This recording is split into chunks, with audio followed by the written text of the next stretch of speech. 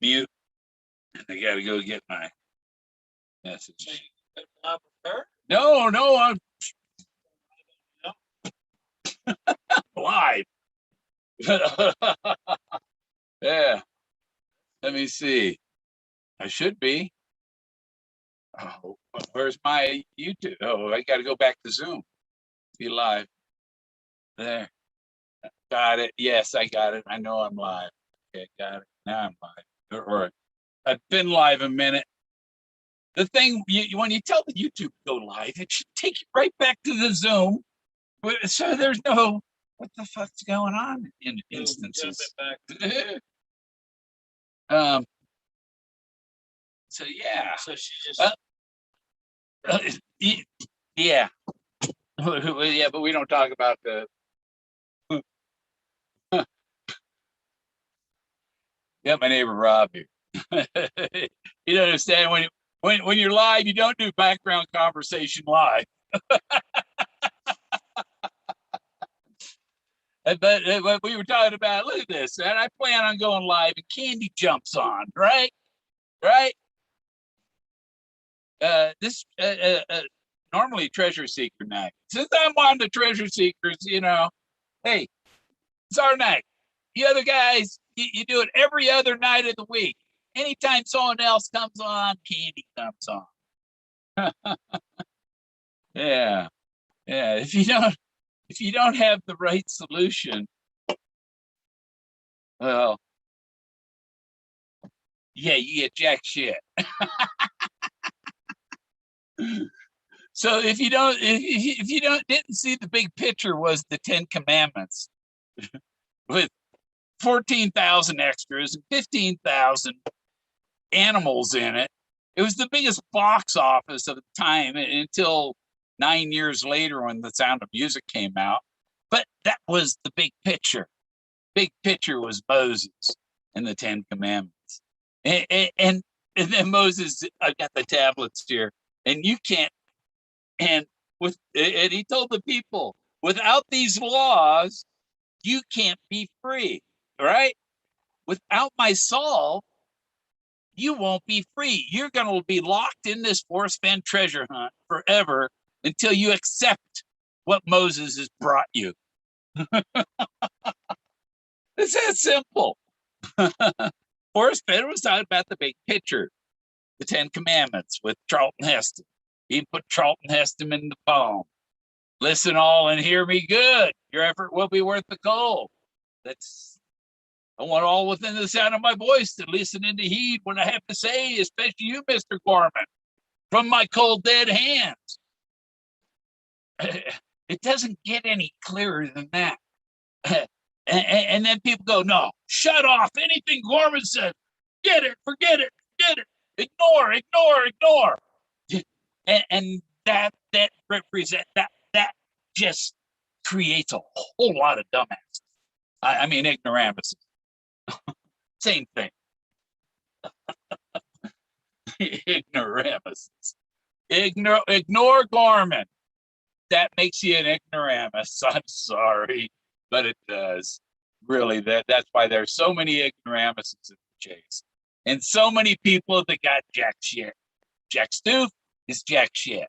If you got jack shit, you don't have the right solution. It's simple.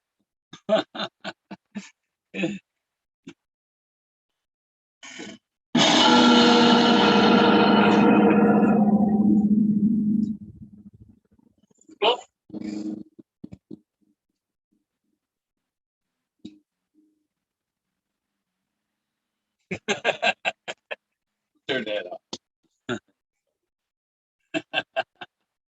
Okay, so yeah, I went in here. Oh, I got to get the link and put it on, and maybe somebody will join. So I'm not even in the chat yet. I gotta have the link here first. I still have a couple sips of my coffee here, and oh, I don't want that one.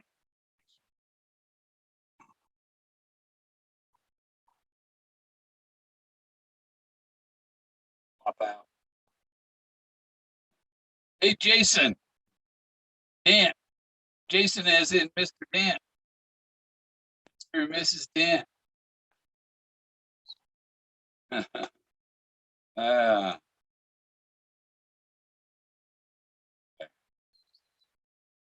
Yeah, my dad used to tell me about he had a teacher named Miss Fogg, and she married a guy named Mr. Cloud.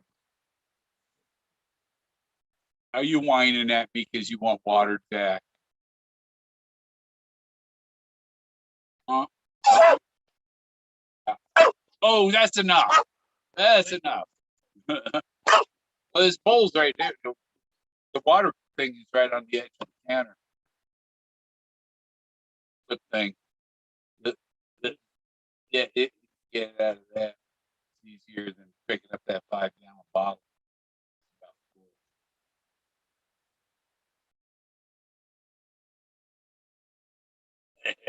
I got a helper here. Stagehand.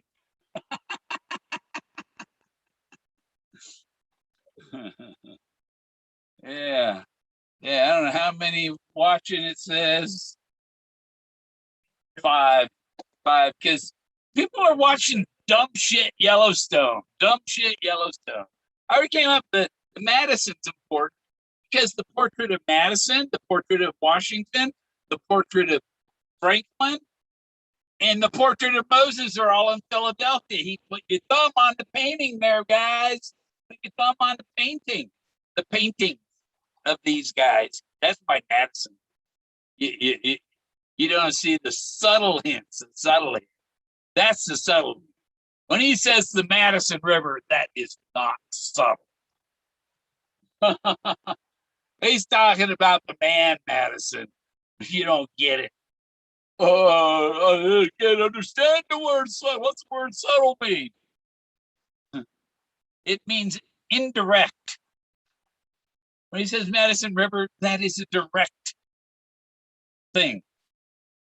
Got to stop the video on my computer. Blow it up.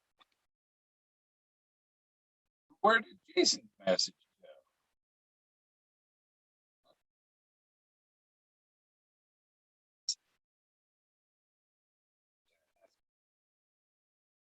Yeah, Jason had a message there. It said I had 4 or 5 watching. And I got the link there so I could have someone join in if they want. Otherwise, you got me and Rob. Oh, that hangs there. I get to move my chair. There. So, Rob, do they have any alligators in Louisiana named Elvis? I don't know about Elvis. No. We had one in here in Colorado named Elvis that got there about 1986, 84 or so. He's the oldest alligator at the Colorado Gator Farm Park. Also, I heard that they have the gator. Happy Gilmore. Yeah, yeah. Isn't that the same? But is it Elvis? It might be. Elvis might be the same gator. Yeah, gator, but I know they have that gator also. Yeah. Jack, are you having PMS, Jack?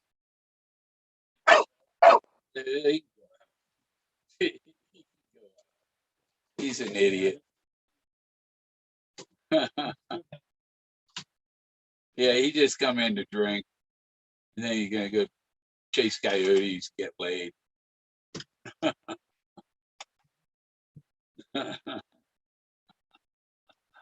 Yeah. Yeah. Not a lot happened, and I watch it. They were talking to that other guy, Paisano. He's a pizza guy. And they got the Paisano hat, right?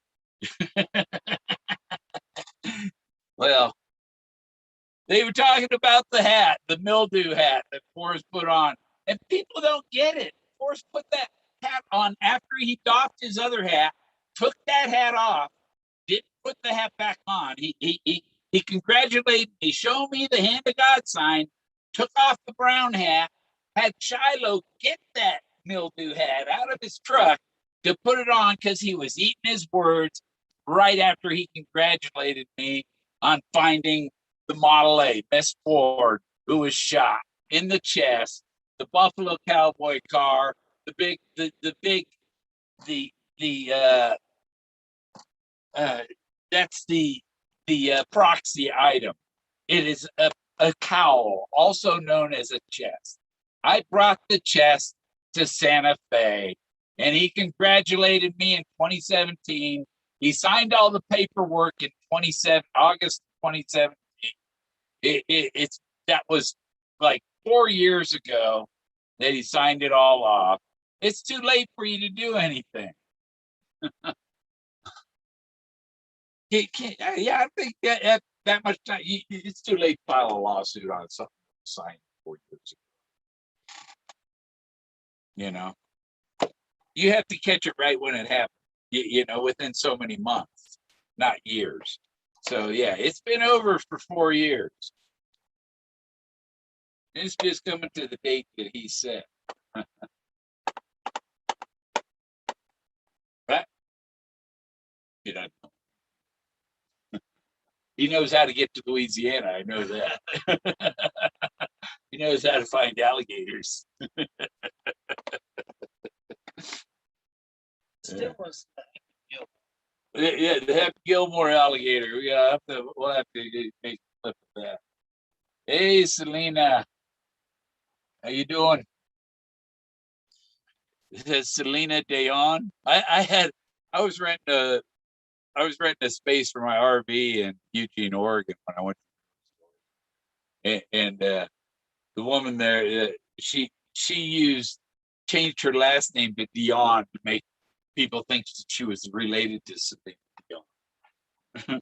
And all of her friends had celebrity last names because they would do that so that they become popular.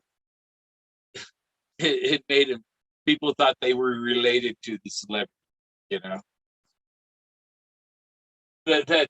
That's trying real hard to get your 15 minutes of fame. 15 seconds, is it, or 15 minutes? Yeah, 15 minutes. Yeah. Seconds. Yeah. Yeah, I've been on national news a few times. Back surgery, parrot taken by Canadian customs. Yeah, yeah, yeah. I was a convicted parrot trafficker. So anybody that was looking up my criminal record, they might have found out I was a convicted parrot trafficker. But I don't even think that record's anywhere. Everything was like stayed and forgotten. I didn't have to pay any fines, didn't have to do any time. But it says, I was convicted. The judge didn't pass any real sentence. Oh, okay. Now, what I should do is go on my phone and see who's over there watching Candy and not me, and know that these people aren't my friends. Oh, let's see what's going on there. Yeah. That's, hey, what a dirtbag, Candy. Dirtbag Candy.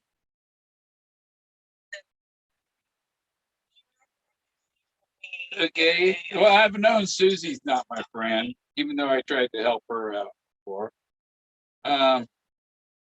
Power Ghost Dancer. Amy, what are you doing over there?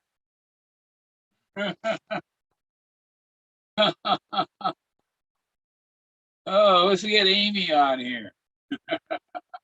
Let's steal Amy from Candy.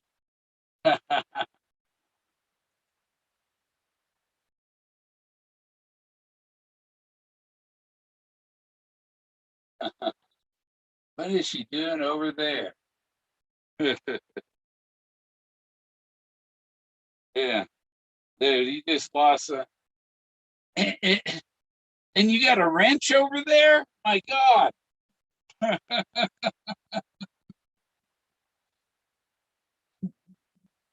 That's the topic tonight. Dumb shits on Candy's show.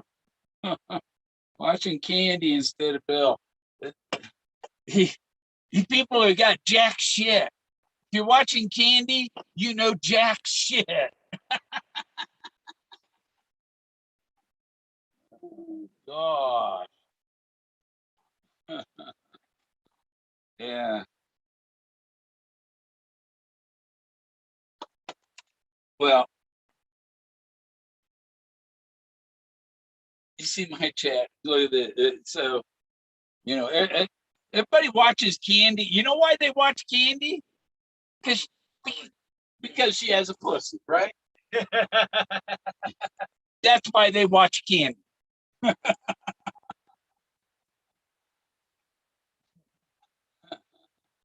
Yeah.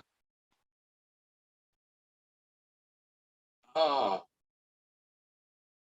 what's the topic tonight? Bootletting, bloodletting.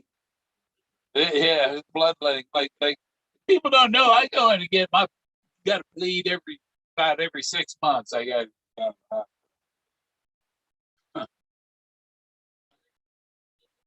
I don't because they're all they're a bunch of bloodsuckers.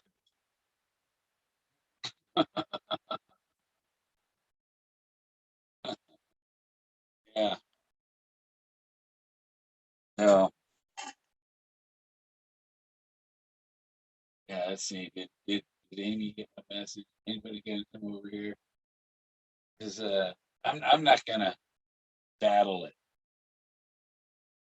You know that twit that twit saw that I was going live.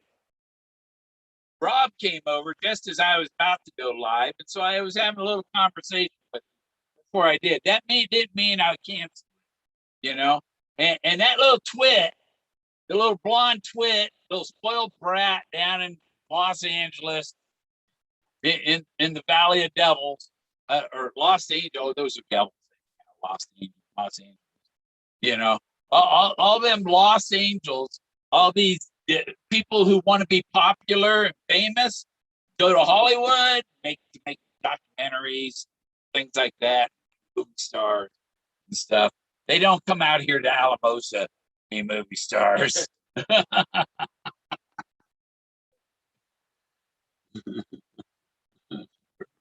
Yeah.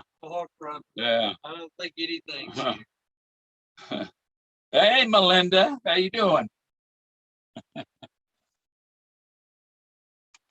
Yeah, I've been telling people didn't see the big pit. The big picture was the Ten Commandments with Charlton Heston, biggest box office, 1956. And then one beat it until 65. 14,000 extras and 15,000 animals in it. Mm. But yeah.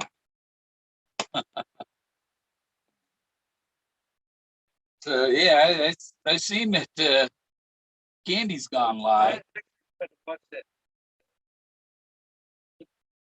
Yeah. Yeah, wrong Ten Commandments. Well, there's more than one thing. Yeah, but the one with Charlton Heston. Yeah, that's the 1956. That's the one I like. They used to show it every Easter. Yeah, because I don't know. They didn't have CG then to make all them extras. Oh, I know. They had 15,000 people there. That was actually a good play. I mean, don't get me wrong. I know the story of Moses. The people that were extras in that movie could fill 3 basketball arenas. Really? Yeah, it would fill that many 3 basketball arenas with all the people that were in that movie. That was the big picture. But you didn't see the big picture. You're not seeing the big picture, or you didn't watch the big picture.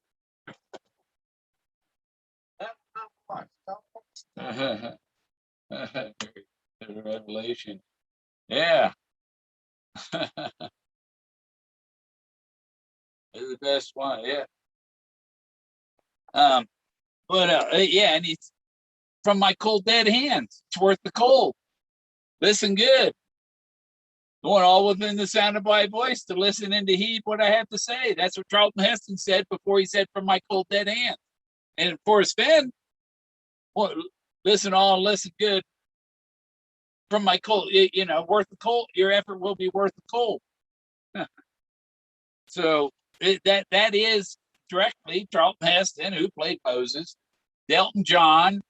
Elton John's story married Elton John's story with the Border story. You have the Border song and Holy Moses, we have been deceived. The whole thing, there's so much in the poem about Moses. The opposite of put in, taken out of the water, is called Moses. If it came from the waters, osmosis. Jack, dog, he can be worse than a girlfriend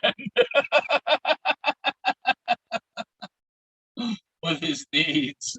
I want in, I want out. I don't know what I want to do.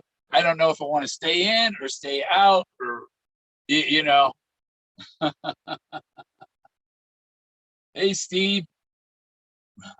Yeah, the hand of God is in that portrait, that one drawing. Oh, let him. Yeah. Oh, okay. Yeah. All right. I'll see you. Hey, It's good to see you, dude. yeah. He'll probably just follow you, and I'll have to let him in. Yeah. Yeah, because you're coming out, he's not coming in. Yeah, we'll see you. Oh, what was that? That was black pictures still on there. They were having conversation. Hand to God. Yeah. Who did I send that to? Oh, because I that way I can get the picture on my phone.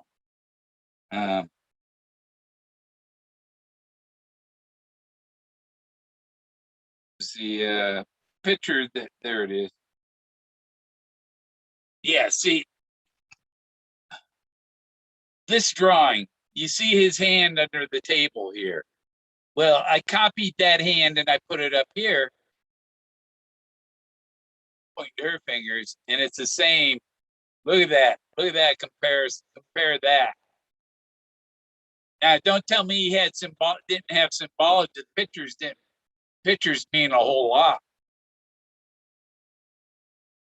And if you look at the one with him where he's it was on Dale's page, and he's like sitting on a throne with his hand doing the hand of God symbol.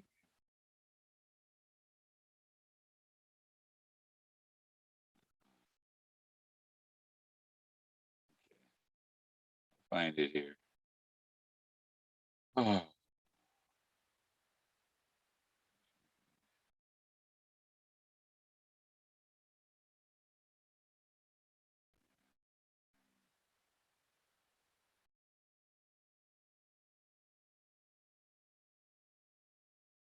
Do do do do do do do do do do.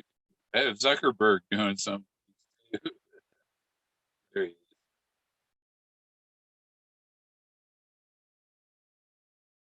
Right here. That one. And you see he's doing the hand of God sign again right there. Of course, that's from Dale's thing, but I animated him.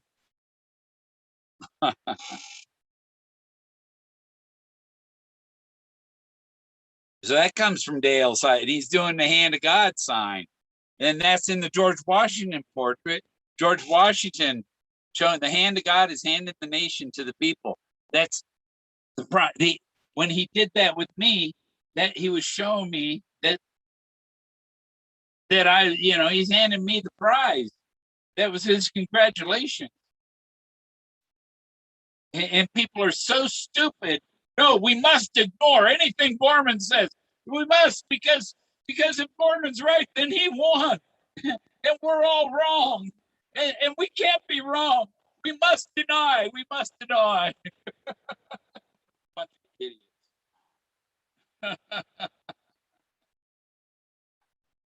Yeah. Where's that picture? Downloaded it. To find it on my phone is a different trick.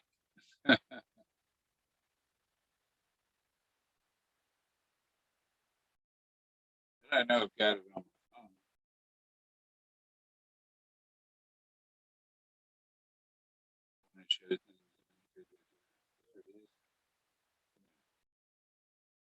Yeah, you see, now here Forrest is doing the hand of God sign. There's George Washington doing there. There's from the one I showed you. There's George Washington's hand doing it. You know, and doffing the hat like Jiminy Cricket, and those words in the Jiminy Cricket straight from Disney. Hats off to a job well done. People don't get it. It was done in 2017. That's why in 2019 he's coming up with a plan on how exactly he's going to end it. And he brought in Jack Stu as a shield. That's all Jack is a legal shield. He's to distract everybody. Talk about the donkey in the bathroom. Oh, this donkey. I don't know. I'd have to think about the donkey in the bathroom. I've never had a need to have the donkey in the bathroom. That's what was Forrest Fenn. I have no idea. I think he was a Rosicrucian, maybe. Forrest Fenn was a deist. That's what my fifth great grandfather Ethan Allen was, a deist, and he wrote a book called "Reason: The Only Oracle of Truth," and that's about analyzing this book says this and it says this. These two what things it says contradict each other, so therefore it can't be right. Something one or the other has to be wrong. So not everything in that book is true, in fact. And it's not the word of God, it's the word of the Holy Roman Emperor, the Holy Roman Empire, and which used Christianity to make themselves powerful, to bring them, to give them power over the people. So they used the church to make you their slave. That's all there is to that. Yeah, there I blew it up. There's Forrest Fenn, the hand of God, doffing the hat.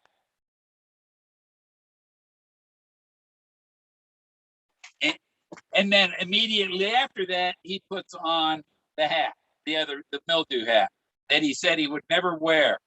And that's basically telling you he had to eat his words. He had to wear that hat. And then after that, so then 5 months after that, he puts this, he puts that in Once Upon a While. A friend by the name of Bill G. Griggs.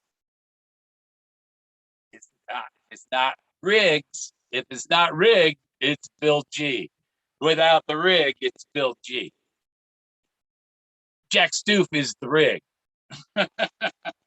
That's the rig solution. The real solution doesn't have a rig in. He put my name on page 84 because of 84 lumber. 84 is wood.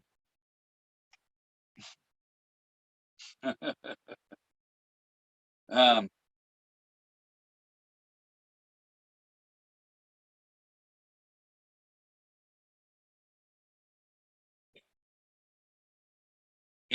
and we have the fake Jack and the real Jack. The real bronze sniffing dog, Jack, the bronze sniffing dog. Look at his eyes. He's badass. Blow him up. So clear. He's such a cutie. Those eyes are like hypnotic. He looks at you with those and he owns you. who, who's the dog? Me or Jack? What donkey in the bath? I gotta think about the donkey in the bathroom. I would never put a donkey in the bathroom. String through stone.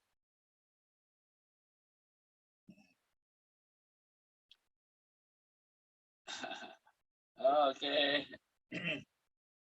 String through stone. It sounds like somebody from India talking. One of my friends in Mexico. A lot of fans in Mexico find a lot of treasure based on what I found. And yeah, I just got a big compliment on what I do and how much, you know. One of my fans down there in Mexico, who I don't know, she shouldn't be, doesn't need to be out treasuring.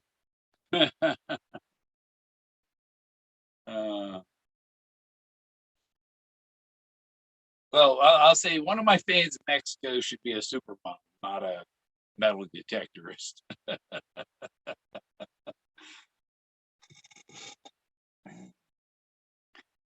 Neon. Who's Neon? I hope we get enough people in there in the chat stuff here to shut down Candy's channel. I told Amy I'm over here. She said she was going to come on the stream next time. Amy Gwen, anyhow. Not the other Amy.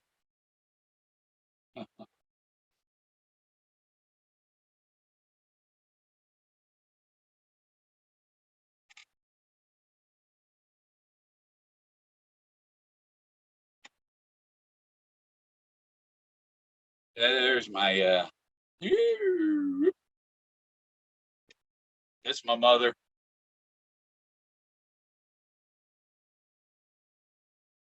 Long time ago, 65 years ago. Yeah.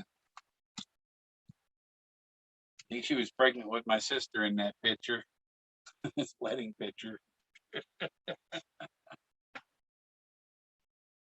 Well, I know she was.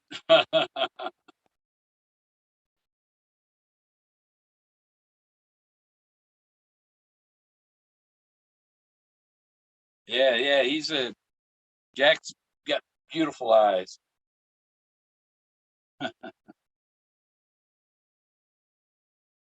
You'd get him. Yeah, Jack should be a movie star. I used him in that one I did with the anonymous mask, and I had Jack's eyes inside the mask.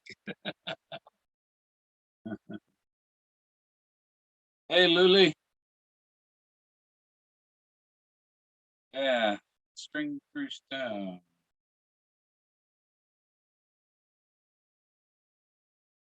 Yeah, what else? What else we got to talk about here? Because really the big picture was the Ten Commandments. Y'all gotta look at the big picture. You gotta watch the big picture. Well, that's and there's and it's like, really? It was Moses? And Forrest would say, yes, it was Moses. If Forrest Fenn had recorded a video before he died that he would release to let you know who the real finder was, all his video would have to say, all he would have to do is say it was Moses. And then everybody go, oh, fuck. It was Bill Gorman.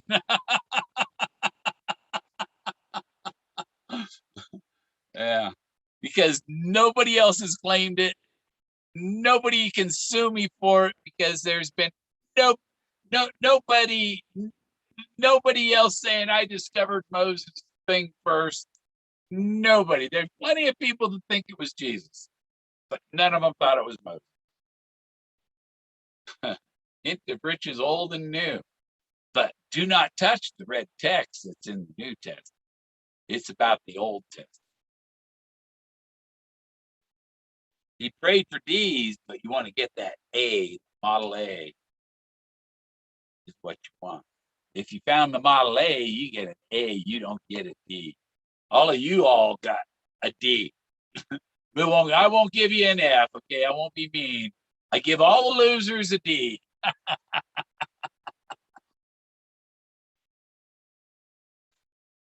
Yeah. And the link's there. I don't have to talk to myself. I think for dinner, I'm going to find out how a Taco Bell burrito reheats on the griddle flat cast iron. Wooden Moses. The Forrest Fenn's wooden Moses is the fake blaze. It is the fake. It's the replica of the real blaze. He wanted you to find the blaze out there that Leo Salazar showed. When Leo said that's where Moses received the 10 Commandments, and he carved the perfect likeness of that Moses up there. You can't make it up. And you turn Moses around, he's got a big brown knot right in his ass. That's why Forrest wore clean underwear, because Moses pooped his pants. Forrest, he had to have a joke in there. Oh no, joking. Forrest wouldn't joke about something like that. See, you would.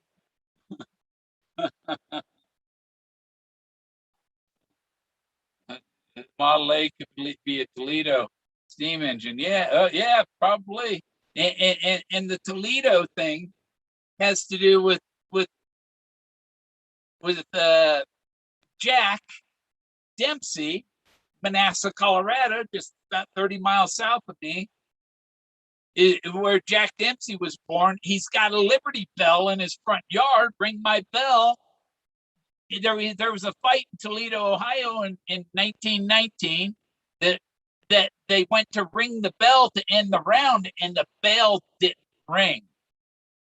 The bell failed to ring, and he's telling you to ring Jack Dempsey's bell. And Jack Dempsey had a fight with this guy, Cowboy Luttrell, in 1941. And Cowboy Luttrell lost. Cowboy Luttrell comes to Jack Dempsey's restaurant, and he says to Jack Dempsey, or Jack Dempsey says to him, "Hi, Cowboy." Cowboy Luttrell proceeds to go blindside Jack Dempsey. He punched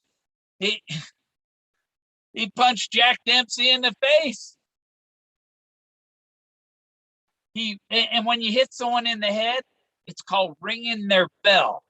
So the cowboy rang his bell. Okay, so Jack Dempsey has a bell in front of his house because the bell didn't ring in Toledo. And you want to come ring your bell. And when I called Forrest Fenn on May 27th, I told him I rang Jack Dempsey's bell. King. I punched Jack Dempsey. I just rang his bell out in front of him. But the thing was, and Forrest wanted to piss off, punch me in the face. But he didn't really want to be punched in the face, but he wanted to make you feel like punching him in the face.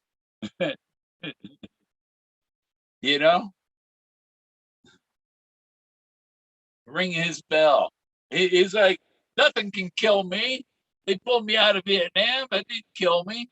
But he could have walked to the ocean, but instead he called for the helicopter and didn't realize when he called for that he would still be walking 40 years later, because when he was on the ground in that jungle, he was dead, man. He was dead. And that helicopter resurrected at winter solstice. That's what winter solstice is about. The sun reaches its lowest point on the horizon. It stays there 3 days, and on the third day, it's resurrected and starts moving north again. Good night. Good night, String. Yeah, Melinda gets it. Still want to go down and want to go down. I got to go meet that guy at Kano's Castle. It's in Antonito, right there at New Mexico, just north of the New Mexico border on Highway 285, Antonito, and it's a couple blocks east of the highway in downtown Antonito. Yeah, he likes. I think August 15th is probably when he hit it. That's why the August 15th came, the stamp for August 15th.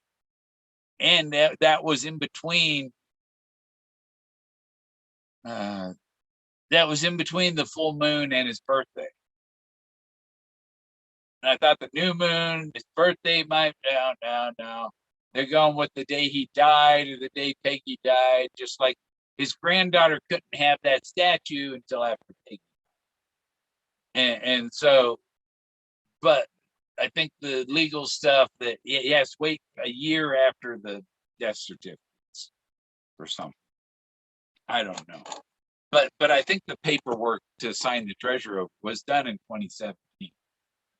Before Jack Stoof searched, before the bare ass searched.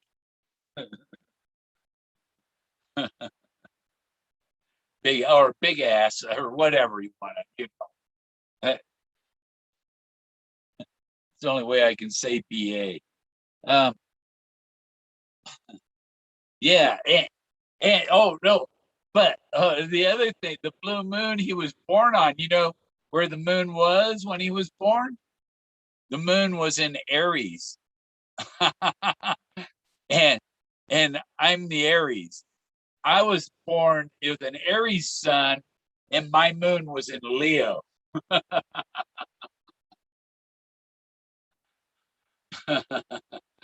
that and so it's just reverse. It's like it's so it's supernatural. The numerology and stuff involved in it.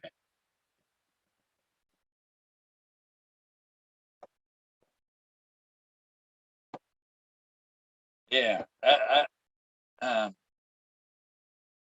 yeah. I think I was born just a couple days before a full moon.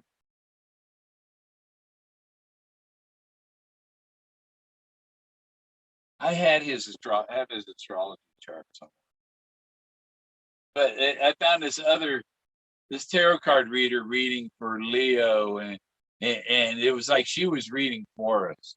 He was into the supernatural, trying to communicate with people in his dreams, using his dreams and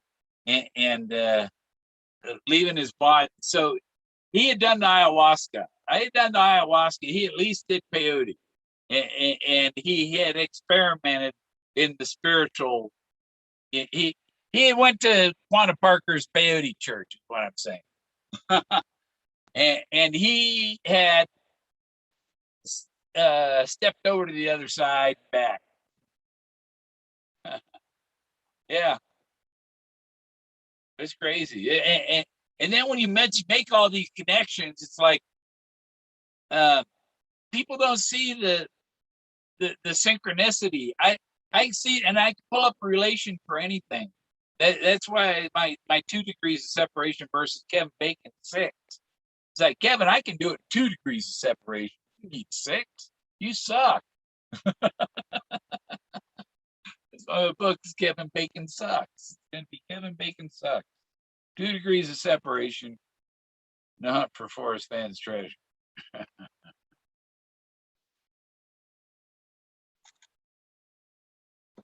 uh,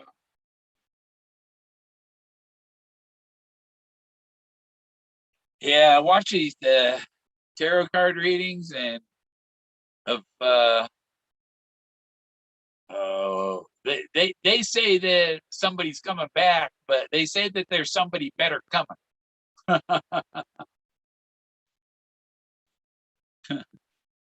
It ain't gonna be long. Somebody's gonna grab me up. That'd be a surprise to me.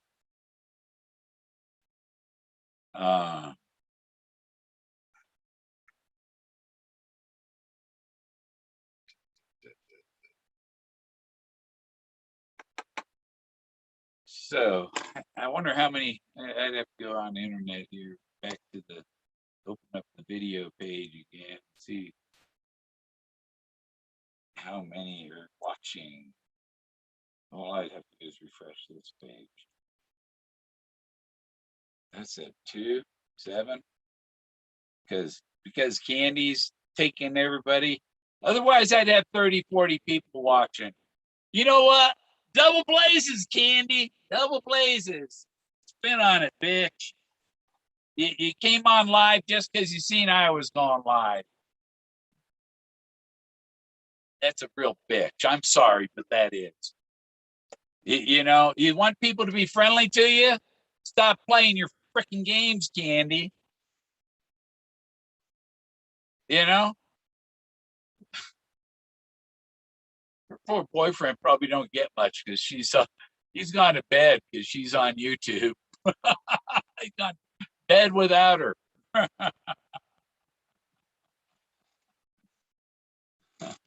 What kind of relationship? I don't know. Whatever. I'm being mean. Well, it's mean to go and stream over somebody just because you're a bitch. You know. But yeah, I know who my fans are. Let's go see who my fans aren't on her channel.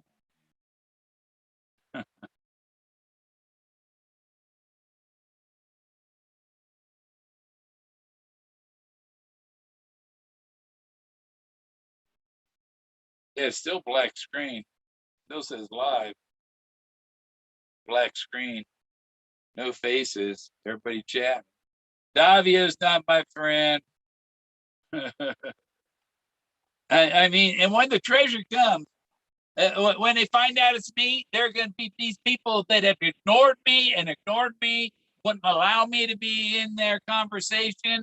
Let's ignore Bill Gorman and his solution. And when they find out that it was Bill Gorman, they're going to want to interview me, and I'm going to tell them, double blazes. You should have welcomed me sooner. And the only reason I give them the double blazes is because they've been such. When people shit on you, you don't have to respect them. You don't have to respect people who shit on you, and they all shit on me, and that's why I do not respect them. You want my respect? You got to respect me. You got to respect me too. You know, I lost respect for them because they instantly shit on me because they had instruction from Toby. It went right on down the fucking food chain. All a bunch of sharks, children of the moon. Yeah. Yeah. I was wondering who put the axe right down there, put that split right in her forehead there. It's like she was trying to start to split into twins or something and stop. Why did he wear purple? Purple's royal. It's like the gods, I think. Something with the gods. And purple haze. um, they had free day at the drag strip once in Fremont. And it was because they were filming for a movie called Purple Haze. And it turned out the movie it wasn't called Purple Haze. It was called American Graffiti 2. Yeah, I'd have to look up the purple where that came from. But I just watched the Johnny Cash and Elvis Presley. Johnny Cash impersonating Elvis Presley, and Elvis Presley impersonating Johnny Cash. I think Johnny Cash did a better job of impersonating Elvis than Elvis did of impersonating Johnny Cash.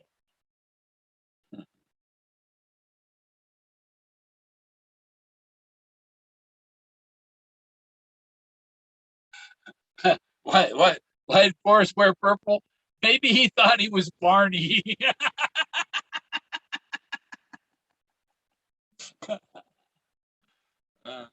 That's funny. I think it's good. Stop this. I don't need streaming data on the phone. That nonsense.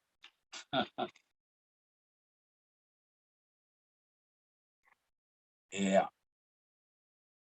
I gotta go into Del Norte tomorrow to check my mailbox. It's been there for a week and a half, so I have to go make sure. I try and go there once a week to make sure it's not overfilled and things getting sent back. But I bought. You see on Facebook, I'm going to find out if this Dell Inspiron 17-inch computer with the 500 gigabyte hard drive and the 16 gigabytes of RAM and all that. I want to find out if that's real. For $72, it's worth the try. Because if it isn't, then I say, hey, they sold me this. They put it on my debit card and I paid for through PayPal. So I'm guaranteed that either they have to come through with what they said they're selling, or they have to give money.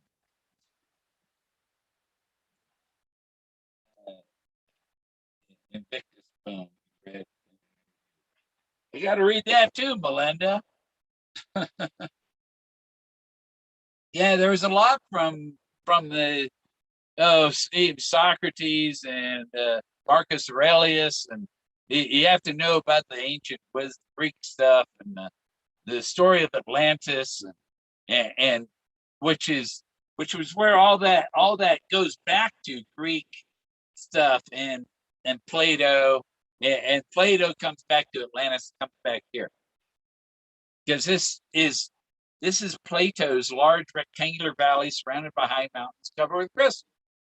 That's the Sangre Fiestas are the high mountain. They crystals. Chris. Oh. Or crystals even. So crystals come from crystals. Oh, see where I'm going there? It's all the same thing. And so this valley had lots of elephants. And the anthropologist I talked to, he said, yes, there were lots of mammoths in this valley. And there were lots of Clovis people. They find lots of Clovis points and stuff. You got to dig down quite a ways here. Probably if I excavated a 20 by 20 pit, went down 20 feet, I'd probably find some artifacts. But that's a lot of sifting and a lot of dirt moving. You don't want a tractor and but I think you would find some. But it's not right on the surface. It's down.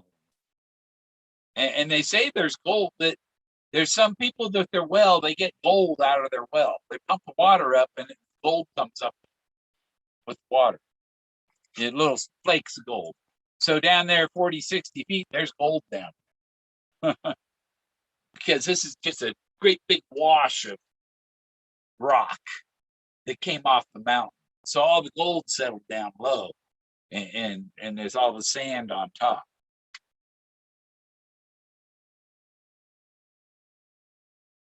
Yeah, if you dig gold mine down underneath all this, there'd be some bit down. There is a gold mine in the hills over here, but it's so small and fine that it's not worth processing. And I guess they have to use too many chemicals.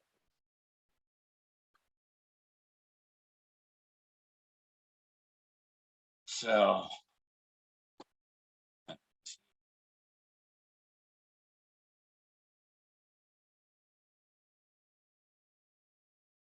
eight. Oh, we're up to 8. Yeah, that the mildew hat People don't get it. What do you put on the hat? Put on the hat. They don't get, you didn't see what happened when to put on the hat. He congratulated me first. He didn't put on, when he doffed his hat, he goes, oh, hats off to you, Bill. He took that hat off, put it aside, hair stick. And then he put on mildew. I have a picture of me and him looking at each other, and he's wearing mildew. I'm wearing this hat. Here, I'll put this hat. I gotta wash his hat.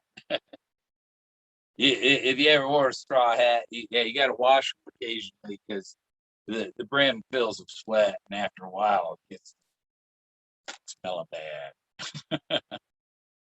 They may think, I'll put a hat.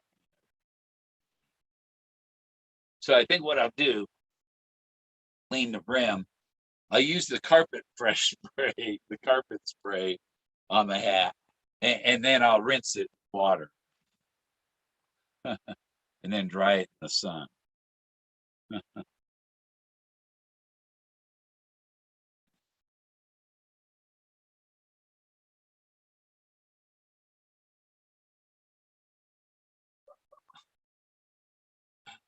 It's Jason Indy's talking about my big Forrest Fenn personality. Uh, uh, it should be titled "My Big Forrest Fenn Narcissistic Personality." You know, when was I last on? A week ago. Except I was on dark one night at the end of the show. I was watching it earlier, but sometimes I just watch it when they don't know I'm there. See if they're talking, and they do mention me. But I notice when they do mention me, they don't know shit about what they're talking about. They don't know my solution. He doesn't know where the double blazes originated in. Yeah, I have a alligator claw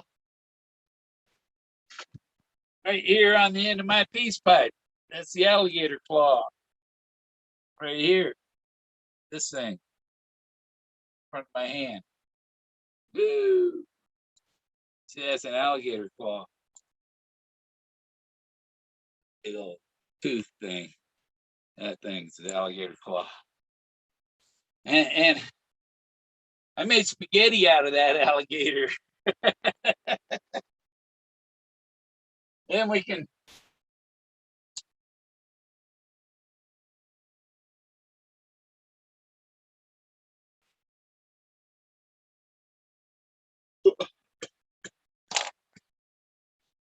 that's the working peace pipe. I have another feather for it. Oh, it's up there on my other shelf. Bing. Accidentally hit my guitar. Got a tune the other day I was playing.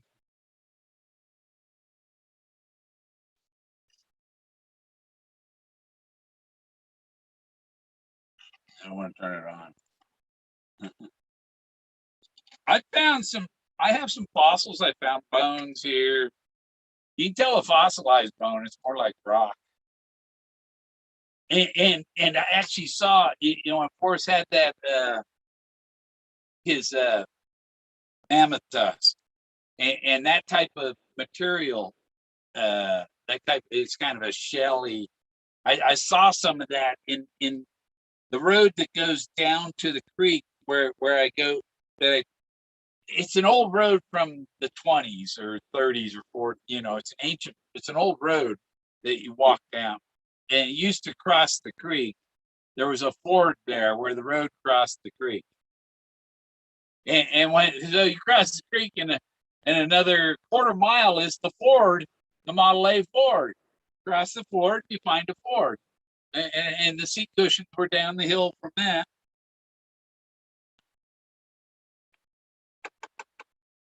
I had to go back there and look. Need someone else go with me. I'll go up there and look for that cushion springs, but I think I think one of my followers knew there was one guy who knew where I was at around, and he found some of the other parts to that cowl. There were the two side pieces, the pieces that are in front of the doors that were just hanging by a thread of metal that I broke off. I left them in the woods there. They weren't marking anybody because I just randomly tossed them in the woods. So they don't mark a spot for the treasure. But sure, but one reason I took that cowl was so nobody else could claim they found it. And Forrest was kind of upset when I did find it, unless that was sent. You know, some of the email was that Cynthia that answered that email. You know, like yeah, I'm thinking about getting out of here. I got to go south. I want to pack up some of this stuff I got in the front. It's stacked on my couch. I got to take that stuff, put it out my trailer, get rid of stuff inside my RV, and go south. I'd like to rip out all the floor in the RV and put down new stuff on the floor and pull all the drawers out, clean them out, spray bed liner in there, and then the drawers actually need like lids on them. So you pull the drawer out, and then you lift the lid to get what's in there. Because without that, you get a mouse inside, and it tops inside the fucking silverware drawer, and then you don't want to use your silverware, you know. And I just want to get the fuck out of here.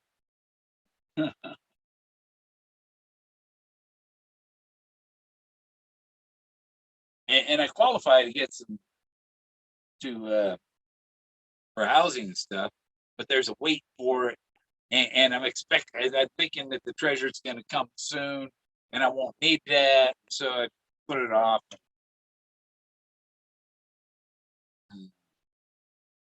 Yeah, she shouldn't have been. Yeah, that was bullshit. He shouldn't have had anybody else answering him, because it wasn't what he, you know.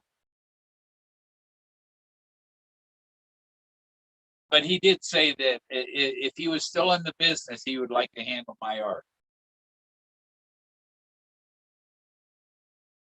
And he said he doesn't know anybody. He didn't anymore. He doesn't know anybody in the business that would help. When probably I should just bring my binder of art down to his old gallery. Because if you can't see the elephant, here's the legs of the elephant, the trunk of the elephant, and Moses standing on the elephant. You know, there's Moses, just like his wooden one is a replica. This is the real Blaze, and the wooden Moses is the fake Blaze. His hand broke off, so the Blaze was broken. But Forrest Fenn had glued it back together. Thanks, Melinda. Well, I need somebody to go sell my art. Somebody that's not as abrasive as me.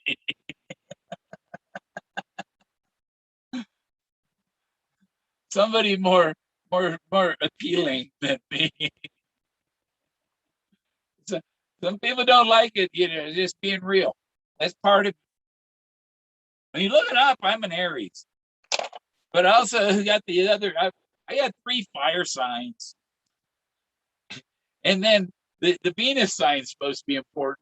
But my Venus sign is what is it? It's Libra. Libra or Aquarius. My Venus sign is Aquarius. But I have Venus in Aquarius and Mars in Aquarius. So I have the planet of love and the planet of war in Aquarius. That's like love is a battlefield. uh, I I have so much of it that I need somebody to manage it and do it right instead of doing it half-assed.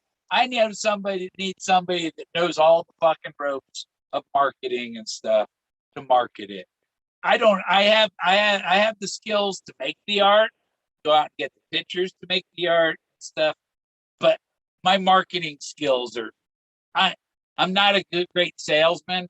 I worked for two Chevy dealers 1 month apiece, and I remember the one dealership customer came in, and I told him, "Well, you see that price on the sticker?"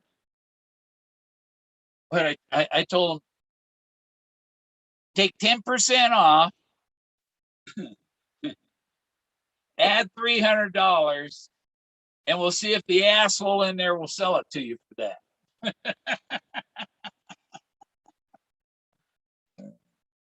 Yeah. I'm not a good in the social media things because I'm a white male. No exposure for this guy. He's privileged already. He's a white man. You know. Yeah. Who should do his own show? Yeah. Well, trying to work on my book. If I had some writing help on my book, mostly I've got most of my book together and stuff, and I'm writing down my stories, and I'm trying to make it kind of like Fenn's with a little family history, a little personal history, what I did because I was like an electrician and engineer, design stuff, electronics quality inspector. I used to be an electronics mechanical assembler. I built 12-inch floppy drives at Intel. You might remember the 5-inch or the 3-inch floppy drive. Well, I built the 12-inch floppy drives. Hey Dave, that's a nice beach, man. Is that you north of what is that place? Perth. Is that north of Perth or south of Perth? When I worked at Oceaneering, we had a guy from Perth that was in training to learn how to use the ROVs. Those are the robots that go down the bottom of the ocean that work on the oil rig stuff.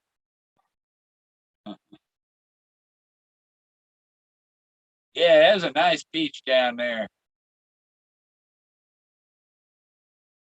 I got some great whites sitting out there in the water, right? Swimming around the reef, looking for somebody out there where they don't belong. Oh, north of there, yeah.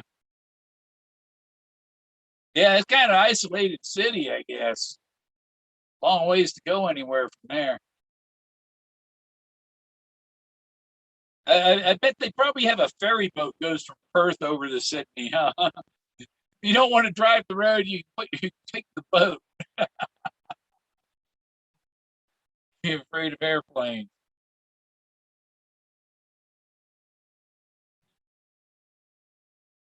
What was I talking about there to get it?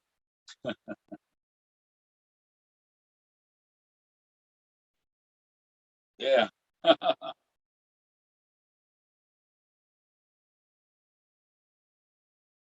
Cuba syndrome. Oh, people rigging elections. Home finder causes Cuba syndrome. Uh, waiting for the big treasure to come in. Supposed to come in. Havana syndrome. Yeah.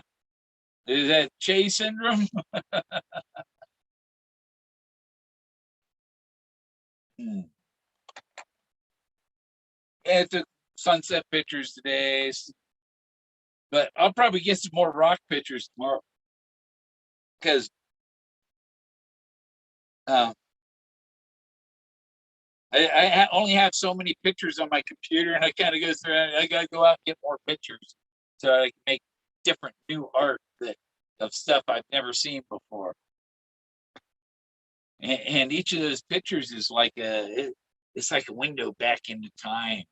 And when you look at it, you're kind of having a uh, telepathic communication with the person that put that on the wall.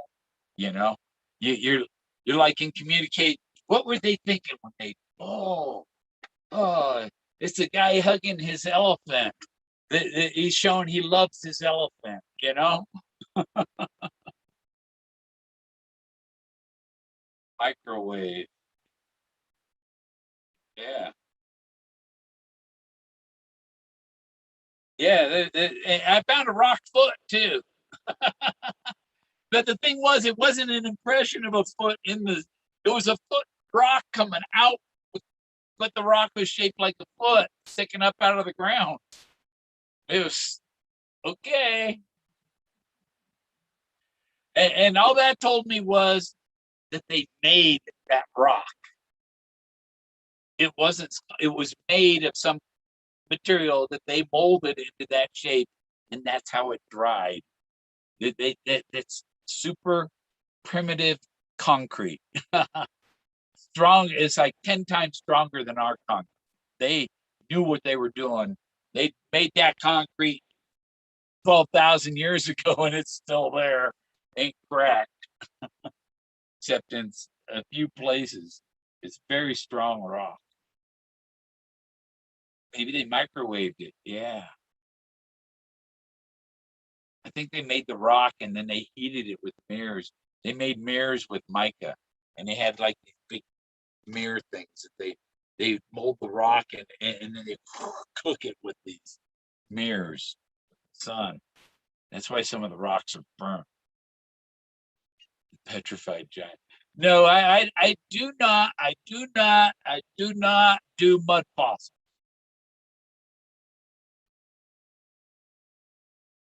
They may have entombed people in this concrete. You might find some bones in some of them, but they're not the bones of the rock figure. Sorry. Any rock figures were molded sculptures that were made with primitive concrete. But the thing is, I expect to find, because my friends in Mexico, I got a whole bunch of friends down there to find, they find shitloads of gold bars and shit down there.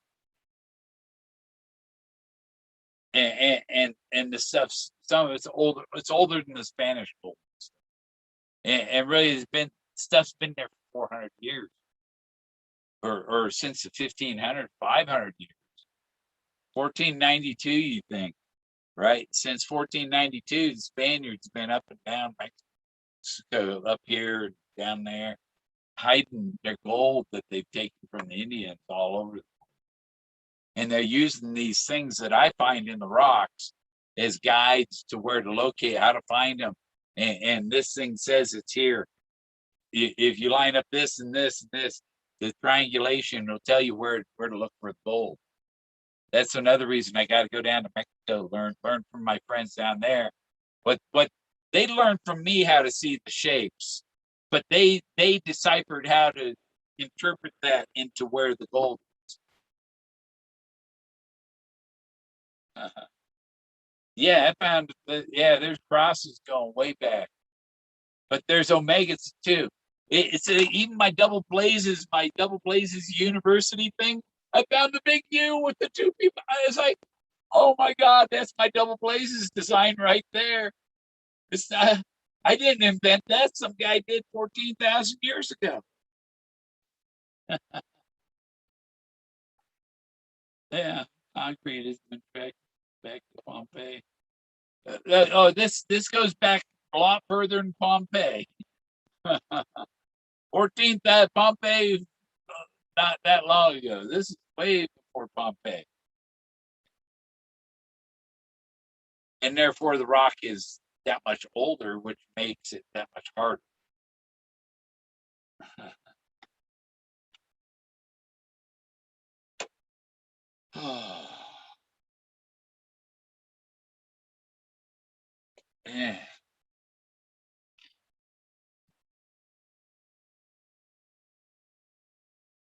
Yeah, them tarot card readers say that somebody's still working on things.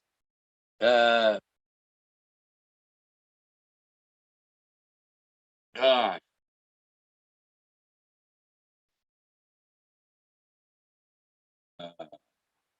and then I got a call today that everything I was talking about happened. It was like, you talked about this and you talked about that. And then this person in that place you were talking about who had this type of art that you talked about just died.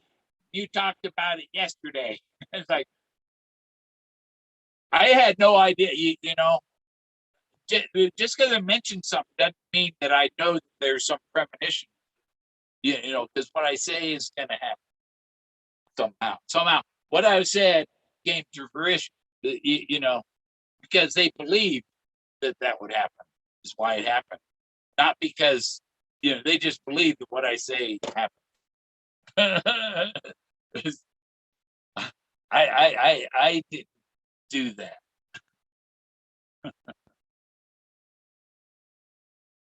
Hey, Dizzy, I feel like it might be. I better check my O2 supply. I think I need to point this thing in my face, twist it around so it points in my face a little better. There. Check my numbers.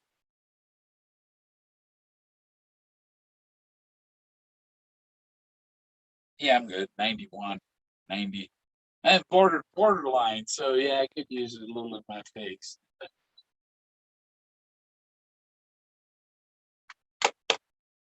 But I sleep with that plugged. I sleep with the oxygen plugged in my CPAP, so I sleep really good now. And health is trying. I quit taking my painkillers. I quit taking the anti-inflammatories just to see if things get better without those. The painkiller was lyric, so it's not much of a pain. I think it affects it. Probably taking it for 5 years has had some effect. So let's see what happens without the stuff.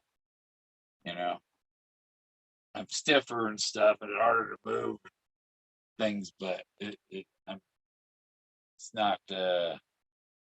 It's number 6, 7 pain, not number 9, 10. You know? Oh, I've got solar. I got about 900 watts of solar on my roof, and right now my every I'm on solar electricity from sunset, stored in the batteries from sunset until noon, or whenever I wake up, and then I switch the inverter back on. And but the, to switch the electricity, but the batteries are charging as soon as the sun comes up. But I'm using other batteries that aren't on the solar thing until I wake up, and then I switch my power to solar and start charging the ones that I used overnight.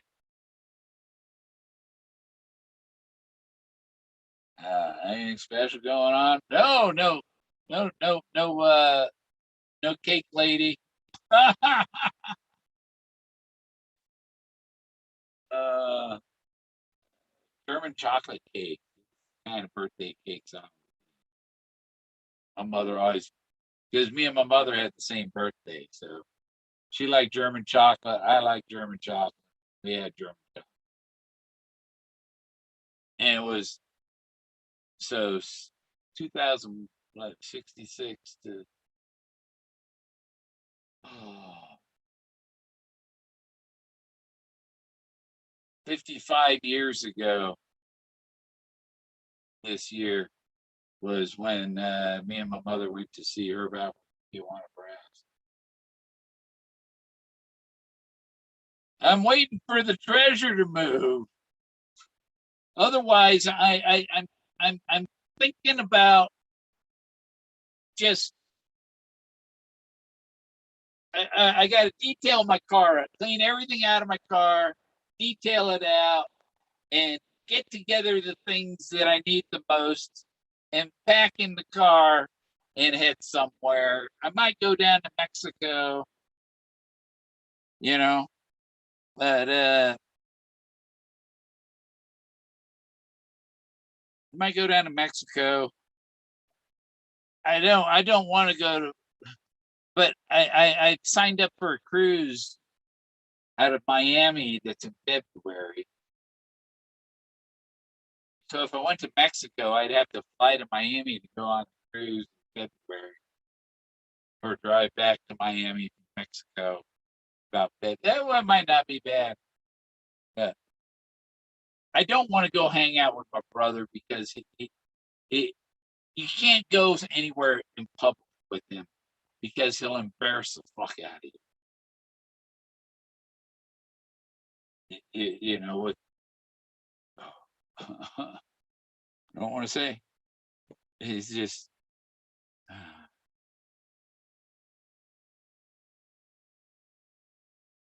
yeah. Senoritas. Yeah.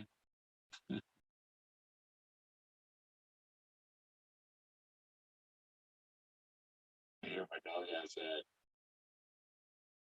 No, no, I'm not. You wouldn't want to buy my RV. You would not want to buy my RV. I have the air ducts taped off and sealed because the mice running through the air ducts. You want to turn on that air thing and blow air through here, it's going to blow whatever they've left up in the air duct. The air ducts are sealed off. I use a regular propane heater here. I can't use the air ducts. This RV is it's over 20 years old. It's retiring. I think it's gonna sit here. I uh, Living in an RV is completely different from having one for travel 2 weeks of the year. Huh. Well, you get the fuck out of this RV. Oh, that's great. No, it is not. I've been living in it almost 10 years, and, and, and I have too much shit in here.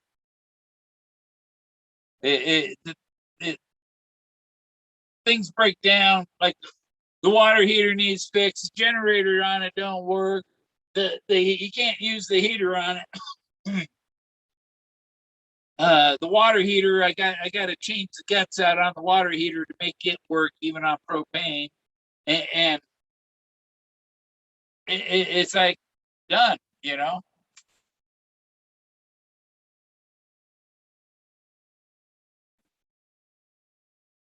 Yeah, they climb up the propane bottle and up the propane line, and then come in through the water hose line, the hole that Winnebago left for the water hose.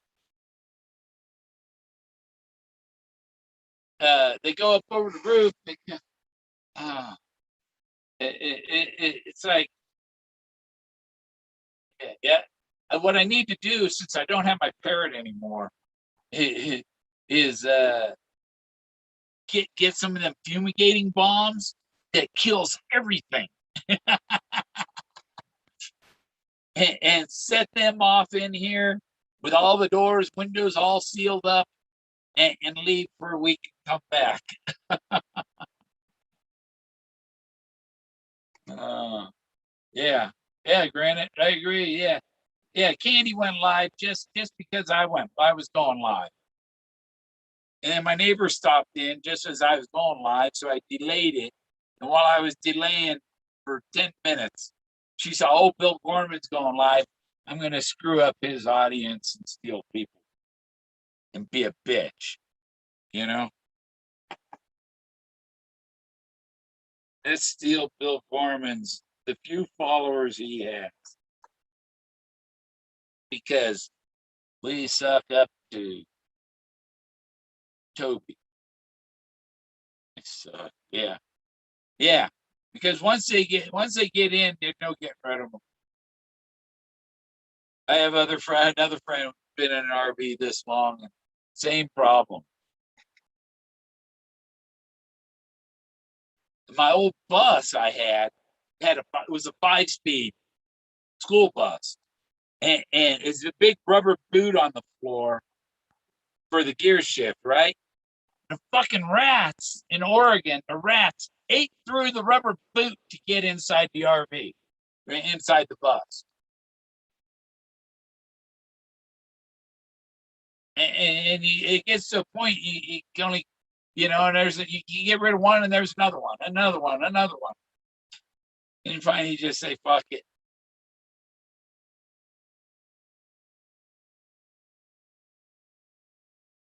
Yeah. Well, there's a good, so I'd strip the bed down, cover things with plastic, and then do it. Yeah, but I guess you could run the exhaust into the RV and just kill them with the carbon monoxide. Just run, just leave the exhaust running. Yes, just fill the thing up with carbon monoxide and kill them.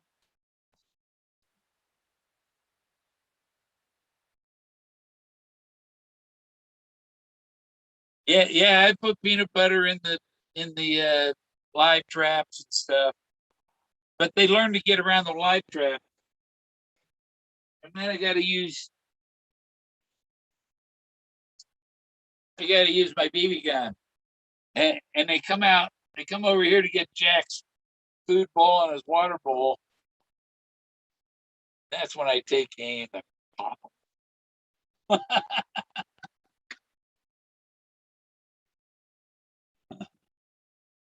Yeah, no, BB gun, one shot at a time. I hit them. I can hit them with the BB gun.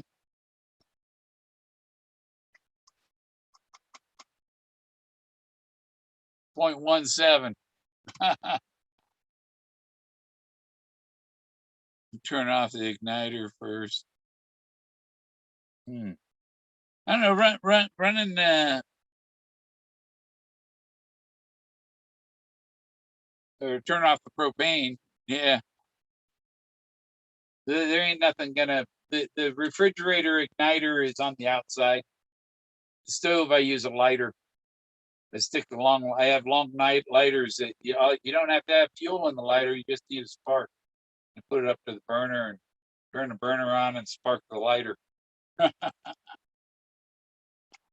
Nice pellet. Yeah, it's a Winchester. It's a Daisy Winchester. It's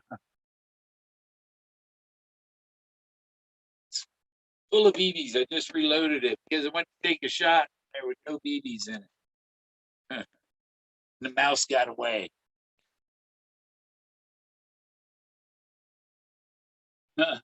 Yeah, Dave. Hey, I got 300-pound oxygen tanks outside. I got propane in here, oxygen out there. I could build my own space shuttle. You've seen the people they got that liger. They're walking this 900-pound liger. Yeah, and they go swimming with their tigers and their lions and stuff. Or they go swimming with the tigers and the liger. But yeah, that's how much this thing is. 12.50.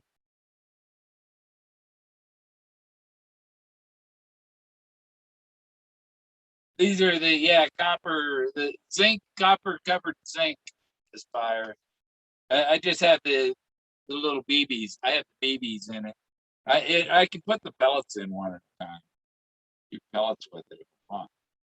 But it's a pump, so I can pump it 3 or 4 times. About 3 times max. You can't pump it up much more than 3 times.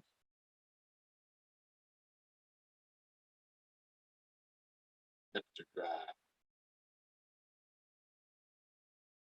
Hey, GG, Galaxy, you in here? Did yeah, why don't I see you? Where's that Galaxy goes? Oh, Granny. Okay, GG. Yeah. Yeah, they don't get it. The big picture was the 10 Commandments. The big picture, 14,000 extras. Charlton Heston, Moses, you know, the whole thing was about Moses is taken from the water. And if you look Charlton Heston videos on the internet, he has a bunch of things where he tells about, and he tells about his name. We should call him Moses because he came from the water. Well, if you put him in the water, and if it came out of the water, it was called Moses. That's where his name came from.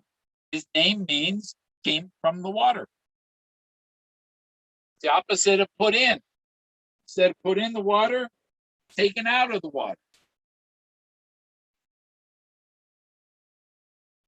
We'll do another.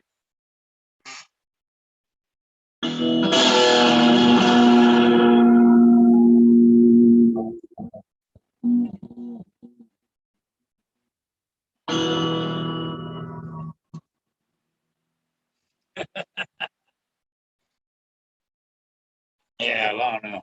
Where's my pick? Where's a pick? You got a pick. You got an SD card.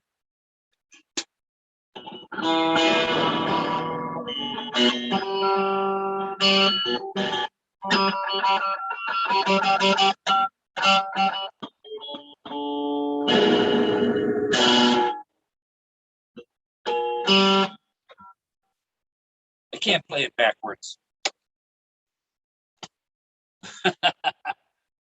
Yeah, but I'm gonna have some. I'll record some.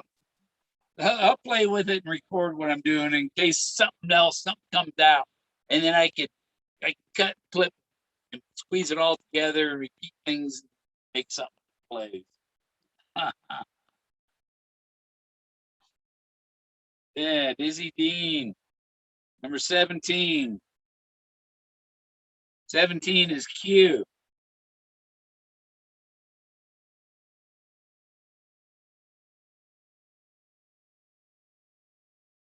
All right, that's the end of the month. Yeah, what, a week and 7th is in like 10 days.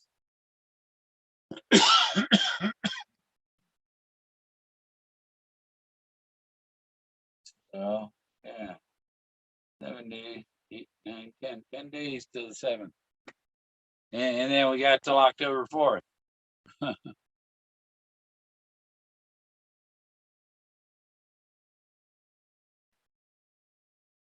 Yeah, I might have a better computer for making the videos and stuff soon.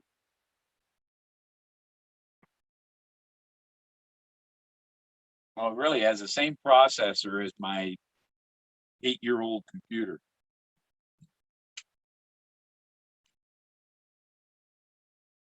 Where you begins where you put in. Begin it where warm water is hot. The halt at the bottom of Pagosa Hot Springs, 1,000 feet down. It's 1,000 feet down. So yeah, I was 1,000 feet up. 1,000 feet. I was at 1,000 feet. If you throw a rock into the hot spring, where does it halt? 1,000 feet down.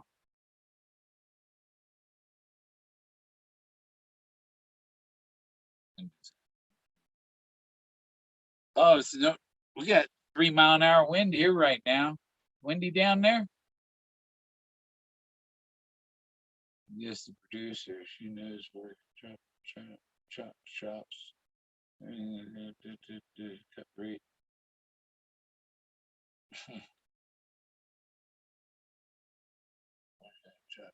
Okay, I don't know what you're talking about, Five Leaf. Five Leaf, I know what Five Leaf is. Right? Do I know what Five Leaf is?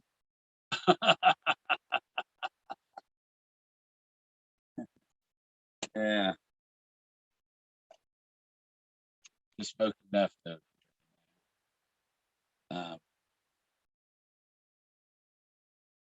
Producers. Yeah, I seen that movie when it come out. I think when the producers came out, we had a thing that was way back. but I had a thing that you got free preview. You got to see the movie before the theater showed it to other people. You got to see the first showing at the theater before it was released, and you had to fill out a survey after the movie, and that's how I seen the producers.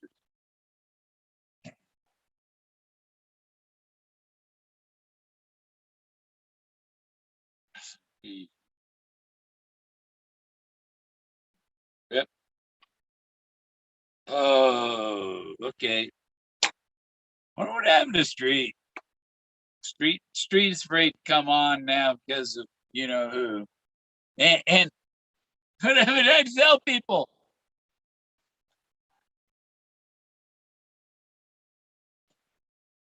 oh, you know, she didn't have to put on a banana costume to know that she was bananas.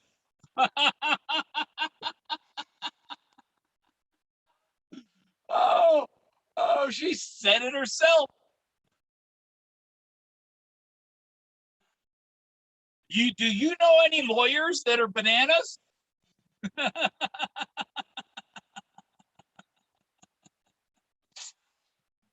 You heard it here first.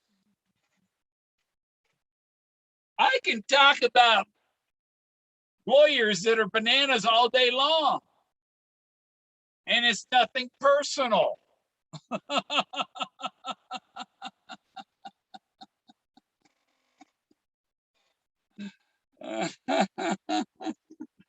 uh,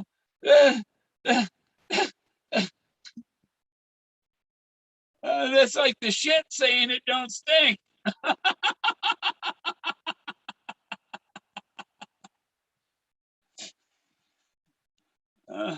Yeah, you know any lawyers that are bananas?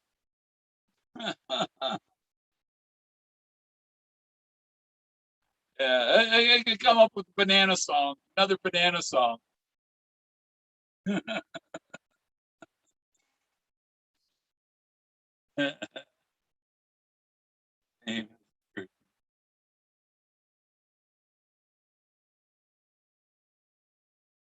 Michael J. Fox. Yeah, I just seen a picture of Michael J. Fox and what's his name? The professor. What was the professor's real name? Christopher Lloyd. Christopher Lloyd and Michael J. Fox still around. Picture of them together. Grab every banana. No, no, there are some bananas you don't want to grab.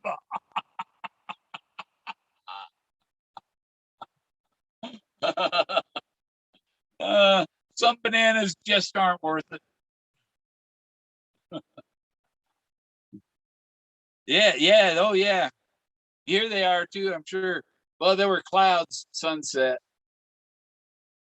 I've been getting some cool sunset pictures. Quite a few clouds up here. And it's 60 degrees, 3-mile-an-hour wind. Ghost Answer Radio. Yeah, it's in your Facebook page, Ghost Answer. Yeah. Yeah, you just if I point my laser at you, let me know when I see it.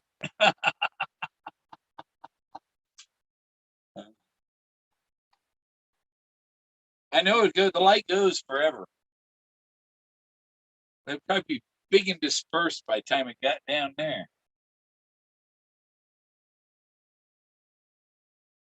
Oh, yeah, there's 3-4 mile an hour. The wind ain't been 3-4 miles an hour here. Just late. It was windy earlier, but it was like 30 miles an hour earlier, but now it's calm. So if that shit's moving south, it won't be that way down there in Santa Fe long.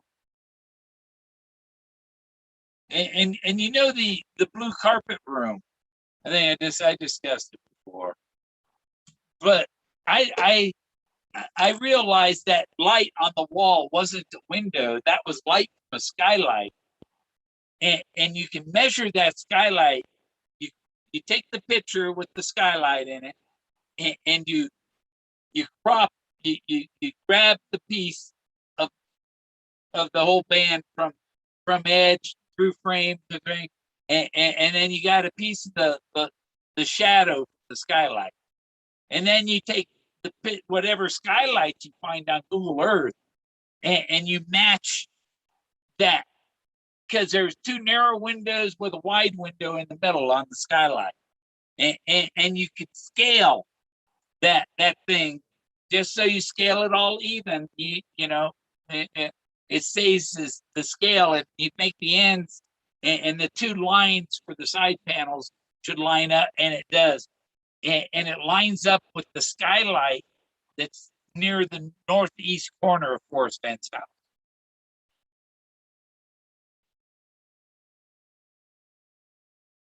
There's Street. Got me before I got tired of this talking to myself.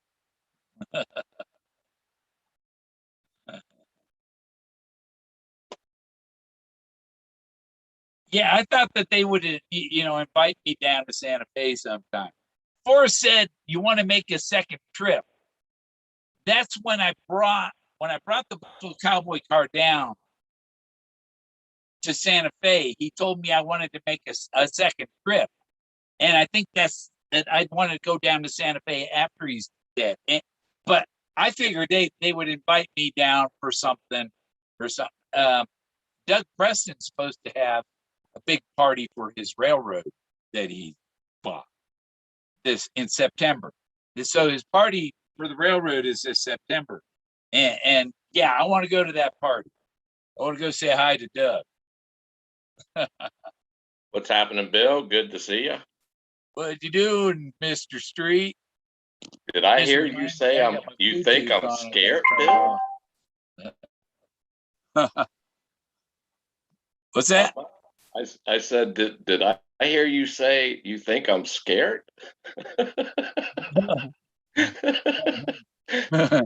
No, I said people are scared. Oh, yeah. There's some things in this world that scare me, and that's not one of them. Yeah. Well, I guess one of the things that scare you is lawyers that are bananas.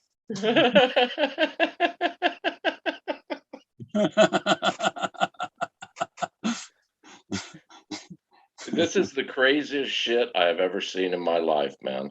Yeah. Uh-huh. Yeah. Oh, you know what? The Forrest Fenn chase can turn any lawyer into a banana.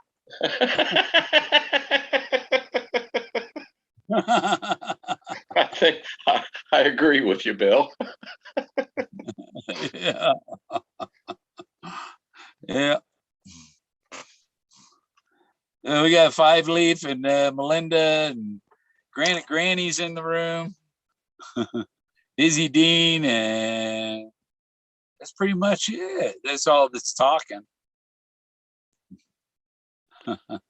Yeah, I noticed quite a few people was going live tonight, huh? Yeah, because I went live. They try and shut me down. When I only go on once a week, but they'll go on 7 days a week just to block somebody else from being on. Yeah. You know? And it's always the usual suspects that they've known about. They researched this and knew about it 2-3 years ago. Blah blah blah blah blah blah blah. Yeah. No matter what comes up, there's always someone out there doing a YouTube. Oh yeah, I already figured that out. Well, when they say that, my first question is, well, where did it fucking lead you, man? Yeah. Yeah, we're going live because we don't want anybody to hear Bill Gorman.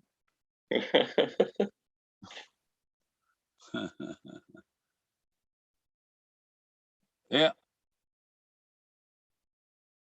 Yeah, hey, however, I can't, well, I think I said it once before on the last time I was on your Zoom, Bill. I can't comment on, I can read the chat, but I can't comment because I'm blocked for life. Yeah. Uh-huh. Yeah. So, hey, how's everyone doing? Nice to see y'all. Yeah. Yeah, they're saying hi to you. Melinda says hi. Oh. And Buck Turd Turgeson. Oh, good thing that G and D aren't switched around.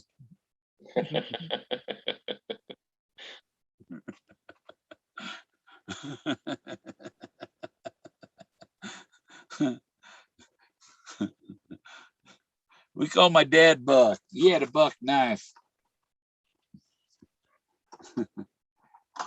This is my knife my dad found. It's a World War II fighting knife. This is what a bayonet? A bayonet or holy yeah. shit. Yeah, from World War II. That's nice. Is it American or German?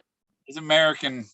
It's a Catarugas or Catarugas. 2250. Or maybe it's 2256. I don't know. It's hard to tell. Is that a 050? 225 and a little low at the end, I guess. Yeah, it's a World War II fighting knife. It was all rusty in the dirt and stuff, but you know, you just get the rust off, Dremel wheel, take it down to the metal again. That's the beauty of knives, man. No matter how you find them, you can always restore them. Yeah. Yeah, there's a little pitting from the rust, but it's mostly nice knife.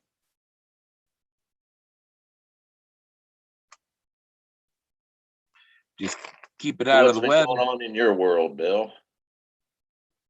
I'm just in waiting mode. You know, it's the 1 year anniversary of his death and the 1 year anniversary of Peggy's death. And then I'm just going to focus on my art. You know, because who knows when the hell these lawyers are going to do what Forrest told or what date Forrest put on it. Right. He covets things. That means he's still in charge, even though he's dead. So has anything come out about? I know you mentioned that. I think it was a website where you get like if someone buys your art and they resell it, you get a percentage every time it's resold. I can't buy crypto. I can't buy the Ethereum with my debit card. Damn. I don't know any other way to get without knowing someone who has it. If somebody I knew had a MetaMask account and I gave them my MetaMask wallet address, then I could send them the cash over like Facebook or PayPal or anything, and they can take that and turn it into Ethereum and send it to me in Ethereum. But I can't find anybody. It's like I am paying for it. You know, I'm not asking somebody to give me anything.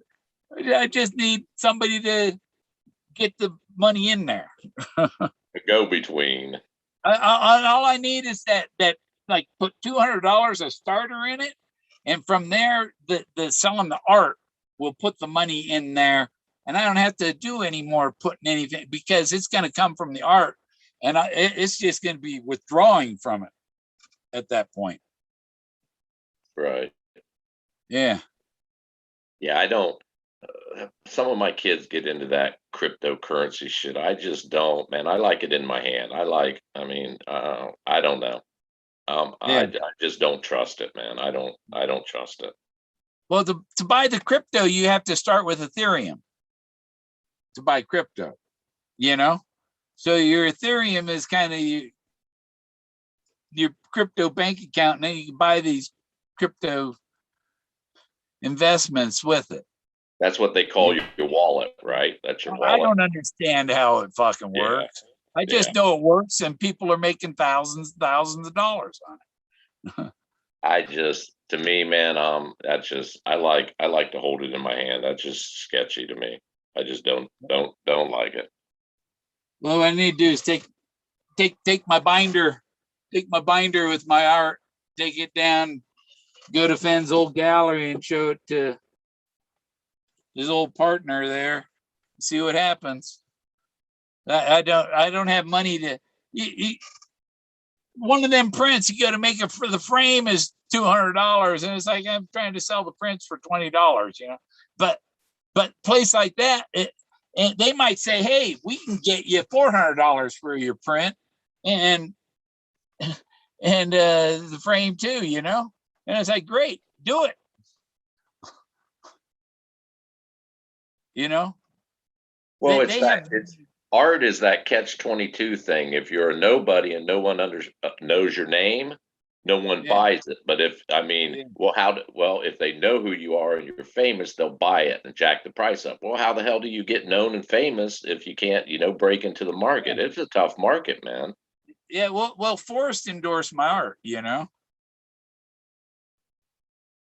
When he said, if I was still in the business, I would like to handle your art. That right there is big endorsement. Yeah. You know, it's an email I got from him. And we were talking about the Buffalo Cowboy car that I have. He told me Texans love those things because he's a Texan. He knows that shit. He's talking about the Buffalo Cowboy car. Yeah. He prayed for D's, but I got an A. I got a Model A. Yeah. Yeah. It was in the D Meadow. So just because he prayed for D, you don't want to get a D in the chase. Because what's the winner get? The winner gets an A, not a D.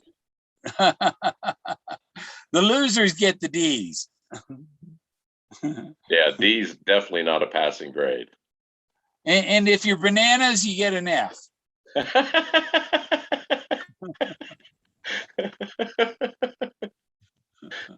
A big F. Big F, being bananas. I just think it's phenomenal. I sit back and I see certain individuals, and that one in particular. You have a freaking college degree, woman.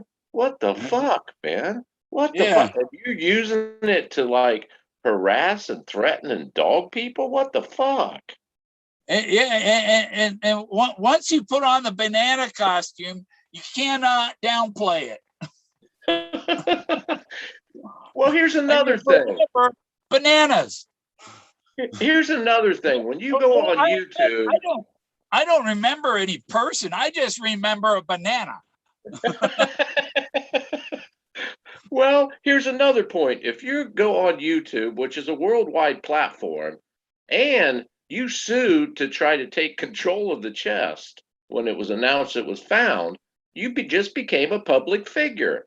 And then to come out and say no one's allowed to talk about me or disagree with me or give their opinion, what the fuck world do you live in, man? What the fuck? What? And most certainly, if you put on that banana costume and someone says you're bananas, there's nothing you can do. Judge is going to go, that's so funny. Yeah, you can't say anything. You put the freaking costume on. Well, here's another thing is filing these. It's one thing. I thought it was atrocious to file to try to basically steal the chest. I thought that was atrocious. But now she's filing fucking lawsuits and all kinds of shit and temporary orders, restraining order. What the fuck, man? For people talking, and yet it makes no sense. It makes no fucking sense to me, man. Yeah. We're only talking about that news story. It was on national news. Somebody had to be on national news about it. And once you go on national news about something, it's open for public discussion. Exactly. And hell, you've experienced, anybody that's done YouTube has experienced negativity. She likes to throw the word out harassing and cyberbullying and attacking. Oh, yeah. You can't get the fuck out of here. These are words. I've been cyberbullied a whole lot more than she has. Well, yeah, and then look, did you ever consider suing these people? No, you just fucking block No, them or don't listen to them, no, man. no, It's don't simple. deal with them. Don't talk to them. Don't talk to them. I don't go put nails in their tires or anything. You Yeah, know, she's it's treating like this like, it, well, a it's like restraining. one day you'll fuck with the wrong person, and karma will find your butt and light a fire under it. Well, restraining orders is you're in fear of your life. So, I mean, seriously, Yeah, what the yeah. fuck? She Yeah, Buck wants to know how'd you get banned. He slipped on a banana.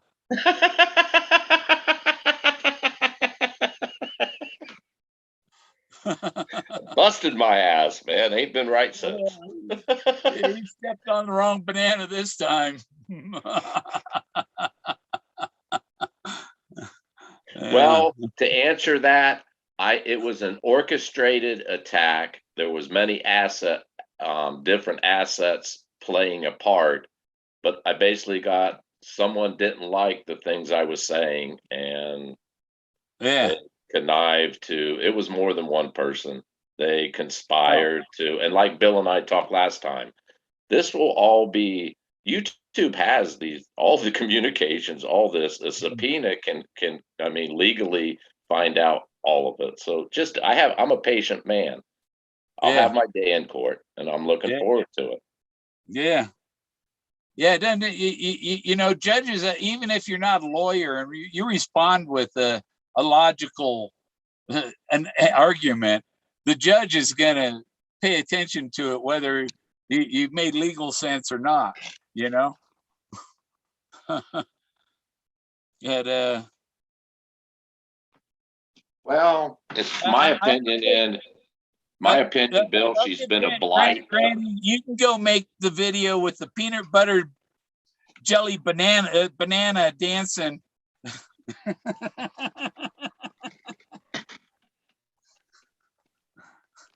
To something like what, LA Law or something theme. Yeah, I don't get it, man. She came into the scene suing, and she's continued her behavior. She's continued anybody that says anything that she disagrees with or questions her sanity or abilities. She wants to sue. I mean, come on, man. I understand you're a lawyer, but Entitled to fuck, the prize, it's and crazy, she Bill. has no proof that she solved it. Well, we'll get that down the road. Yeah, I don't even know if she watched The Big Picture. Forrest Fenn said, "You got to look at the big picture." You didn't watch The Big Picture? Have you seen The Big Picture, Street? Oh, they don't make movies like that anymore. That No. and Ben-Hur and all that. Yeah, thousands and thousands of extras. Yeah, they're all CG now. Hell, man, those were some massive productions, man, massive. Yeah, and that's what the chase. The chase is a big production too. Look at all the people in the chase. So is he tying to top Cecil B. DeMille? Did he have more than 14,000 extras in his story? Did he influence as many people as Charlton Heston did? No. Hell, Charlton Heston was one of the biggest actors of his day, man. Yeah, banana. Yeah, banana bread, banana cream. Yeah. Here we got Dave from down under. You see that video he uploaded today with the Indian Ocean, man? Oh yeah, that was beautiful, huh, Dave? Yes. Indian Ocean, beautiful color. You got to watch out for jellyfish there. Hey, Billy, am I on? Can you hear me? Yeah. Yeah, g'day, Street. What's going on, brother? What's happening? Yeah. Jellyfish, yeah, man. I was down on the beach there yesterday. You seen the video? There were a few blue bottles floating about. Yeah. Yeah. Yeah, I've heard some of them jellyfish will kill you pretty fast. Yeah, man. Everything here bites you, eats you, or kills you. Yeah. Australia's a dangerous fucking land, man. Man, you got to know what you're doing, eh? Yeah. This guy I knew from Perth, he'd tell us about, they do something where they run from bar to bar drinking beer. Oh, yeah. That's the teaspoon challenge, Billy. Yeah. Yeah. So basically, if anyone Speed says to you, I'll challenge you to drink a teaspoon of beer at every pub, but you got to double it. So you think about it, what's a teaspoon? 20 mils? So 20 mil at one pub, 40 mil at the next, 80 at the next, 160 mil at the next, 320 at the next, 640 at the next. You're starting to get on the piss, eh? Yeah. Well, I know 500 mil is half a liter. Yeah, that's right. That's right. Yeah. A pint of milk is 600 mils. Yeah. Yeah. Yeah. Because when they drain my blood, they take 500 milliliters of blood. That's, I don't know, what's the human body? It only holds about 8.5 liters or 9 liters of blood, doesn't it? Yeah, then you go mix that Bloody Marys. They have real Bloody Marys. Yeah. Yeah, it's something like that. I can't remember. 12 or 9 or 13 litre. I can't remember. Yeah. That's a lot. 13 liters. Shit. Yeah. I think it's somewhere around that 9 litres. Something's ringing that bell. I can't remember. I was reading because I was worried about my legs swelling and heart condition, and you shouldn't drink more than 2 liters of water a day. Why? Why? Because your water, it can be bad for your heart, water retention and stuff. Yeah. Well, one of our guidelines over here. Yeah. So I cut down how much water I drink too, to try and get better health. No, So your body's 80% water, Billy. One of our rules over here that we all abide by is if you're working, like hard yakka in the building industry or on the farm or out in the middle of the paddock, you should be consuming 1 litre of water per man per hour per working hour of the day. Yeah, but not if you're just sitting at home at your desk writing poems and writing stories and chatting on YouTube. You don't need that much water. Oh, you don't need. No, but it's good to have. I mean, good, clean, fresh water, mate. It's good as a beer sometimes. Not always, but nearly. Watch your language there, Dave. Sorry. Watch your language. Sorry, mate. I nearly failed there.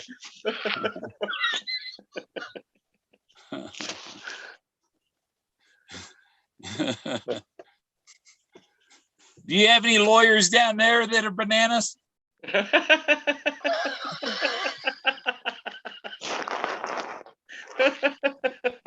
You look. How do I answer that? Billy? You got that yellow jacket on. You're kind of looking like a banana today. I'll plead the fifth on that.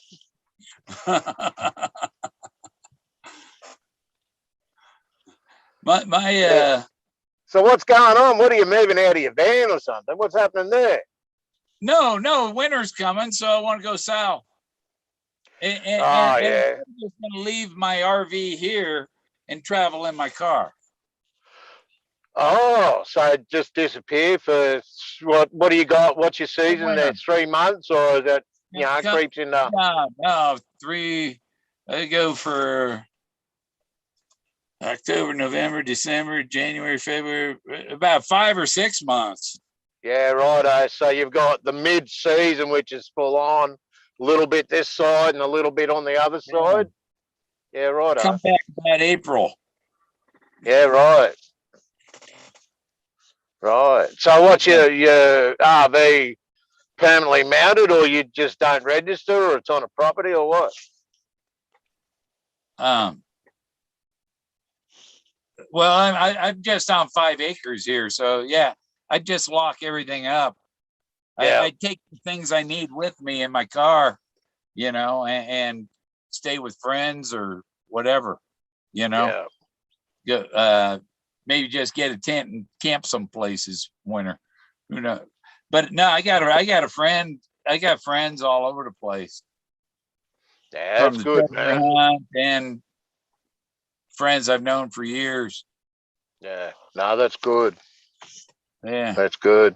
It's I've crazy, been, like I'm talking to you guys, and yous are coming into what you call fall. We don't label it like that. It's either it's winter for us. So we've got, on the other no, side of winter is our our fall autumn. is your spring. That's right, matey. Yeah, that's what I was saying earlier in the piece. Like when I'm awake, you guys are asleep, and Yeah. it done my head in, mate, trying to work everything out so that I can talk like we're talking now. You know what I mean? Yeah. So Northern Australia be more like being in Arizona, huh? I couldn't compare, matey, because I've never been to Arizona. So, No, I mean, you got better. There's probably a better winter up in Northern Australia. 100%. Everyone goes north in winter, and they go right down the southern end in summer. Yeah. Get that breeze off the big ocean down there. That's straight. Oh yeah, no, I don't go down there. That's like a 5 or an 8 hour ferry ride by car to get to that show bag. Yeah. You ever fight a kangaroo?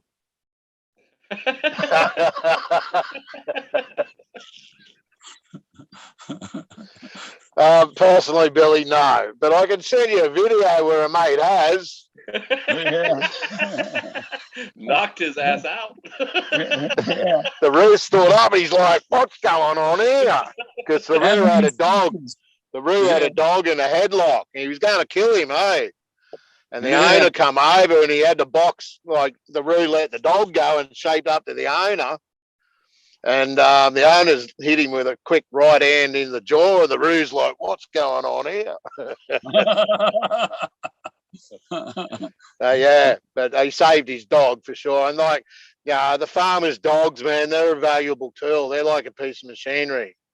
You put that time into training that dog, herds cattle, or there's 100 things he does, and he's your best mate. Yeah, mine's out there barking at coyotes right now. Yeah.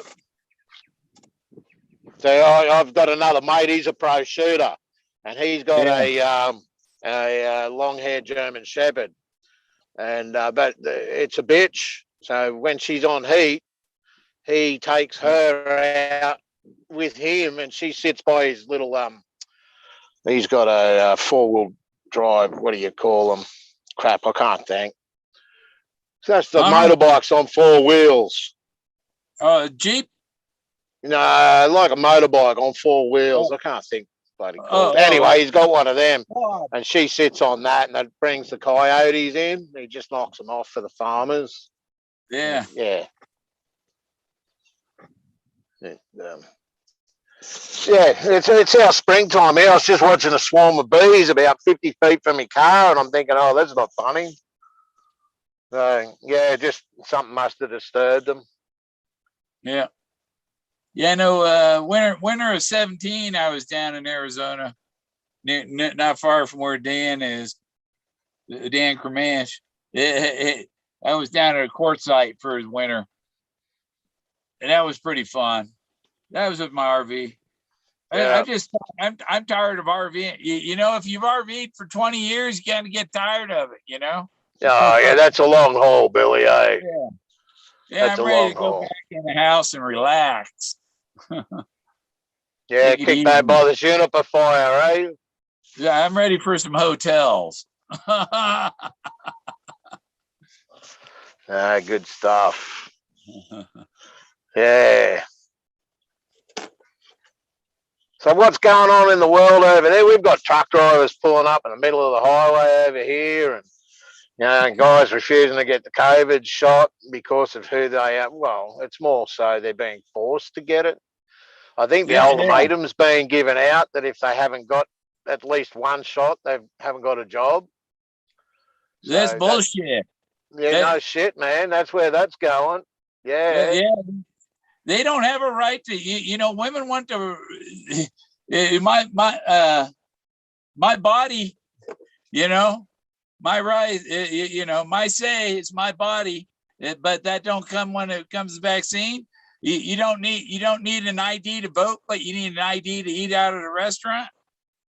Well, here in America, they've had something similar to this already in place. If you have a small child entering into kindergarten, they have to keep up to date with shots. And now here recently, within the last 10 years, when children hit I think it's 6th or 7th grade, they have to get boosters of certain shots. So it's been in place, but we've had that over here for 20 years that I can remember straight.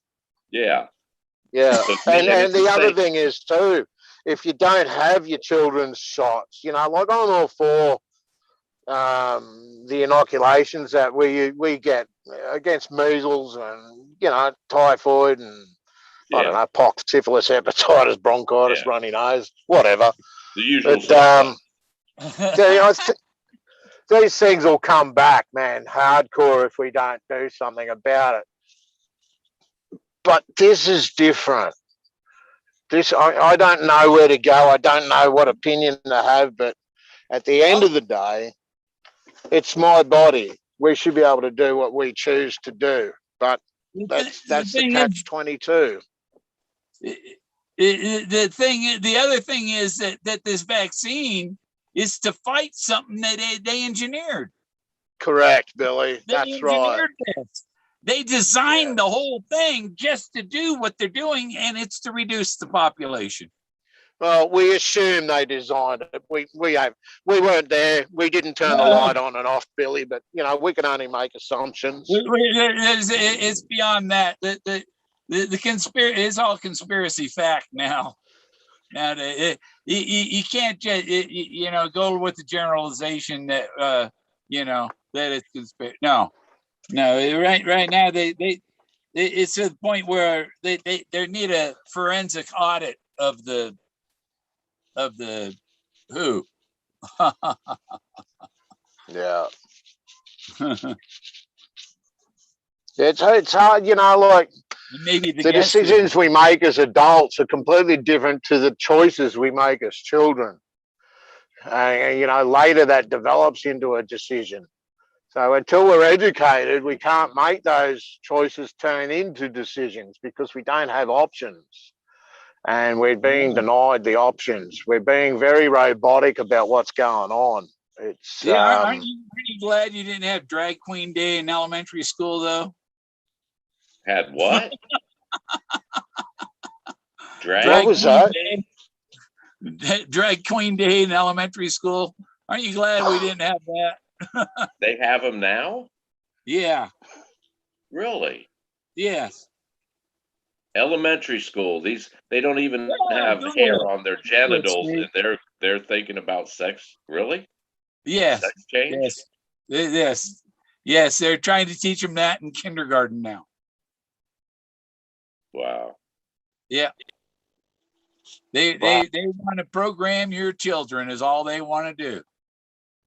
Hey, listen, the reason I came on, Billy, was because I thought we'd turn the clock back to where it all started. Remember straight? Yeah. You crazy motherfuckers. You crazy motherfuckers. It's an honor to be on this screen with you crazy motherfuckers. I just thought I'd give it another kick, mate, eh? It never gets old with me. I still laugh. You remember that, Bill, on Dave Calvi's show? Jack, he's in chat. He was there. He was the host. Oh, it's Jack on chat. Who is on chat? G'day, Jack. Yeah, that was a good time. I had a good time that night. That was some good Oh, man, we had some giggles. We had some laughs along the way. Yeah. Yeah, I just thought we'd walk down that memory lane. Yeah. I think it's okay to joke about bananas as long as you don't use the name. Did you check with your lawyer? I think bananas are good. Banana splits. Yeah. Yeah. What's the Well, guy? What's the guy with your photo, Billy? What photo? The inverted eagle. Oh, that's Street's photo. That's Oh, mine. is it? Yeah. What's that all Wow. about? The only time a bald eagle flies like that is mating season. Yeah. And so the mate can come right It could down, be land right on the subliminal. I'm not sure. I'll have to get a photo for you for 2 kangaroos humping. That's got to be funny. Wrap your mind around that. I They bet you do that's it a front to hopping good time. Well, with a pouch like that, I'll bet your boyfriend's name's Joey. my pictures of the rocks prove that the missionary position was around long before there were missionaries. I don't know what to say, Billy. I've got pictures of fucking rocks. Yes. Yeah. So I thought, I'll just come on. I seen Street there, and I thought, oh God, here we go. We just need Dave Calvi. Come on, Dave. Call in. Yeah. Well, Jack's in chat. He was the host that night. Dave dipped, man. He did that a few times on his, which was kind of funny because Bill and Dave was the only people that would allow. Well, Bill didn't have Zoom at the time, but Yeah. Dave was the only person that let me on Zoom. No one else even. Nope, ain't listening. Hell, some of the conversations Dave and I had, man, was especially when he was on location. Remember that? When he was on location? Yeah. Yeah. Hell, that went on for like 4 or 5 hours that night. 6 hours, man. Oh, wasn't the only one as well, man. Like he was fixated. He was honing in on his little piece of land. He was zeroing in.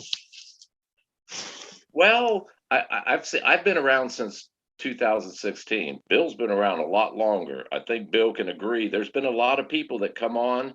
They say the things like he did. Hey, I think I'm on it. And then when he came out and said the garage door opener, he just kind of, man, he took a beating. And hell, ask Bill. Bill did a video right after the first time I did a YouTube saying I found the treasure. Bill was like, they're going to crucify you. I'm like, yeah, I know these crazy fuckers. I've been watching you fuckers. I know they are. They'll string you up, nail you to the cross. Yeah. Well, I think I've seen a lot of them in just the 5 years I've been at it. They come out, they say these things, they take a beating, and they just kind of fucking dwindle away. Like, oh fuck, that wasn't worth it, man. Shit. Well, that was like when I came on to chat, mate. It was like, oh wow, like I'm so excited. I just got shot down 100 times, eh? Yeah. Well, it is what it is. There's nothing we can do about changing it. Well, it just kind of puts the overall view of collectiveness and wolf. It's in our DNA. We're group animals. We're a pack animal. When you get like dejected, you tend to you some people stand up and will win their way back, or however you want to word it. Others is like, fuck this shit. I don't want to fuck that. Yeah, some don't like being in the ring, man. Others enjoy it, Well, that's funny that you should bring that. Now that I think about it, I saved screenshots of the people that said they were going to crucify me and kill me. I had death threats. I'm going to sue them, man. I got screenshots. I want a TRO. Yeah. We wrote a lot more vile threats from other people than that person has heard from any of us. Have you ever got any death threats, Bill? I mean, cracking a joke about something isn't threatening. And harassment is typical YouTube trolling. Unfortunately, Billy, society in general hasn't allowed for people to speak freely anymore. You know, like Yeah. we're all judged on exact words, and I've lost a couple of relationships simply because I do speak my mind and I speak truth, and they twist it and they turn it, and it's like I'm constantly doing my head in trying to work out what that person was finding offensive. I was in no way, offensive or did. I can't think of the words I'm trying to use to that other person. It was just like, what are you arguing about? And it was an argument simply because of the fact that person wanted to argue. And it's like, that is just not constructive. It has no value. Yeah, I got a phone call today, and first thing is just exploding argument, and it's like, well, thanks. I was resting here. Why are you laying down? I'm resting. I'm relaxing. Why you call? They call just to. It's like push buttons and aggravate me. I don't want a phone call. If you're gonna call me to aggravate and piss me off, don't fucking call. Yeah. Yeah, I mean, the person that's ringing you doesn't know they're pissing you off, but if they're ringing you at 3 a.m, that should give them some fucking idea, right? There you're talking Paul Lamon stuff, 3 a.m.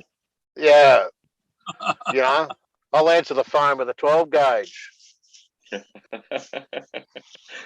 I renamed Well, I have always been rule of thumb, and I pass it on to my kids. Just because someone knocks on the door doesn't mean you have to answer it, and just because someone rings your phone does not mean you got to pick it up. It just That's doesn't right. work that way. It doesn't work. That's right. Way. And if they take offense to it, well, okay, and just like people's opinions. How can you, if someone has a nasty opinion of me, okay, well, I'm not going to try to change your mind. I mean, if you still want to engage me and talk to me, yeah, I'll fucking make my point. But if all you want to do is fucking belittle everything I fucking say and do, well, it don't bother me. I have no use for you. I feel sorry for you. Yeah, there's no win-win.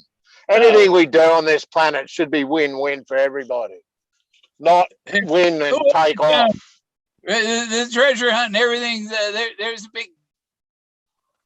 The ending of the treasure hunt ties in with there's a big. It's the big moment of enlightenment is when the treasure comes out. Yeah, I think it's not. I don't think it's over. I think the hunt's over. The treasure's been found. But I think what's going on is there's a lot of T's to cross, I's to dot. I mean, challenges for law. Timing's essential in regards to when it gets let out, I think. Now, do you light your J's or do you dot your J's?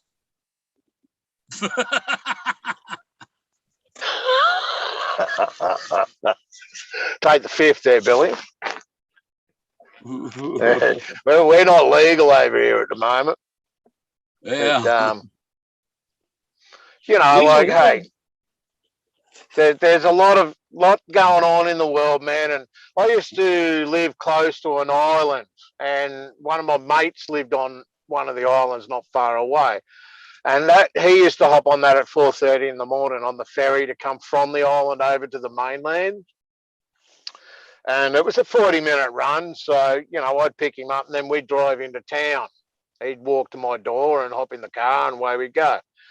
And he was telling me that, the people, you're sitting in my seat on the ferry. I was like, it's not your seat, man. You just sit here because you're a fucking robot. And that's the problem. They're just walking around. It's like you're in my seat. I live here. That's where I sit.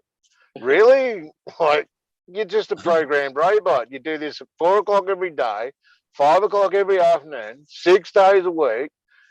Do you oil yourself? Do you look after you? It's like we're robots. Yeah. There's a lot of robots around. So, yeah, it's just we've got to get out, man, and smell the roses and have a look and put your feet in the sand like I did the other day. mate here said to me, "Where you going?" I said, "Oh, I'm going off grid. See you. I'm out." So, but even there, I was still on grid, but just had to go and do something different. Look after myself. Yeah. They're the Yeah. good things.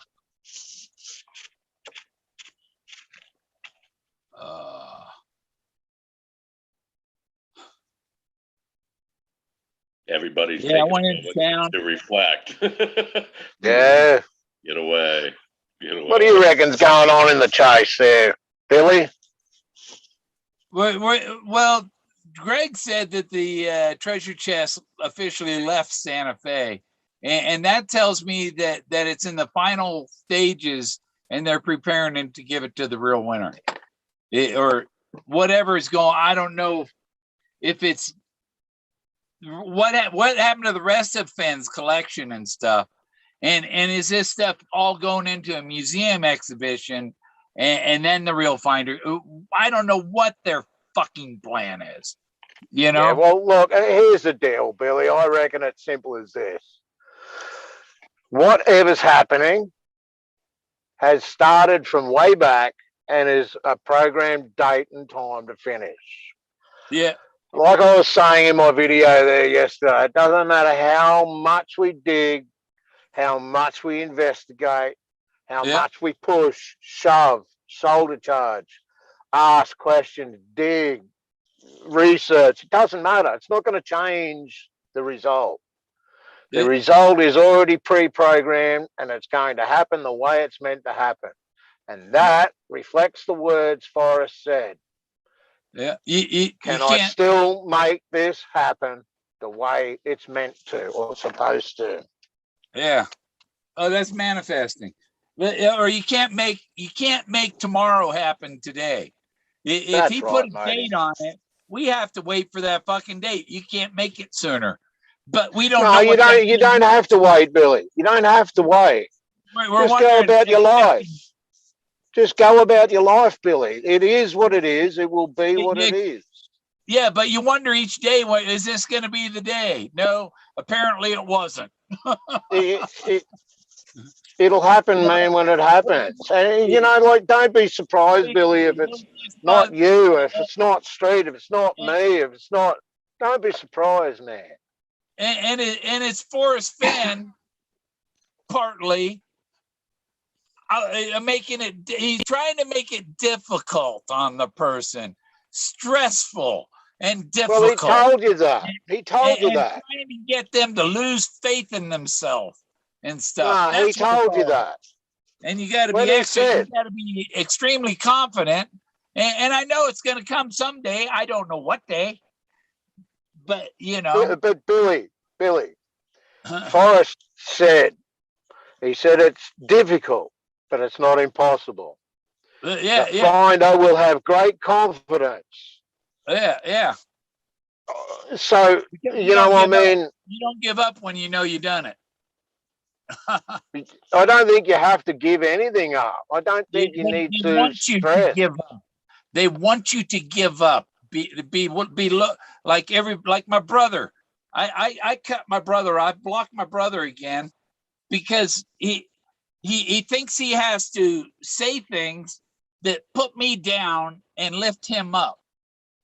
You know, he thinks to lift himself up, he has to put me down. You know, yeah, well, sort of. And I told him, don't ever bring this shit, shit that happened 50 years ago. You know, don't ever bring that shit up again. Yeah. I put that. I've moved on past that. You haven't, and that's not my problem. Don't put that on my shoulders. You know, I think people that bank revenge, you know, they're upset about something and don't deal with it. They manifest hatred, for lack of a better word, and that hatred turns into do or die, inflict that on somebody else, or the person that they've targeted. Yeah. If they don't deal with that, and those two people can't deal with that, then someone has to be the bigger person and walk away.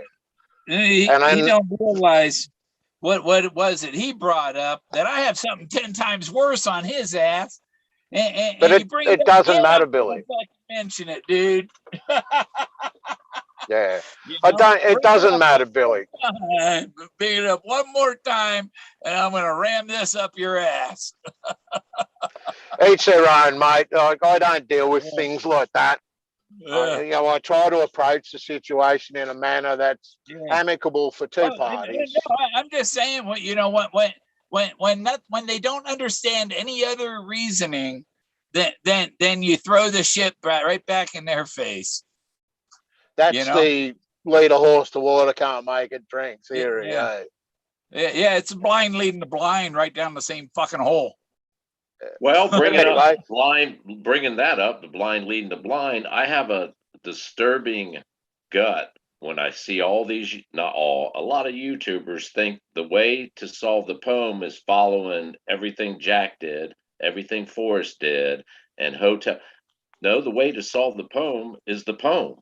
It's not chasing these people around with FOIAs and blah blah, but yet they think they can re-engine or reverse engineer it. But no, It baffles me straight. Forrest said, solve the poem. yes, The only way to find the treasure is solve the poem. He said it more than once. He didn't say it's in the newspaper article in Wyoming in 72. He didn't say that. He said you only need the book and the poem. And the information in the poem is completely different to solving the poem. 100% completely different. So if you find something and you stop at that something, it's like, oh yeah, try and piece it together. But unless you present it correctly, you're not going to find what it is you need to find. Mario and I have tripped up that many times, man, and it is ridiculous. Forrest put pitfalls in that poem everywhere. Everywhere. It doesn't stop at 42, Davio. Sorry.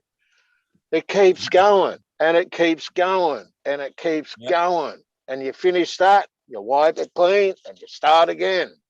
Well, You finish that, you wipe it clean and you start again.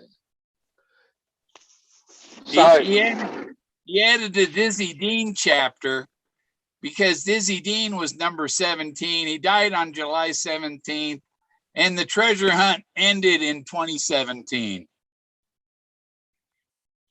look, we can all assume all day, every day, Billy. None of us know. Yeah. Only person that knows is Forrest. Well, Forrest is the only man that knows. However, in saying that, there has to be a piece of paper somewhere with the details of who Forrest nominated. It has to be. And that is the only way that treasure's being given out. There are people out here in the chat even right now saying, give up. Forrest Fenn was an asshole. You're never going to get it. That's not true. Forrest Fenn told us that you have to trust him. You have to trust him like he trusted people to write him a check. You take his word for it. And if you're not going to take his, if you don't believe him that there's going to be an actual winner, then you have no faith in him. You're not the winner. You know, you have to have faith in him and believe that you're going to have it. You have to truly believe that he's going to be good on his word. You have to take him for his word, accept that check, that rain check from him, that you're going to get paid back. Yeah, he's an old Texan, man. If he's old school. If you can't take a man for his word, what good is he? That's the philosophy. Handshakes, a handshake. That was the word in our street. Yeah, he can't keep the torture going on. You know. No, Billy. It's not going on and on and on and on and on. That's not what's happening. Your expectation that it's going to finish tomorrow is what the problem is. It's going to finish when it's programmed to finish. That's it. It's going to finish when it's programmed to finish. You will not be free until you know the solve. So solve the poem. And so all the people that don't know, like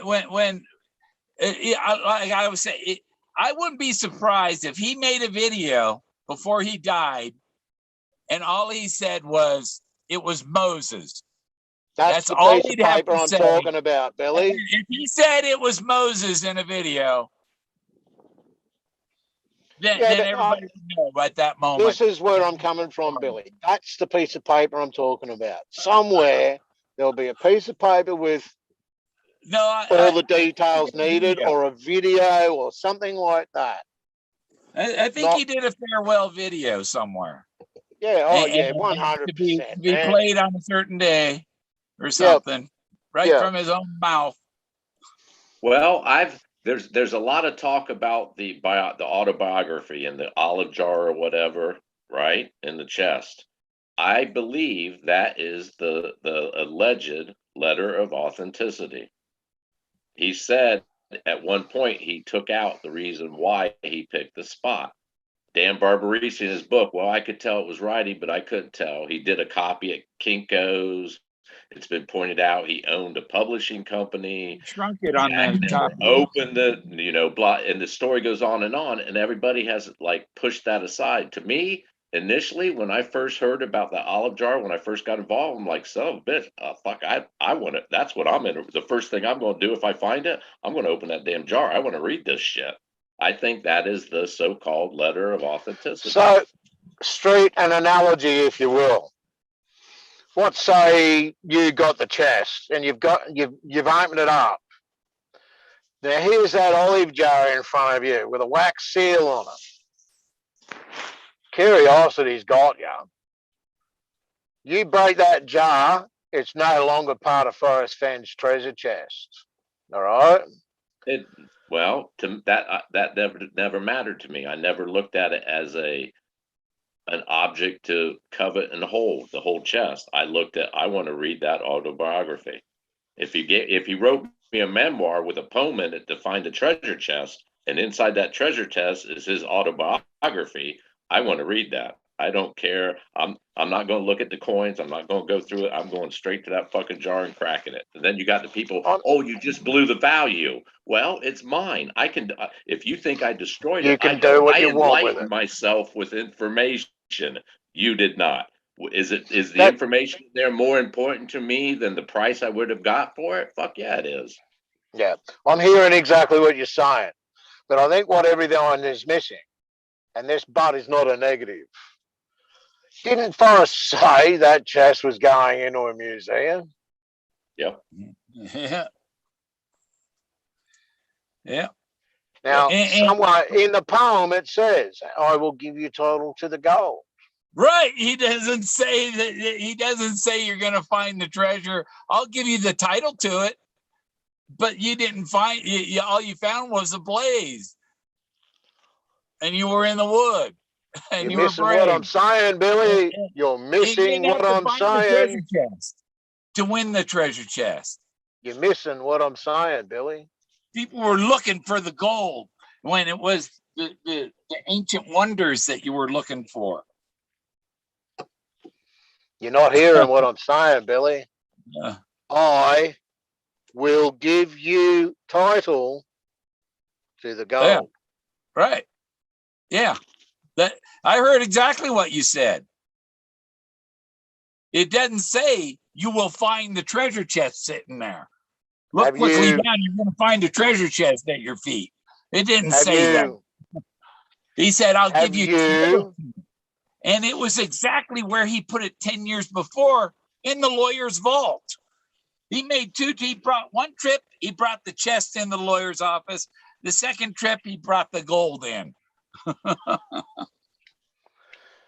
The word gold has many meanings. Many meanings. There's 500 odd words that equal the word gold. People are picturing him out in the woods, and he was downtown at the lawyer's office. He wasn't in the woods. When Forrest started this treasure hunt, he said, if you don't know the answer to the first clue, you may as well stay at home and play canasta. Yes? Yep. So do you think everyone's been playing canasta, or do you think everyone has been playing a different game. He went into the lawyer's office or the bank or whatever, one trip with the chest, another trip with the contents that he put in it. He only carried in 20 pounds at a time, but it was just from the parking lot through the door to the vault, whatever, to stuff it away. And, Now, hang on. We're having two different conversations, Billy. You can. I'll answer yours. That's your thoughts. And you're entitled to those ideas and thoughts. And I'm not saying I don't disagree with that. So coming back to the other one, in it. Coming back to the other, deposit boxes in there and all that. The lawyer could do the same thing, own a house that used to be a bank and have a vault with, How it comes about, Billy, is irrelevant. That's what that is. You have to go to a bank. You got to follow the poem. The poem is the only information you need. Yeah. It's all legal. You go outside that poem, it's wrong. You weren't going to find a physical treasure chest out in the field. It wasn't there. You weren't going to stumble upon it. Well, he said, claims you will not stumble upon it. Anyway, I'm trying to get to something, Billy. We all agree. We all agree with what's going on. I'm trying to get to something. It can't happen. You can't stumble on it. There's 500 words that mean I'll give you title to the gold. Yeah. Gold has 500 other words that equal it. Yeah. Yeah. So and there was something people in the chest too. So, people forget that. People running around looking for gold. They don't understand. I'm not saying it's not. I'm saying there's options. Digging in places that, Yeah, but you got to understand that the beginning of the book, the inside the dust jacket, it's worded like a contest. With your Dick Tracy ring, if you can decode this secret, you can go home with a treasure chest full of gold. The treasure chest is the prize. It's not the quarry. It's the prize. It's a quarry. It's not the, it's the rocks. Hey, Bill, I have The rocks are the quarry. I have a question for you, Bill. I've always been curious, man. Whenever that's called an endorsement or whatever. If it's not noted who wrote that on the cover, on the dust cover, does that mean the author wrote it? I mean, don't they have famous like Forrest got asked to do the foreword or whatever they call it to like introduce it? Isn't that like who wrote that? Do you know? But I don't know. But they got it so that they're reading the book over and over again, but they're not reading the chest jacket. It was on the dust jacket all along. The part you throw away.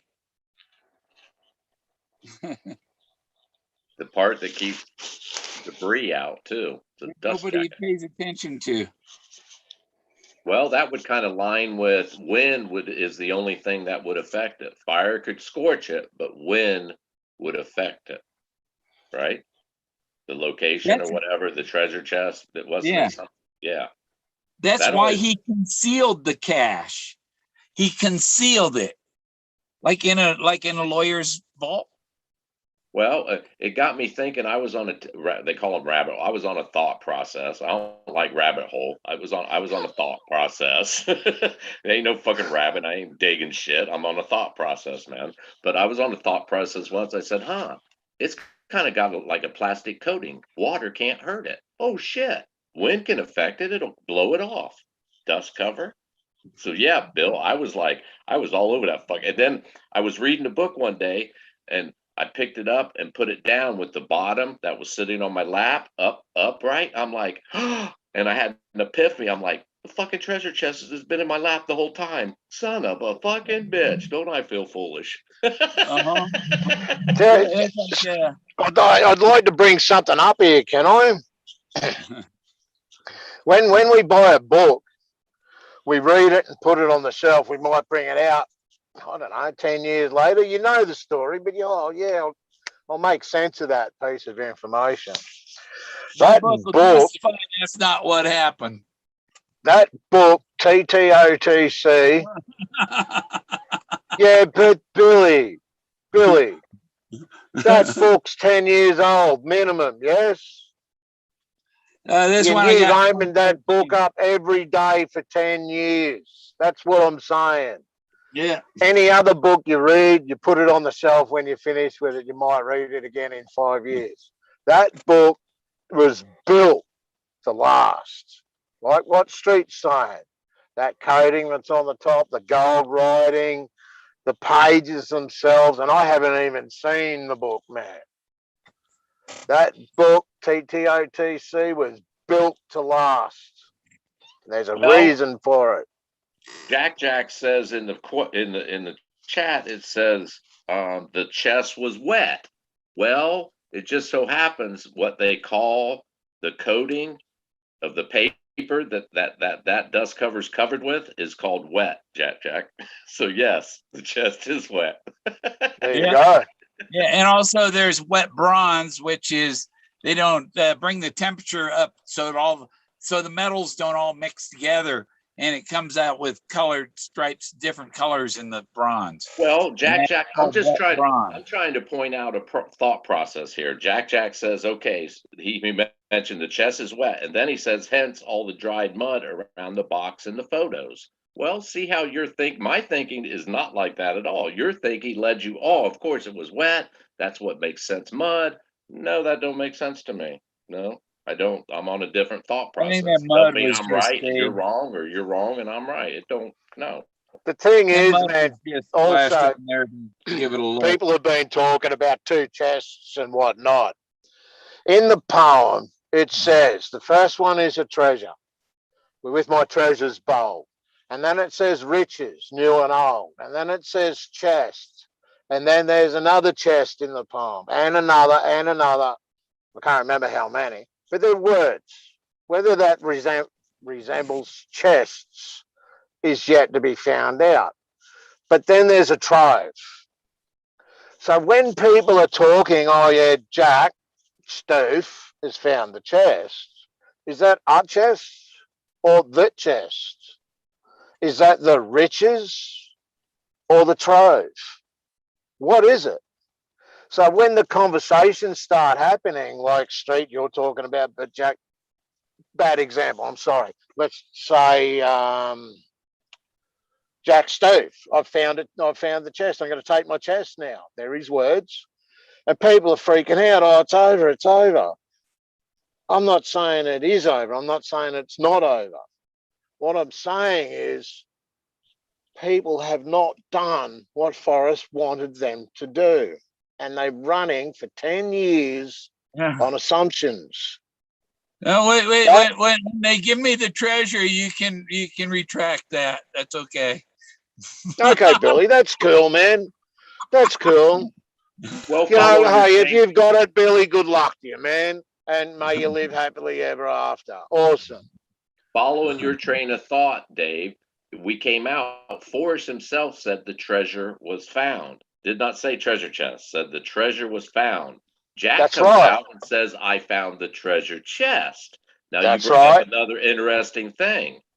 If the 9 clues, and a lot of people think it stops at the what? Or the Blaze stanza, and then it goes, so why did I, blah, blah. So exactly, what is the trove then? Now you get saying, well, they're all talking about the treasure chest. You don't know that. You're assuming that.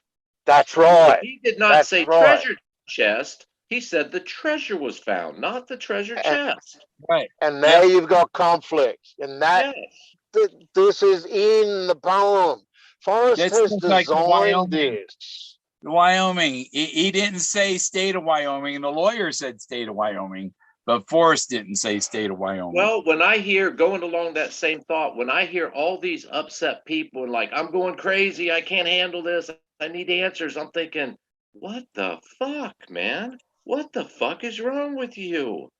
You don't know a lot of things in this world, and you don't know about biochemistry or something. What, are you that freaked out about it? You don't know how fucking molecular structure works, or how quantum physics is? No. If you do, just fucking study it, research it. Well, in our case, the poem.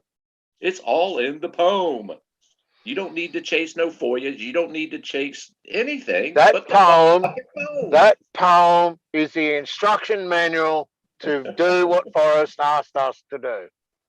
If you want to find what Forrest done, you need the instructions. And he told you where to find them. He even gave you a book with them in it. The poem is the instruction manual. He fucked with a word. He'd fudge a word that it ends up meaning the opposite of what you thought it meant. And that's cool, Billy. It's not going to appeal to every person on this planet. It's going to hit home to a few out of many. If you took everything literally, then you weren't right. Okay, well, here's what I'm talking about. Here's what I'm talking about. Jack here. And I don't mean to single you out, Jack. I apologize. But good on you for input, Jack. I gotta believe that there was a chest or Forrest had blood on his hands. None of us is saying there's not a chest. We're not saying that. I'm not, at least. Dave, Bill, none of us is saying there was not a chest. Is the fucking prize. It wasn't what you had to find. It was the lore. That's what got you interested in the first place. Now, following Dave's train of thought, the trove is what you're looking for. That is your prize for finding the treasure chest. Right, Dave? Right. It's the woolly worm. Billy. Straight. The woolly worm. Well, of course, and people, I've been beat up in Zooms before, and hell, half the time I'm drunk as fuck, and they're like, but you're saying there's no chest. I never once said there was not a treasure chest. Yes, it's real. Hell, it's been sitting in my lap every time I read the fucking book. Turn it over and look at the dust cover. It's sitting right there. I never once said it was not. And then you have other channels that saying, well, you're not supposed to look for the treasure chest. You were supposed to look for the story. What? You're supposed to solve the poem. If you consider that the story, well, okay. Or are you considering like the autobiography? That's what I was interested in. Once I got to researching it, the gold kind of drifted off in my thoughts. It got me in the beginning. Oh, fuck, I'd like to be rich. And then it drifted off. It's like, fuck it, man. After a year, it's like, I want to read that autobiography, man. That's what drove me. A street on an old Model A, an old Ford. Where did they put the trunk or the chest? It was where his father was sitting on the banco, on the back of the car. Yeah, they actually had chests back then, they had a chest back there, where his father's sitting on the banco. What's he sitting on? A Model A. The Model A was the bank. It was the chest, and I have it out in my shed. And I still stick to it that is the proxy item that wins the treasure. Well, here and the date hasn't come yet, so nobody can deny that. Here's another. Jack says, wait, so all three of you gents are on the same page. No chest was ever hidden in the wild. Well, right. Jack, if you look at what Forrest said on Dale's site, June 6th or whenever he put it out, the treasure was found. Right? No, that treasure chest was never, because the minute he would have set it down and turned his back, he lost all control of it. And that is not what a 20-year fighter pilot would do. They are in control at all times. Period. Calculated.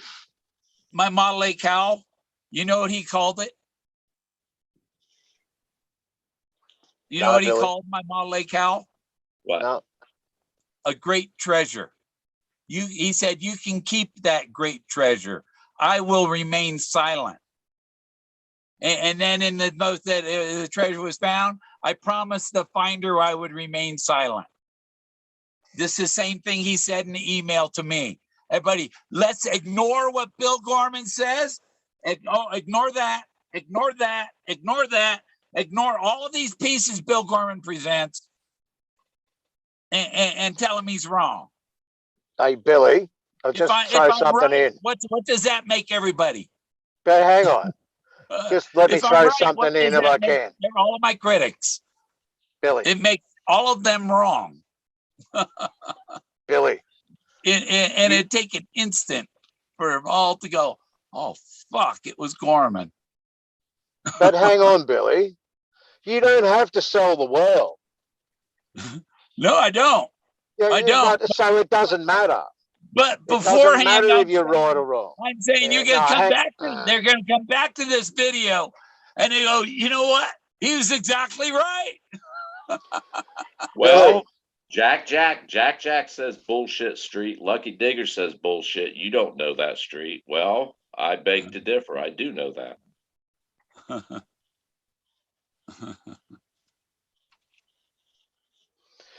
That's what I'm saying, Billy. You don't have to prove to the world that you were right, man. Only Forrest knows if you were or you were not. Hang on, hear me out. So I know. getting upset. The world doesn't have to prove to me that I'm wrong because I'm right and I don't have to Just listen to ignore anything. Billy, I don't do conversations like this for a reason, because they aren't objective. Okay? Yeah. So may I offer a piece of advice? One of the first books I read was you replace negative thoughts with positive thoughts. When somebody tells me I'm wrong, I close my ears. I know I'm right. And that's all you got to do. You don't got to make 6-hour videos with a shit. You say to try and degrade my belief in myself isn't going to work. That's all right. Anyway, conversational U-turn, because I'm not going to sit here and argue with you. At the end of the day, you believe what you believe, and you're entitled to believe that. That's perfect. Yeah. Awesome. You do not have to sell it to the world. Nobody can cancel out my belief. Correct. And no one can cancel mine out, or no one can cancel streets out. Yeah. And this is the way it was designed. When all these arguments were taking place about the chest being found, air quotes, by Forrest, and it's like Jack Stoops the finder, which one is it? Is it the chest? Is it the trove? Is it the treasure? The treasure? Is it the riches? Is it, which one is it? So now what happens is it promotes constructive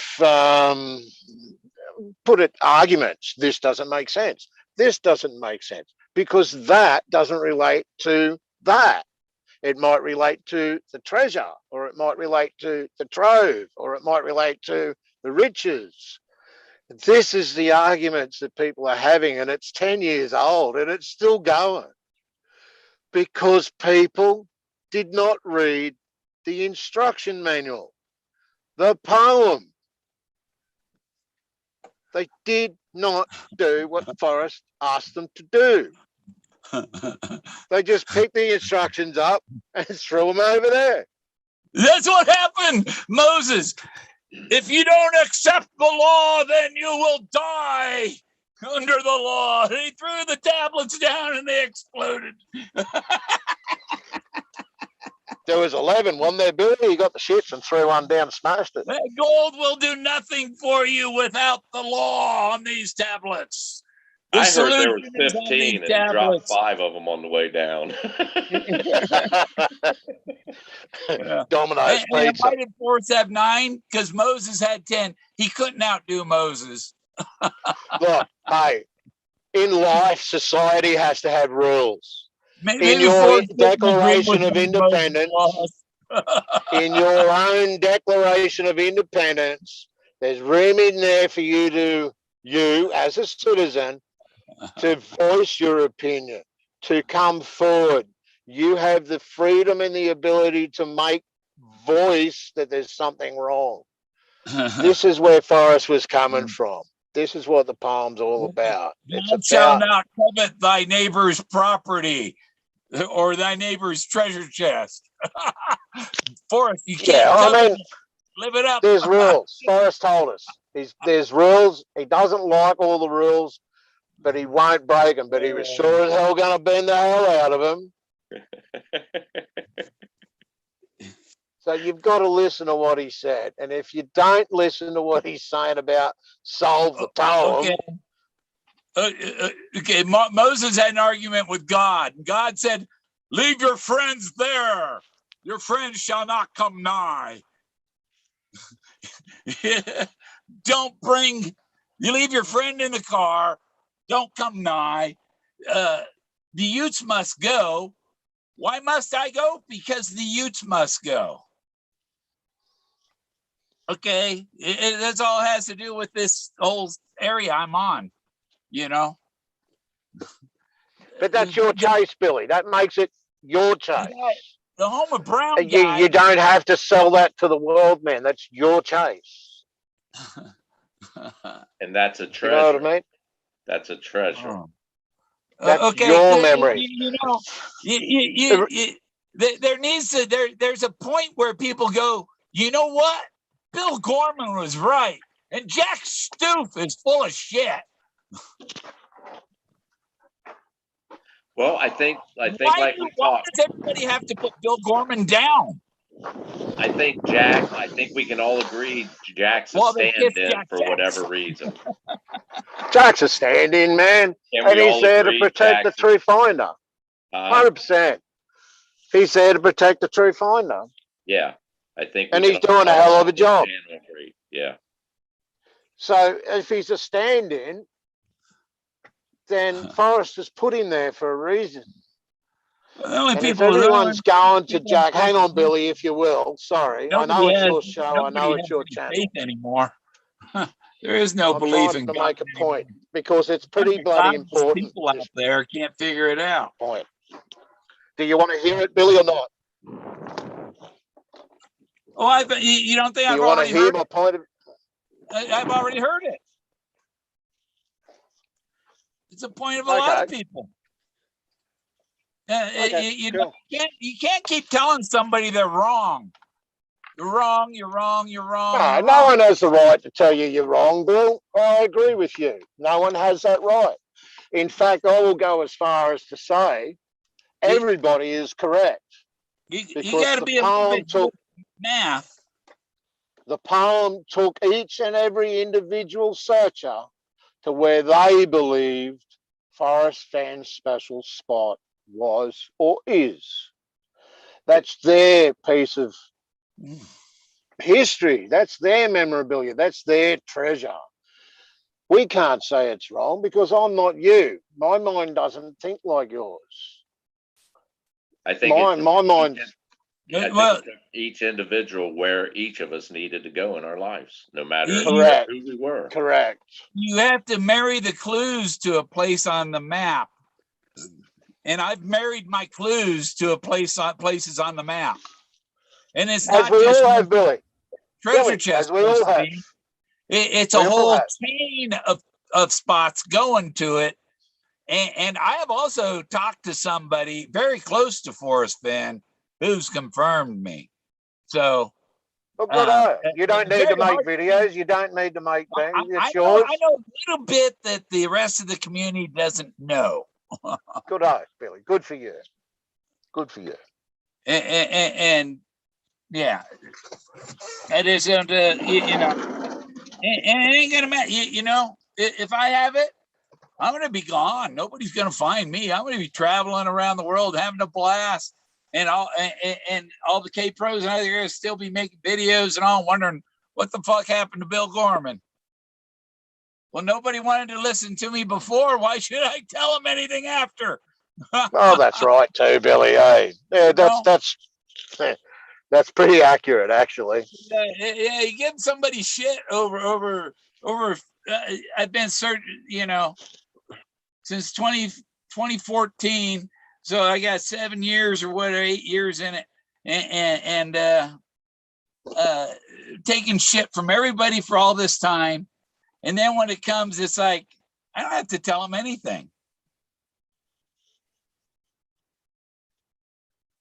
You know, they'll say it was Bill Gorman. Oh, fuck, it was Moses. And Billy, what if it wasn't you? Just argument's sake. How's that going to affect you and your health? Just let's assume that it wasn't you. I haven't, my solve hasn't completely run out. Its time hasn't. Your solve has its time. Your solve didn't have wait for my cold dead hands. I knew it was from my cold dead hands 3 years ago. And But, nobody, that- no, Billy. Gorman's wrong. Nobody has it yet, and he's dead. So it's from his What? cold dead hands. Once Isn't more, it? I'll ask the question. Information. How is nobody this has- going to affect you if you are wrong, Billy? I'm only asking a question. No, it's not going to affect. I'm going to move on with my art and stuff. Good, But good. the lawyers who promised Forrest Fenn they would carry out his will need to do their fucking job. Yeah, well, I'm not here to get angry, Billy, so back it up. I'm only here having a chat with you, mate. Yeah. If it's not you, it's not you. If Bullshit it's of not the straight, it's not straight. You can't. How long am I supposed to put up with people telling me I'm wrong when I know I'm fucking right? But everyone's the same, mate. Everyone thinks they're right. Yeah, good. They're not. They don't have the evidence I have. You just told everyone they're wrong. Nobody. I've challenged people. Who else has a lumberjack with standing there with an axe, just like the one in the Forrest Fenn's drawing, except it's a double-bladed axe. Double blazes, double-bladed, double beginning a blaze at each end of the rainbow. My father's been busy lighting candles. Some of them at both ends is double blazes. And Bill Gorman's full of shit still. But you don't got to sell the world, Billy. But when you fight my solution, you're telling me I'm full of shit. And I take it personal. I'm not saying anything. I didn't say a fucking word, man. Yeah. But you're getting angry. Yeah, I'm merely suggesting. Because you're there's not just one person telling Bill Gorman he's wrong. There's 500. Anyway, can we change the subject? And Because eventually I didn't come on here to argue with you. Double blazes, all y'all. All you losers chasing jack shit. Bye-bye. Bill Okay. Gorman's going to be gone down the road, traveling around the world. Awesome, Billy. We've got that. We understand that now. Can we do a conversational U-turn so it's on a happy note rather than an aggressive one? Because I don't do aggressive. I don't know what else there is to talk. The big picture. People didn't understand the big picture.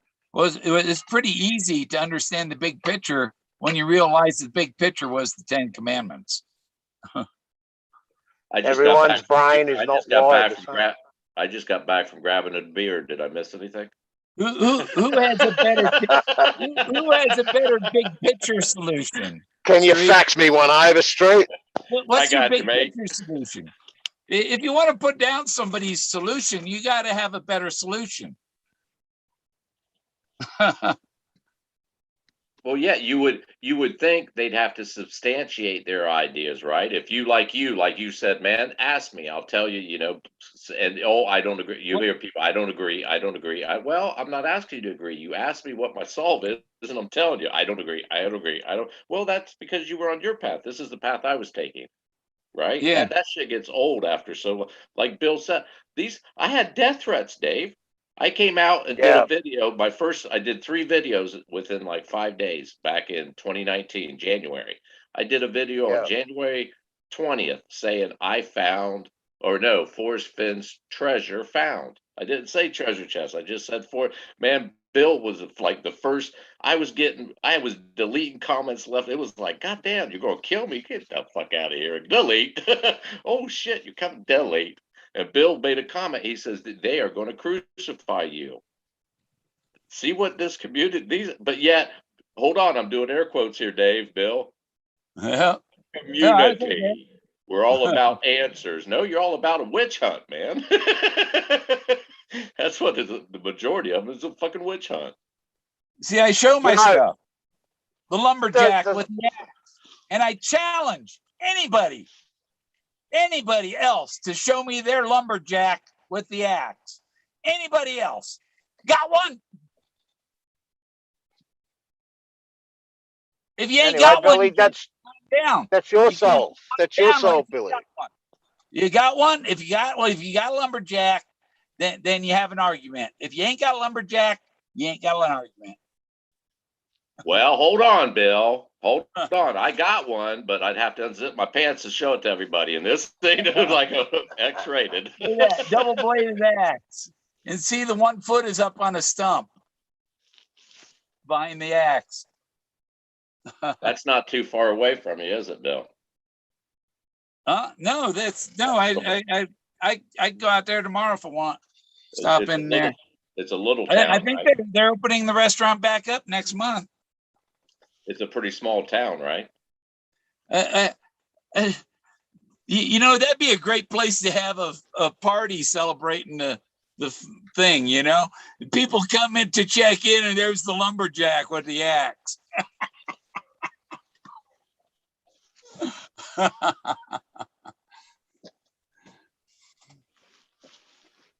That they couldn't find.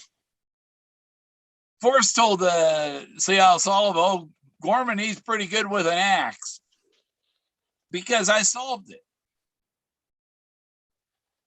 And then Mary Wygant, she asked Forrest, what about Bill Gorman? Forrest said, I didn't think Trump would win either. What's that supposed to mean? I didn't expect Bill Gorman. They're assumptions, Billy. Huh? They're assumptions. No one knows yet until they've been told, I suppose. No, you can be as full of doubt as you want, but that doesn't change what I know. My confidence ain't going to be broken because of your opinion. That's okay. You're entitled to that opinion. Yeah. But I'm the same as you, mate. I've got confidence. It exuberates. But anyway. Well, I'd like to make note on Lucky Digger. I always like I'm not picking on people. I just like certain people's response. It says, Lucky Digger says the response to Erskine by Forrest Fenn said that there was a real chest out in the mountains. Well, Lucky, the fact that Erskine, his lawyers told him Erskine will never go to court. We'll just milk it out and, file appeal after appeal, and finally he'll go away. Forrest was how old at the time? Late 80s. He was going to die. The only person truly knew was Forrest. And if there was not a treasure chest out there, it would have given away the whole clue to the poem. You would have been able to figure out what he was talking about if you knew that fact. So yeah, I disagree. That's my rebuttal to that. And people that use that, I can understand. You're thinking, oh yeah, okay. Well, he liked to bend rules. And at his age, in my opinion, to bring the chase of give you a big clue and give everybody a big clue of what the poem is, yeah, he would have definitely said what he said in those affidavits. Like I'll say it again. It was a fact that Erskine's case was not going to court. They were going to milk it out, and they did. They milked him for 100,000. That was not by accident. That was by design. Yeah. That's what lawyers do. With people with big pockets can do that. The more paperwork they file, the more time you have to hire a lawyer, if you're not one, to rebuttal it and file motions to counter it. So yeah, I can see it. That's the thing. I'm just saying. I'm not saying she's wrong. I'm just saying, well, there's another opinion here. He's a maverick. Fuck it. What the hell? And at the same time, yeah, he's the only person that can prove it yes or no. Of course he's going to say, no, there's really a chest out there. I really put it out there. Well, the real chest, that Model A cowl I have is a chest. A cowl is a chest. It was really out there. Was really out. I removed it from the meadow, from the D-shaped meadow. It was a physical, real. That was the so below. The physical so below is what's on the earth. The as above was the spiritual Moses halfway up the 1,000-foot bluff. It all makes sense. That's why it's as above, so below. The Forrest made it so below because he wanted to be funny. He was a funny guy, wasn't he? Yeah. and people can't take a fucking joke. And that's the problem with the world, man. You crack a funny and there's always some left wing or some greenie or some man hater and I don't like to label people, but this is the problem with the planet at the moment. It's like Moses with brown knot in his ass, and that's why Forrest wore clean underwear every day, because he didn't want to shit his pants like Moses did. Yeah. Everyone's entitled and allowed to be who they are. Freedom of speech, freedom of thought, freedom of ability, and agility. But at the end of the day, they're your thoughts, your program, your journey, not forced on someone else. Told me that my solution, that I tied together a beautiful string of pearls that led right to the treasure.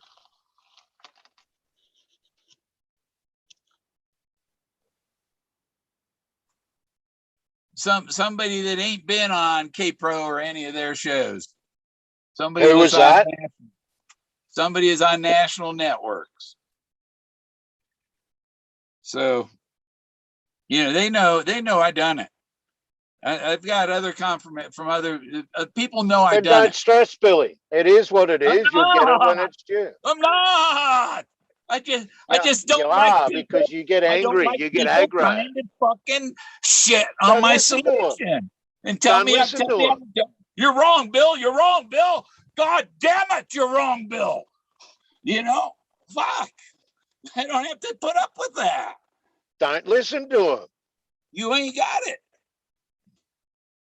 I'm tired of people that didn't figure it out telling me I didn't figure it out. Okay, Billy, can we move on? You don't have to listen to anybody else, man. You don't have to sell yourself to the world. You see, when it's meant to happen, it will happen. That's one thing. I'm an Aries, and one of the traits of an Aries is very difficult to tolerate small minds. Aries is a ram, mate. You use your head to knock shit over with. It's very difficult to tolerate. You can't change what is, Billy. If it's yours, you'll get it when it's supposed to get it. You can't change it. Street knows what it's like. It's like the sailors versus the Marines. You know? What the fuck were you thinking when you joined up with them? Here's another thing, this taking side shit. If I disagree with someone, oh fuck. That means I'll be friends with you because you don't like this person. I've never, man, even when I was in school, I was a stoner, man. I don't give a fuck. I got along with everyone, man. As long as you don't fuck with me, I won't fuck with you. And I've entered into YouTube that way. I came in and I had death threats, man. People wanted, motherfucker, well, how dare you do that to us? We are a community. We are solid. I'm like, goddamn. It's like the fucking witch hunts, man. Salem, fucking Massachusetts. What year is this, man? Bill's right, man. They're just never fucking ending. And, after a while, I mean, life, you got planets moving in and out. You got zodiacs. You got all kinds of emotional influences. And the unknowing, the impatience, it builds up a fever, man. It does. But I think that's the test, man. That's a durability test. Like, have you considered... Have you considered that whoever's still alive in this, it's over. There's nothing else to find. But whoever is still alive in this, that it's actually a job interview. Well, like Bill was saying, how much it's like that dust cover resolve. Bill's like, I've had enough fucking resolve. I got resolve, goddammit. Just fucking get this shit over. I have her fucking resolve. It's like, a lot. I feel like that too, man. It's like, And then they think so when they do say contact me and say, hey, whatever, if they show up in a limo or whatever, and they're like surprised, and you go, it's no surprise to me. What the fuck took you so long? So there must be reasons, Billy. If that Why happened, did you have to push me this hard? if that Doug. happened to me in my scenario, I would like look and say, "Who you looking for?" And they'd say your name. I'm like, "Nope, not here." Yeah. Well, Doug Preston. I watched a video interview, and he said, I heard the words come out of his mouth. I like to push my characters to their limits. Well, what's that mean, huh? Is he pushing us to our limits? Is this all Forrest Fenn? Of course he is. And you're Preston? cracking, Billy. You are cracking. See, here's where I just. No, I think Doug Preston is involved with this, and they want us to. They want to piss people off. That was part of it. To push people to their limits. How far can we push them? Let's push them a little harder and a little harder. And keep pushing and keep pushing. And I'm saying, and it is what it is. It's time to end the fucking game and award the fucking treasure and get this. Says who? Here's my opinion on that. It's the individual. We're individually pushing ourselves. I mean, as far as like emotions, and like I said, there's a lot of aspects to play. You got cosmic things going on. You got your astrological sign. You got your location. There might be you got a lot of factors playing, and we all do. So and you got to ask why that shit's going on. This in 2013. We didn't start in 2017, 2018, like some of you. I'm saying I put a lot of work in. We all have a reason to be like voice our frustrations and all that, but it's us doing it to ourselves. That's my point. I'm not saying we're all valid at expressing our emotions, however the level, whenever we do it, but it's us doing it. There was a seed planted and it's growing out of control, and we freak, that's human nature, man, the human condition, but no one is inflicting anything on anyone unless we're talking about thoughts. Wait, take that back. Take that back.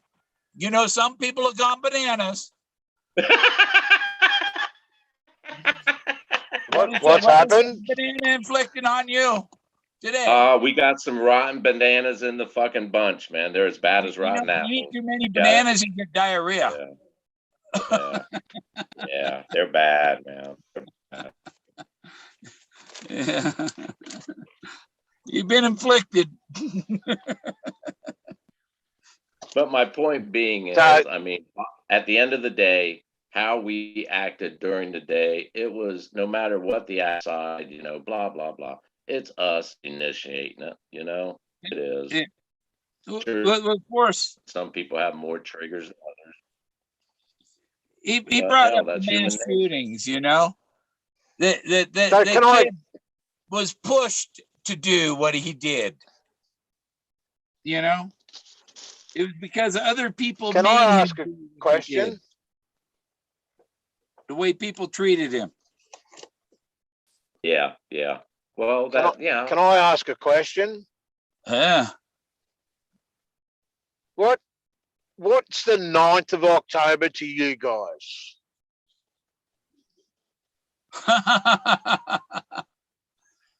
You know what the 9th of October is? Well, I'm asking you the question. What is the 9th of October to you guys? And by that I mean America. It's a big wedding. It's Texas independence. Freedom. Okay. Do you also know it's Leif Erikson Day? Who? Leif Erikson Day, huh? Erikson. Wasn't he a rock star back in the 70s? He's one of my ancestors. He's in my family tree. Eriksson.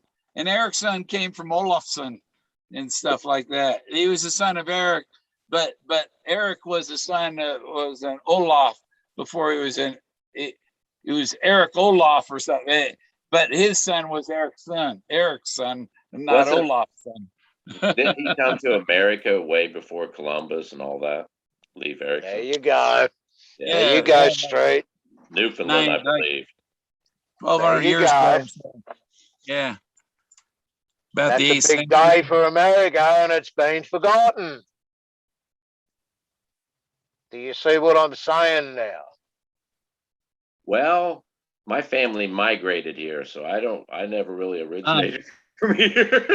They just migrated a few hundred years ago.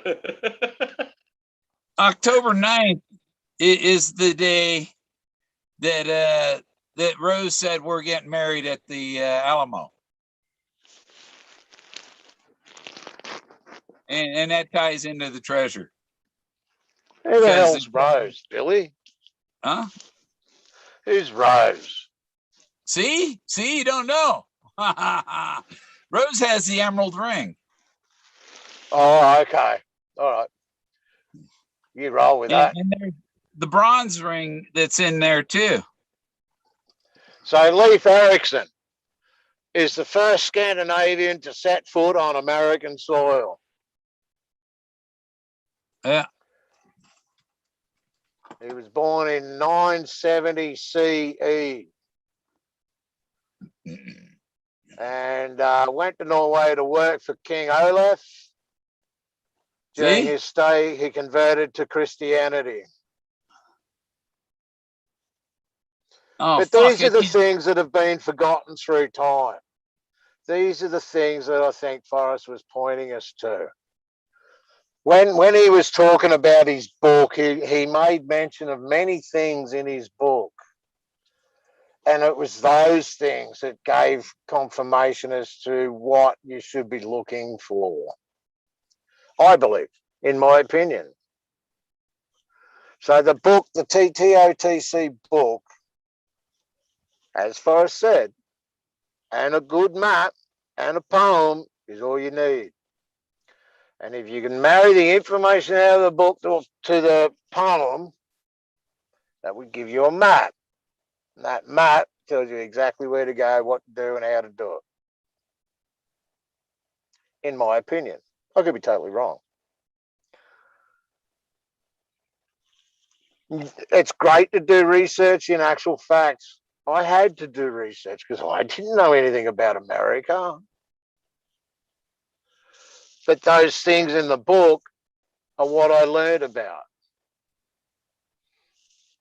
And unless you learned about those things, you wouldn't have an idea what he was trying to say. I'm not saying I'm right. I'm just saying this was my journey. So being educated as to the book itself and not having the book, that was a challenge. So it wasn't a matter of flicking a page and reading a story. Oh, go back a few pages. Oh, that's what he meant. No, I had to read the story on this page on the internet. Then I read the whole book on the internet. Then go back and find it on the internet and cross-match stuff on the internet. It done my head in. Well, American history, talk a lot about American history, Dave. And if you look at the true American history of the vast majority of our founding fathers, they did not believe in the Christian God. They believed in a higher hand, and they believed in aliens. That's fact. I'm not pulling this shit out of my ass. That's written down fact. Jefferson was the one who fucking architected the pentagram, and people say nowadays associate it with sadism. No, it wasn't back when they used it. What they used it with was in the positioning of the White House, the Capitol. It's for people coming down from, just like the ancients did with the pyramids, like in the Orion's Belt formation, the Incas, Aztecs, Orion Belt, Orion, everywhere all over the world. Well, our founding fathers did the same thing with DC. This isn't my opinion. This is fact. Don't it suck? You got to say this is not my opinion. This is fact. You can't just say I read one day. What book was it? Oh, bullshit. Yeah. You misread it. Blah blah. I mean, you do research for a university degree. I'm not sure how they say it, but you've got to give a reference to where you found the information. Mm-hmm. And this is what Forrest done. Here's the information. Here's the poem. marry the two together. That's the information. This is some more, this is the information. And without it, you're not in the game. It's just, I can't. Forrest wrote that book, TOTC, for a reason, and it was to give you information. He wasn't going to tell you X marks the spot, but he was going to say you need to have this and that over there and this, and put it with this, and 6 pages back, marry it with this. Now draw yourself a picture. Now have a look what's going on. Now go find what I done. All this digging shit and solicitors and journeys and lawyers and what the hell? The time and energy spent doing that by multiple people should have been put into the poem, and there would be not one person arguing with what's going on. Forrest asked everybody, chaos or embroidery? What do you want?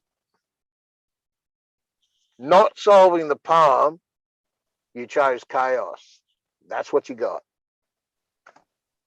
Well, That's that's exactly a good point what you bring got. out.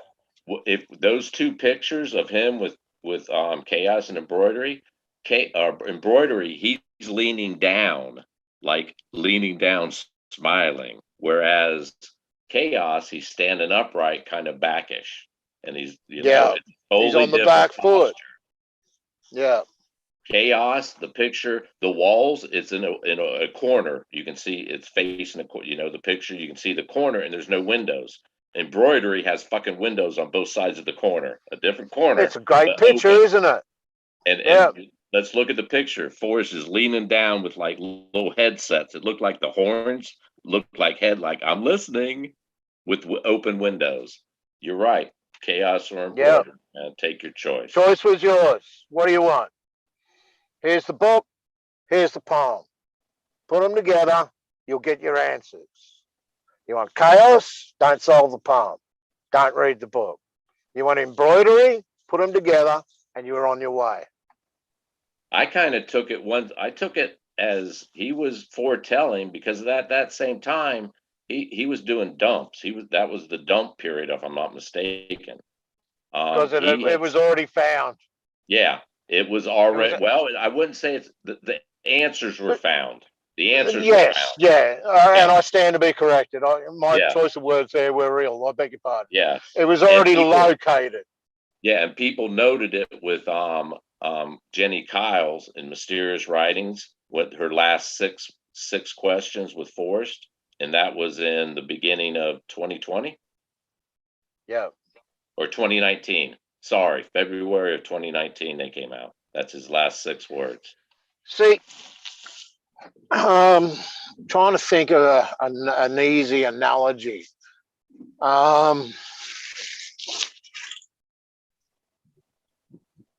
Them puzzles you get, and that triangle won't go into the square, can only go in the triangle hole. Yeah. The little ball that the infants get. It's for motor skills, mechanic skills, that the little triangle goes into the triangle hole, or the little circle goes into the circle, or are you familiar with that over there? Oh, hell yes. Yeah, okay. By not reading the poem, people are trying to jam a square in a triangle hole. It won't go in the hole. By not reading the poem, you've disrespected Forrest straight off the bat. And I don't mean read the poem as I go alone in there. Solving the poem. If you've ignored solving the poem, you're not in the game. Forrest gave us explicit instructions. Put this with this, you'll get this, and then you'll have this. And we ignored him. And now everyone's jumping up and down about it being chaotic. You were given the choice, chaos or embroidery. What do you want? Is it knitted together or is it an absolute mess? You've got what you wanted by not solving the poem. It's a mess. And while people were up here doing this, people were down here doing this.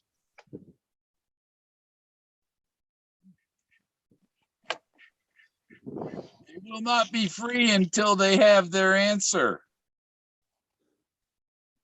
Solve the Spend poem. most of their life wondering what the fuck until they have the answer.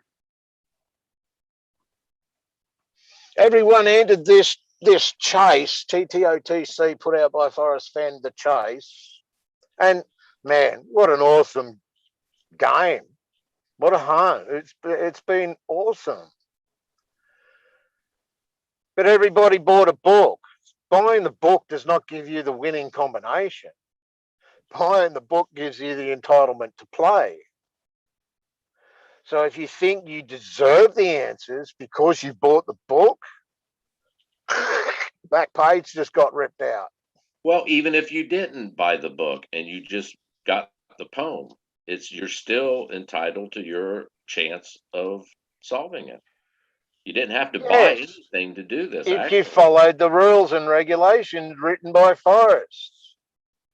Yeah. He's the only one that knows what happened and how he done it. Unless he shared that on a video or a note and given it to somebody else on his passing. A letter of authenticity. That's the one, mate. That's the one. He So it signed must have all- been found. It Or was I all beg your pardon. everything when he did his last will and testament in August of 2017, everything was all signed at that point. It was over in 2017. There you go. Well, could we say until he made that announcement June 6th of 2020, it was still up for grabs? Someone else could have come up with it. There you go, Steve. That's my point. Trove, Once upon a treasure, while says it's over. riches. Once upon a while was printed after it was over. That's why my name is in the freaking book. But there are your assumptions, Billy. I hope it is, Billy. It is. Look at I'm page not here to 84. argue with you.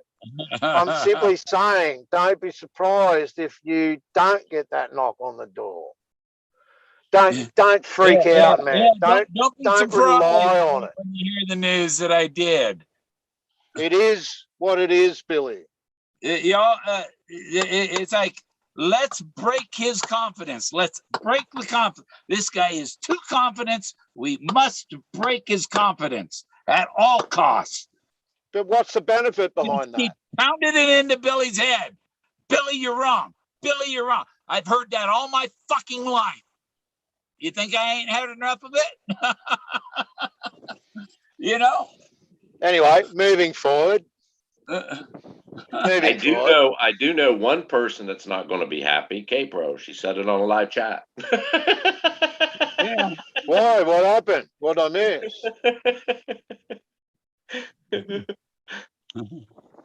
What I miss, Street?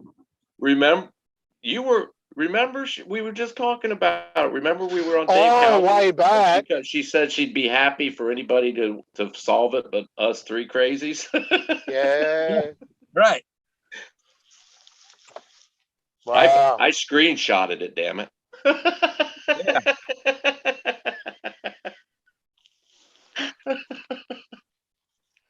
Wow. But, And like I when keep she- saying, Billy, it is what it is, mate. We can't change it. If argument's sake, I write my will today and I leave all my whatever to you, it can't be changed. It doesn't matter if you found out the day I wrote the will. It doesn't matter that I'm in Australia and there's different laws. It doesn't matter. It can't be changed. I left it to you. How and when that happens is obviously still part of the chase. It's because all she's wanted forward, chaos. and if the lawyers carry out what he said to do. And also, K-Pro asked Forrest about, did Bill Gorman find it? And the Forrest did not give her an answer. He laughed at her. He laughed. Yeah, but I mean, if he said yes, If somebody asks you a question like that, don't yell, Billy. Don't yell down my ear hole. why are you laughing at him? Why are you laughing at him? You're an angry man, Billy. No, I'm trying to get you to answer the question. Why are you laughing at him? Hey, me? Because they're not going to like your fucking answer. And they wouldn't believe you. Are you directing that at me? No, I'm just making a fucking point. You like to talk over me, and sometimes I'll talk over you. But you know, trying to everything Billy says, Billy, forget about it. Bill, forget about it, move on. Dave, forget about it, move on. You didn't win. Forgot about it. It doesn't bother me, mate. It is what it is. You got to be here searching. And I was in my search area for 2 years searching for all this shit. Camped out in my search area searching for it.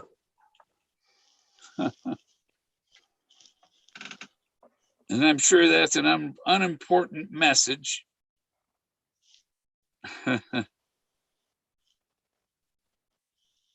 So thoughts, Street. What's chat saying? The usual. Nothing interesting. Sorry, guys in chat. Yeah.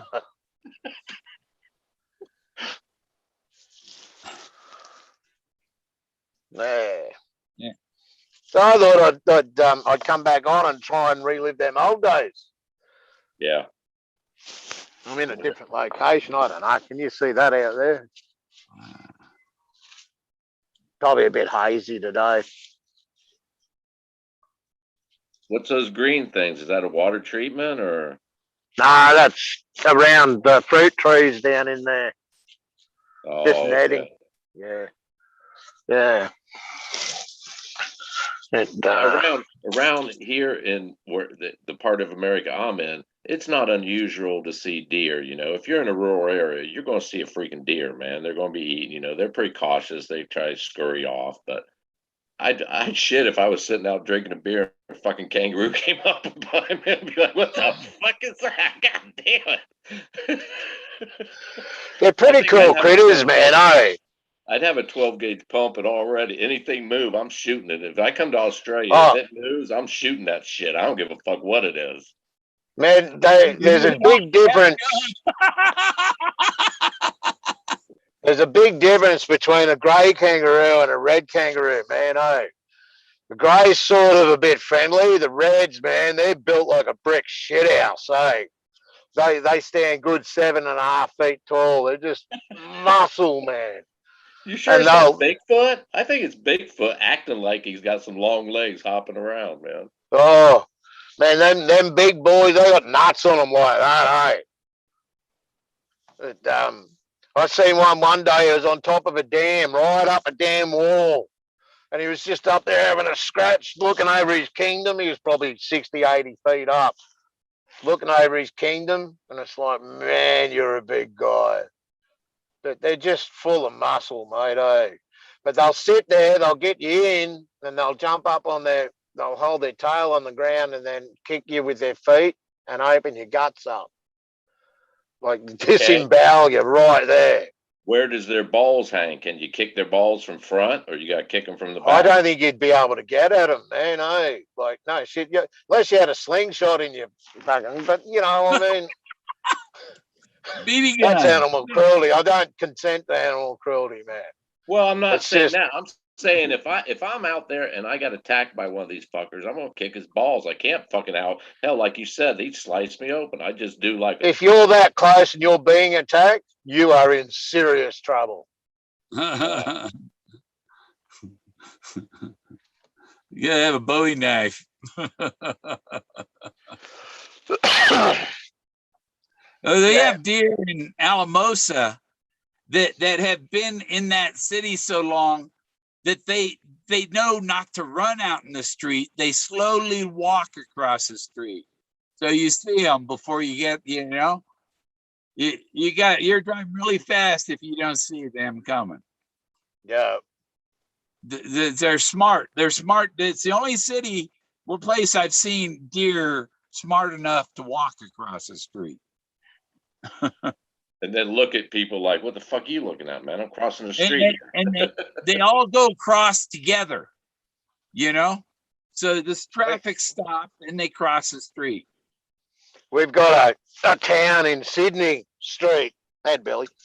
That it's near a hospital, and the hospital is for not a hospital, but it's a place where people go to get eye surgery and whatnot, glasses, and they're blind basically. So outside the hospital at the pedestrian crossing is a big sign: blind people cross here, for the motorists to see. And those that live close there in that area, they know that's there.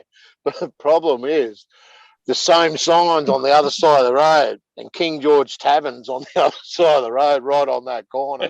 Blind people cross here. Do they have a picture of someone like with little stars up above swerving? It's just a crack up, man. Like they're being legit, but then it's taken out of context. Right. And that depends how you read the sign, Billy.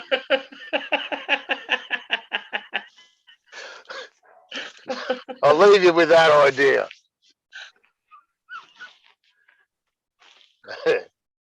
So, yeah.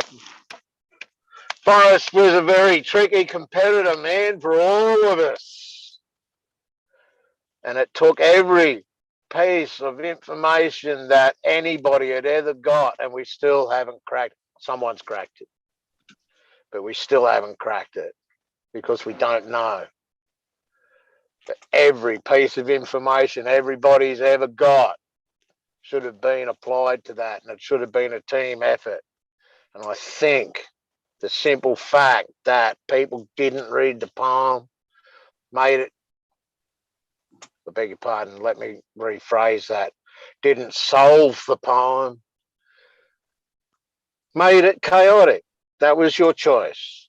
You want chaos or do you want embroidery? I wonder what the date was that Forrest enlisted. It doesn't say at the beginning of my war for me. It doesn't say his enlistment date. But October 9th, 1952, Korea total dead 120,269. Yeah, the Korean War. Yeah. I'll tell you something else. That's about when he went in.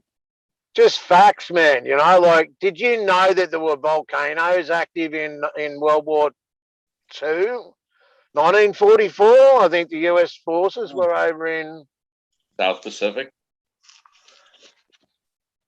Yeah, I mean in the area, but there's other areas.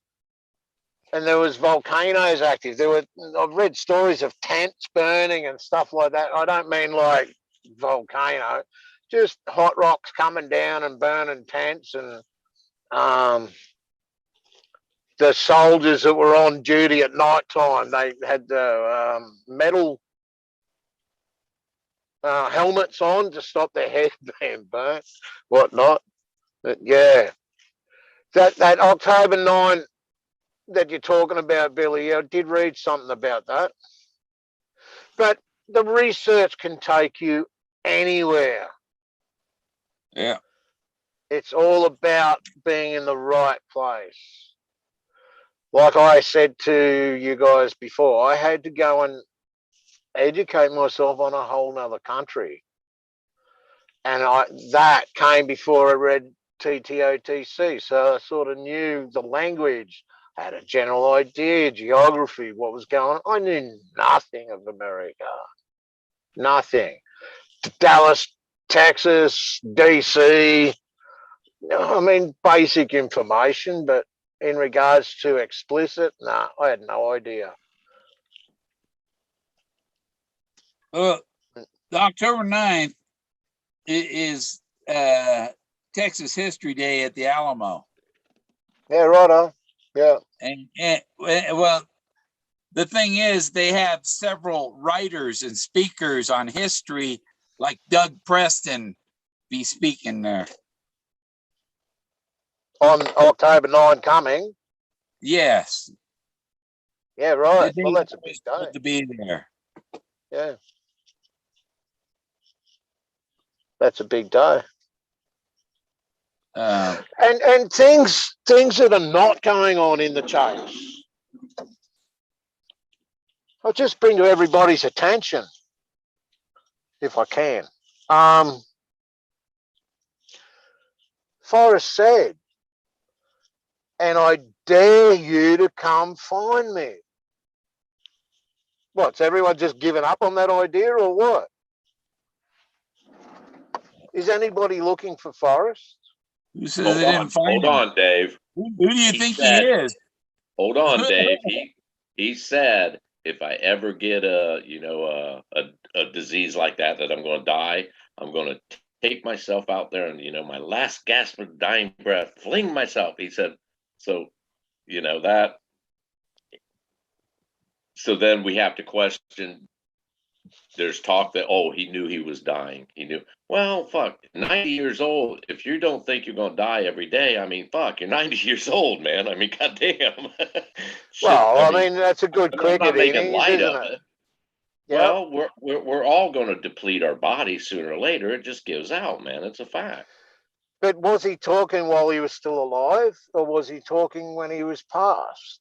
Well, the comment was, like I said, he said, if I ever get however he phrases it, basically, if I ever get a diagnosis of dying again from a disease, with my last gasp of, air, I'm going to take myself out there and fling myself. So, I don't know. So he said, I'm going to throw myself on, with my last gasping breath, I'm going to throw myself on that chest. Okay. And I dare you to come find me. So he's dead. He was found on the steps to his den in front of his wooden Moses. No one's ignored anything, Billy. Ignore it. Ignore it because I know you will anyhow. See, if he's Bill has all of these facts that we must ignore. Everything Gorman says, we got to ignore that. I just oh my God, I'm talking to rocks. Well, okay, we're all rocks, Billy. That's cool. You don't have to sell us your soul. Once again, it is what it is. I'm just going through bits of information. So if Forrest has thrown himself on that chest with his last dying, gasping breath, he's dead. And I dare you to come find me. Did you know that the Alamo is a national park? I would have expected it to be. Well, I might have thought it may be a national monument, but it's a national park. Okay.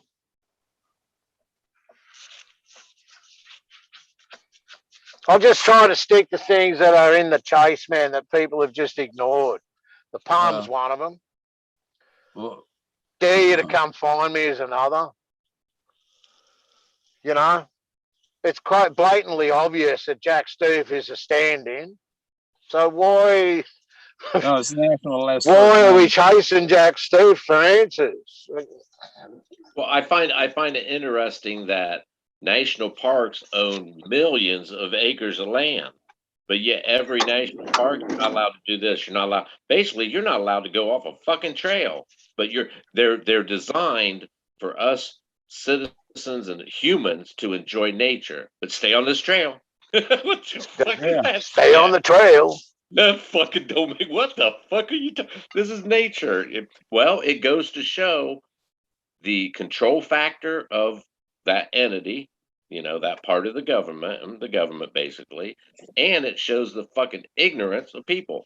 We don't want you going out there fucking this shit up because we want your kids to have it too. And if we let you roam free, you'll just fuck it up.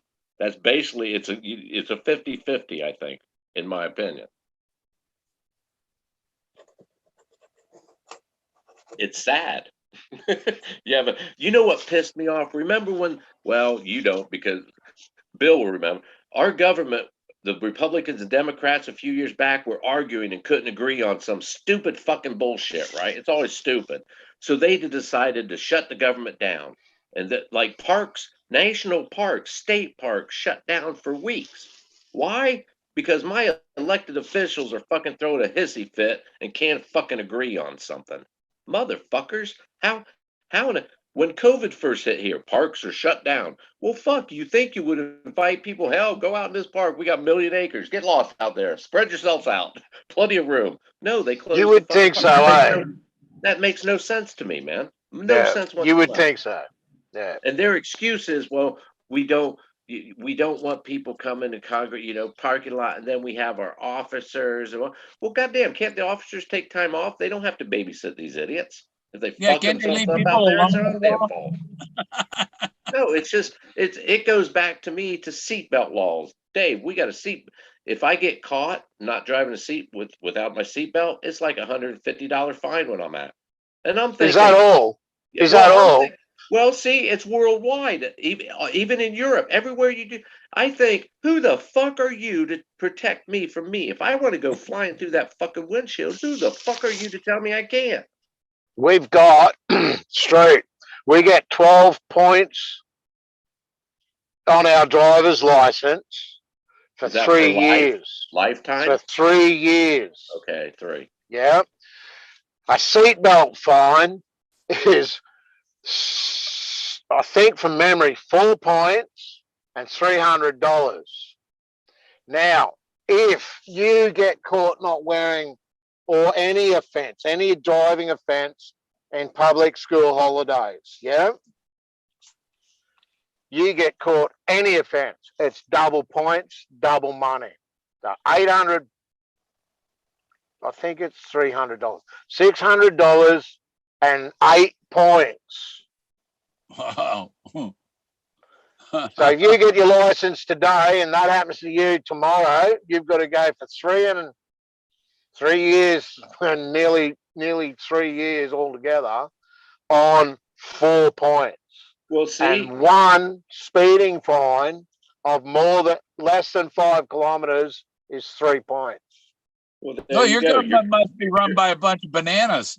Well, your country is saying you're too stupid to not kill yourself. Here, we'll help you. Here, don't put We'll this help up. you not kill yourself. Yeah, You what know, the I hell? tell my neighbor, you let your government do that. People let their government Exactly right, man. Vote for me and They we'll don't do do that. this. But down here in the fine print, we're going to give it to you. do that. Well, Here's somebody here's bringing the added elections down there icing. too, huh? Here's the added icing to that. The people that got it introduced into this country as law was fucking insurance companies, lobbyists. You fucking sons of bitches, man. Insurance. And guess what? You have to have if you get caught without insurance, I think they take it where I'm at. You lose your license for like 6 months automatically, man. Automatically. Yeah. And then you got to get high Yeah. insurance. So the fact that you don't buy the insurance when you get caught, they fine you, take your license, and then when you got to buy insurance, and they jack the price up. So basically, that's like mafia shit. You do it, or we're going towards your house down shit. What the fuck, man? Yeah, well, that's the mafia at the meat shop 60 years ago, eh? Yeah. During the Depression. But yeah, they justify it, man. They justify these actions. So in other words, when people think, oh, we'll elect different people, it don't fucking matter who's in there. The lobbyists fucking pull the big money fucking dictates. That's what they don't want to lose that fucking shit. It sucks. So they're not working for, as far as I'm concerned, my elected officials are not working for me. Not all of them. And they're way overpaid. Work for lobbyists. Way overpaid. Yeah. I ain't been paying attention to the chat. There might be some good apples in the barrel, but not enough to make a difference. What was that, Billy? I ain't been paying attention to the chat. Because I was looking for someone. I go look for someone that changes the screen. I gotta go I back to don't. the top screen. If I don't work, when I was able to work effectively, if I do not work, I do not get paid. There's no holidays, there's no retention, there's no base salary, there's nothing. Nothing. I have to go to work to earn $1. And that's no paid holidays, no nothing. No super, no entitlements. You do not get out of bed and go to work. I do not get paid. Yet these guys sit on the chairs that have been shined by someone else with polish every day, including through the day. They're shining them with their butts, are getting paid triple what I get paid, and I flog myself. I'm broken because I hurt myself at work. They get paid triple. So their super is triple because it's reflective of the percentage that you earn.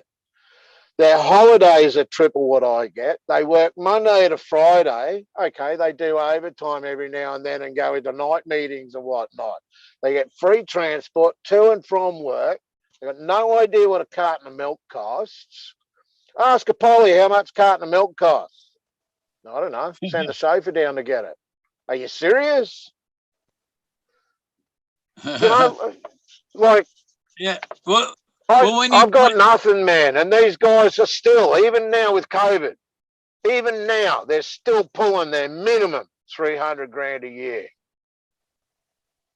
No, Minimum. so when you find the gold nugget, how much of it do they take?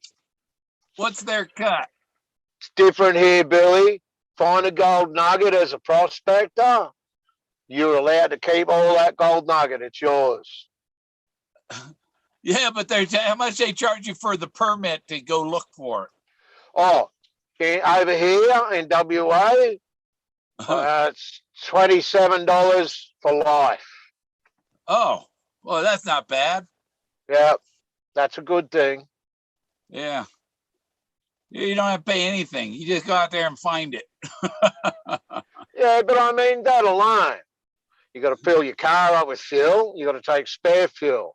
Supplies, food, you got to be self-sufficient, water, emergency access, whether it's two-way, whether it's EPIRB, you've got to be on the game, man. If you're not bringing your A game, you are going to be in serious trouble out there.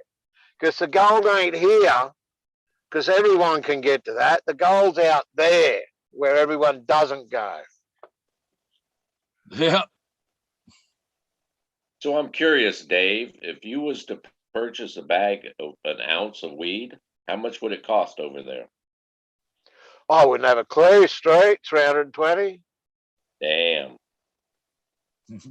I figured with the conditions over there, there'd be a lot of growers, man. Are they pretty strict on It's weed black laws? market. Straight, we're not legal here.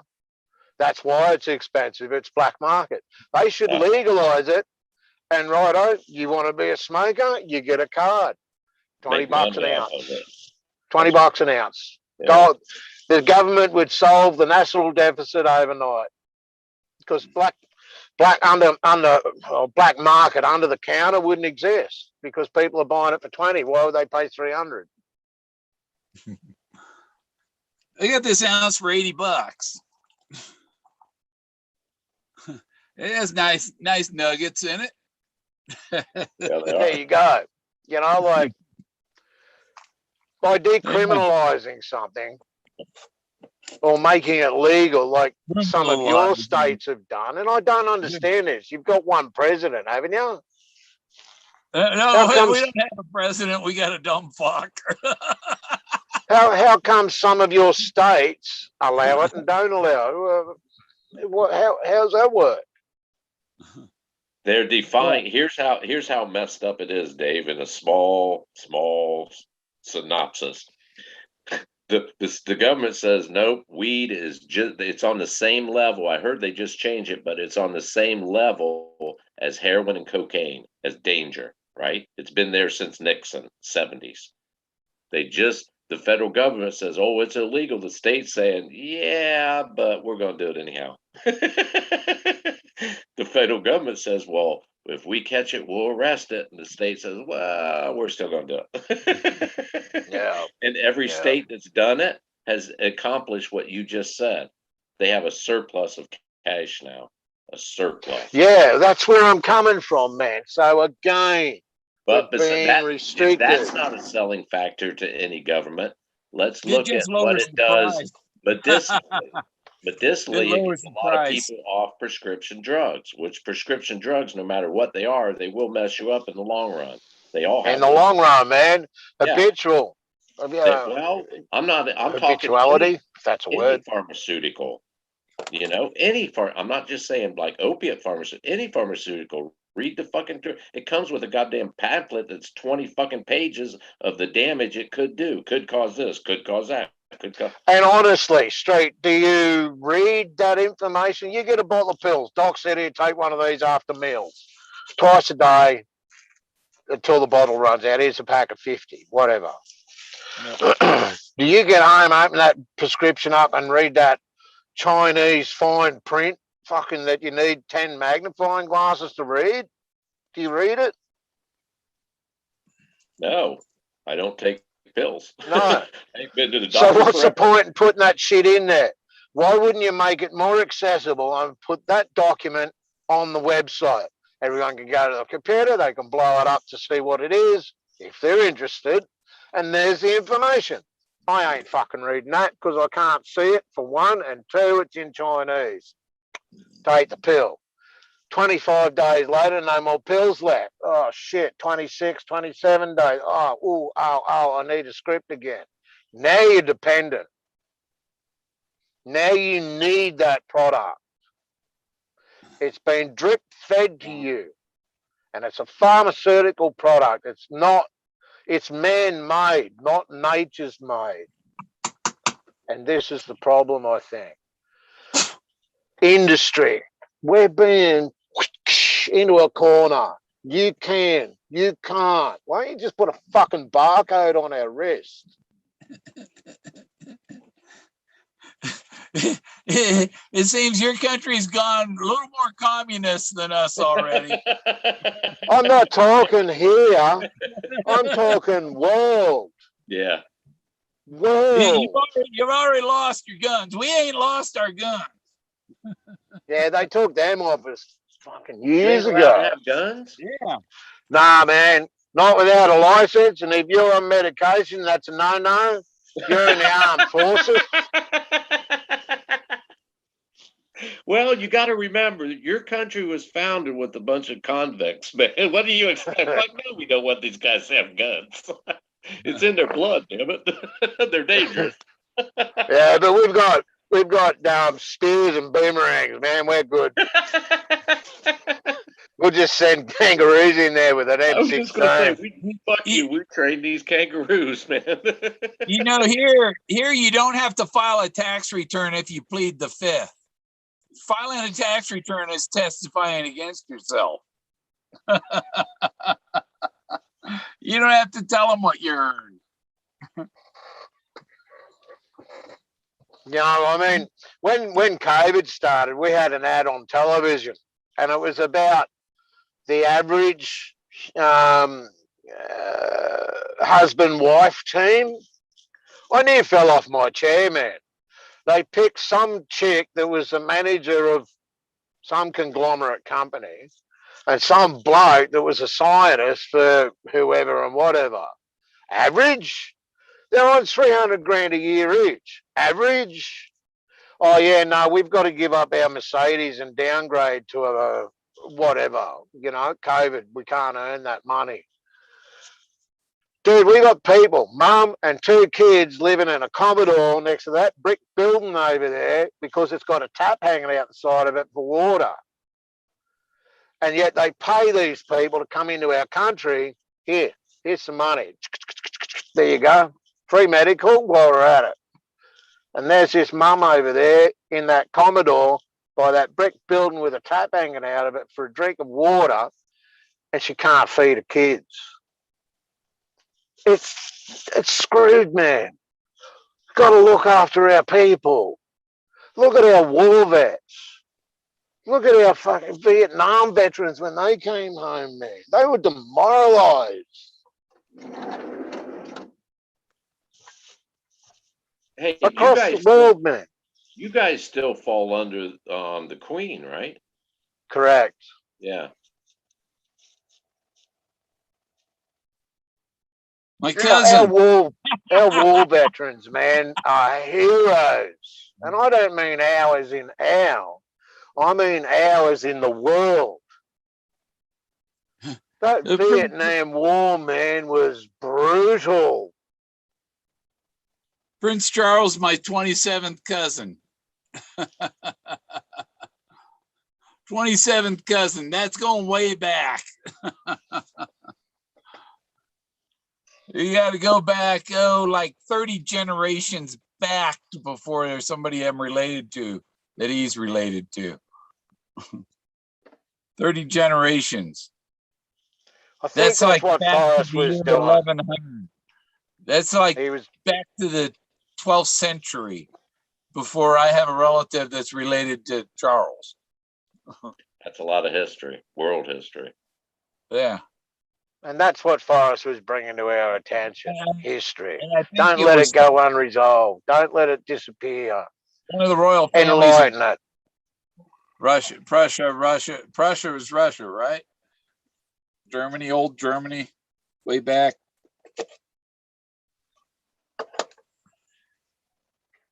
Twice removed from Moses.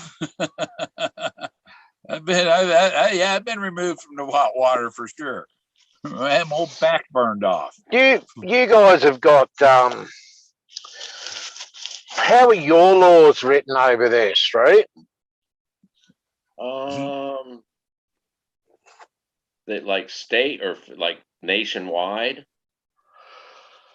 Because Yeah, go states nation. Like all of America. Well, or the government has a shitload of laws that they pass down, and it'll be like it gets introduced to, I think, the House of Representatives first. That's like the lawyers and all. The House of Representatives, they change, they argue, they do this, they do that. Once they approve it, I think they send it to the Senate, and then they do the same thing. They arrange, they argue, they jockey, they position. It goes, if they don't agree on it, it goes back to the House. They do anyhow. It ends up, they say, all right, House Bill 101 prohibiting jaywalking has passed, and it passes down to each state. Now, like the weed law, states can say, yeah, well, we're going to amend it, so they have an opportunity to add on. There's it, but it gets complicated, man. It's just a shit show, basically. But at the end of the day, the rules are based on your Declaration of Independence. Obviously, early times. Oh, that they threw that shit out long ago. They just free ball it, man. They don't fucking follow that sort of. Yeah, but someone had the idea that we need to form a bank of people and come up with some basic rules for us to follow, and while still being adaptive from the start to the finish.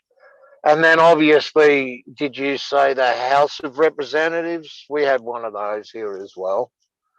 So that house then barters, shuffles, juggles, realigns, comes up with ideas, presents it, and then does someone. How is that enforced in law? How does it become law? The cops enforce it. The police and the FBI enforce the laws. No, they're the law enforcers. Yeah, How right. does the law get structured? Yeah, or it could be the guy that works for the parks department, the lawnmower guy can probably write you a ticket for littering. Who knows? Well, whoever they decide to empower.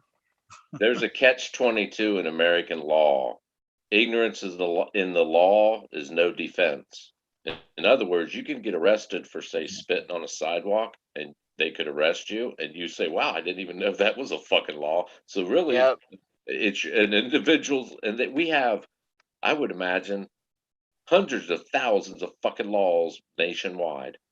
If we combine them all, there are so many fucking laws, man. It's pathetic. And then And if you've I'm got not mistaken, bylaws and we broke away from your country for what? Overtaxation and underrepresentation. He was a tyrant, man. Wouldn't let us do nothing. I think yeah. we're there now. I do. They became what they tried to. Well, what we developed into is what we were trying to get away from. Here comes COVID. We'll get them back under control. Yeah, we'll get them back. Yeah, get back in the line. Yeah. The guy from Men in Black that's full of bugs. That's the next variant. Yeah. You need another shot. And what they want to do is they want to replace that. The COVID vaccine is going to replace the flu vaccine. Really, it's the same thing, kind of, you know, except they're trying to make it so that eventually all these, they want to kill off the population is what they want to do. How cold, you reckon, Billy? They want to reduce the population. That's the whole idea of it. Well, I look at it at this as a seatbelt, another seatbelt thing with me. If I'm willing to roll the dice, it's my life. Who the fuck are you know? And then they use the excuse, well, like you were saying, Dave, like here, healthcare, people like that are mandated. You either do it or you don't have a job. And it's starting to get like factories, they're starting to do, you know, state workers, federal workers. You either do it or you don't. Hell, if you got 18 years in a place, and rather you want to take it or not, they're pretty much forcing you to it in order for you to get, you know, your last 2 years or whatever for retirement. So yeah, it is like a bargaining chip for them, which I don't agree with, man. Hey, you got something to shoot at him, Ricky Rack. Dude, what's going on, Billy? Oh, Ricky Rack can kill war monkeys now.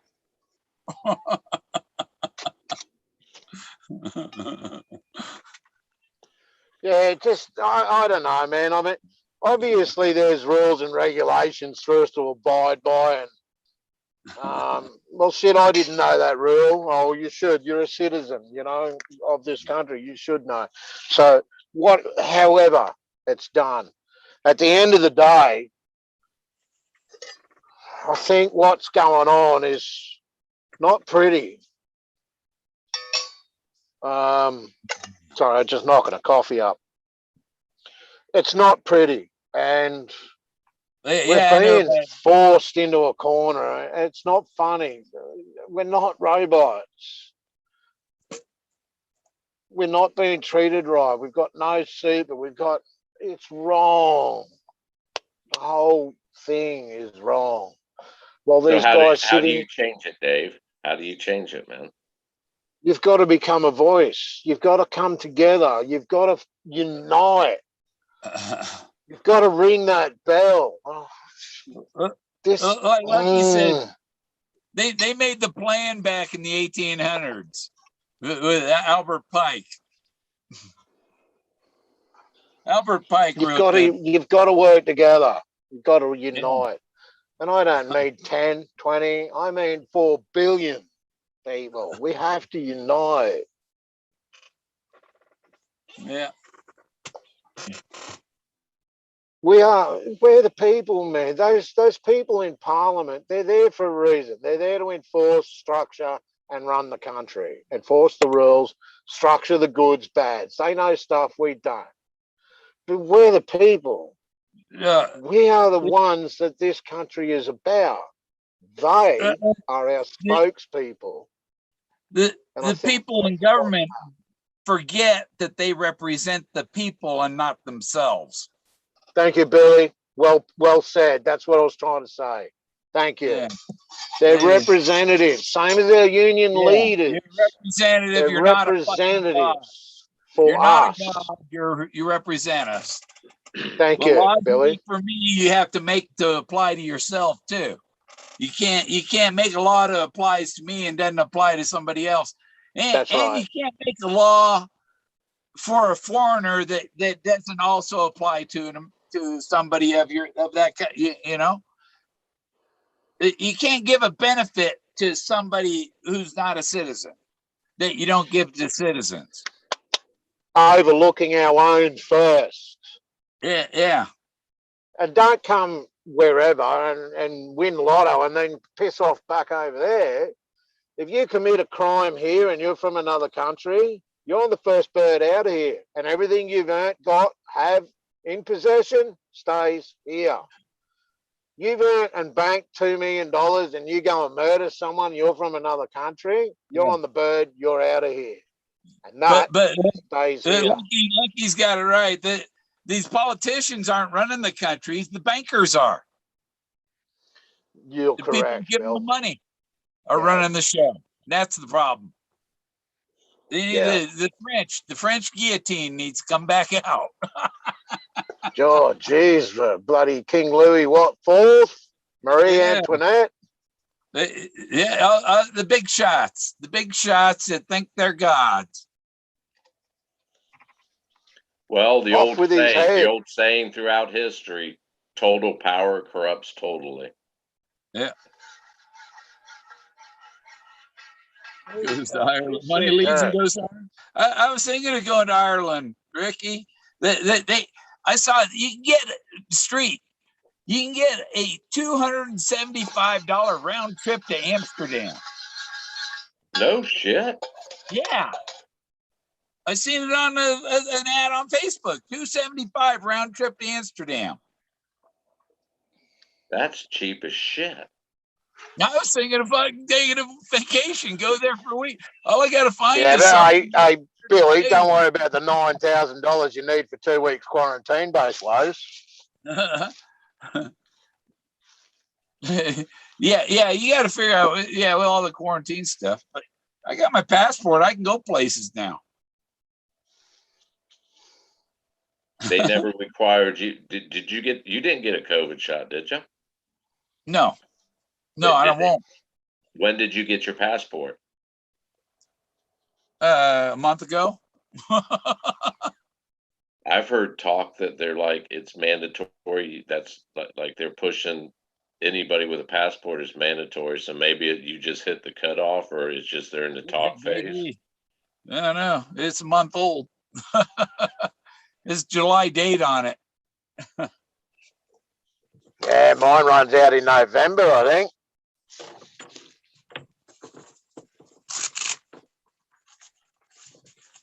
I've never had a passport. This is my second one.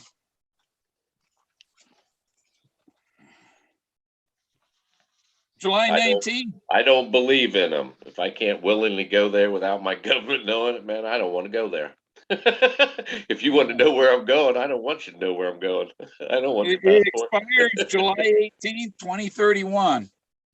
Fuck, am I going to be alive then still? you never know. Hey, Billy, not if you pull a chest. Once you get up in your 60s and stuff, you don't know when your end is coming.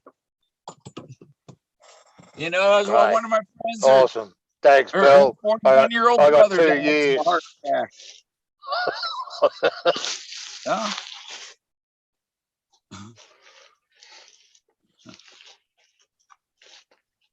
So far, I outlived my mother.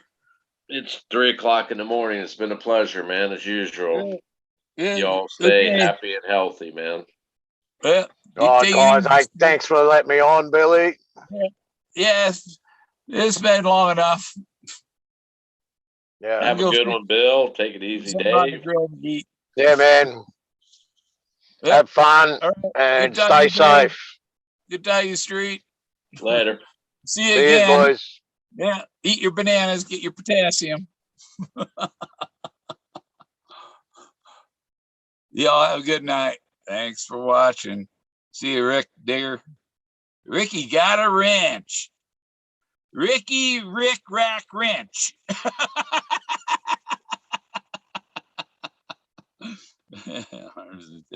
Yeah, Rick's been very good. So he got a wrench. Avoid the jab. Don't get the jab. I won't. The jab will probably kill me because I got enough autoimmune problems. I don't need more. And I think I already had I survived it. I have natural antibodies that I think are better than any that they can make because I got some super ones. See ya.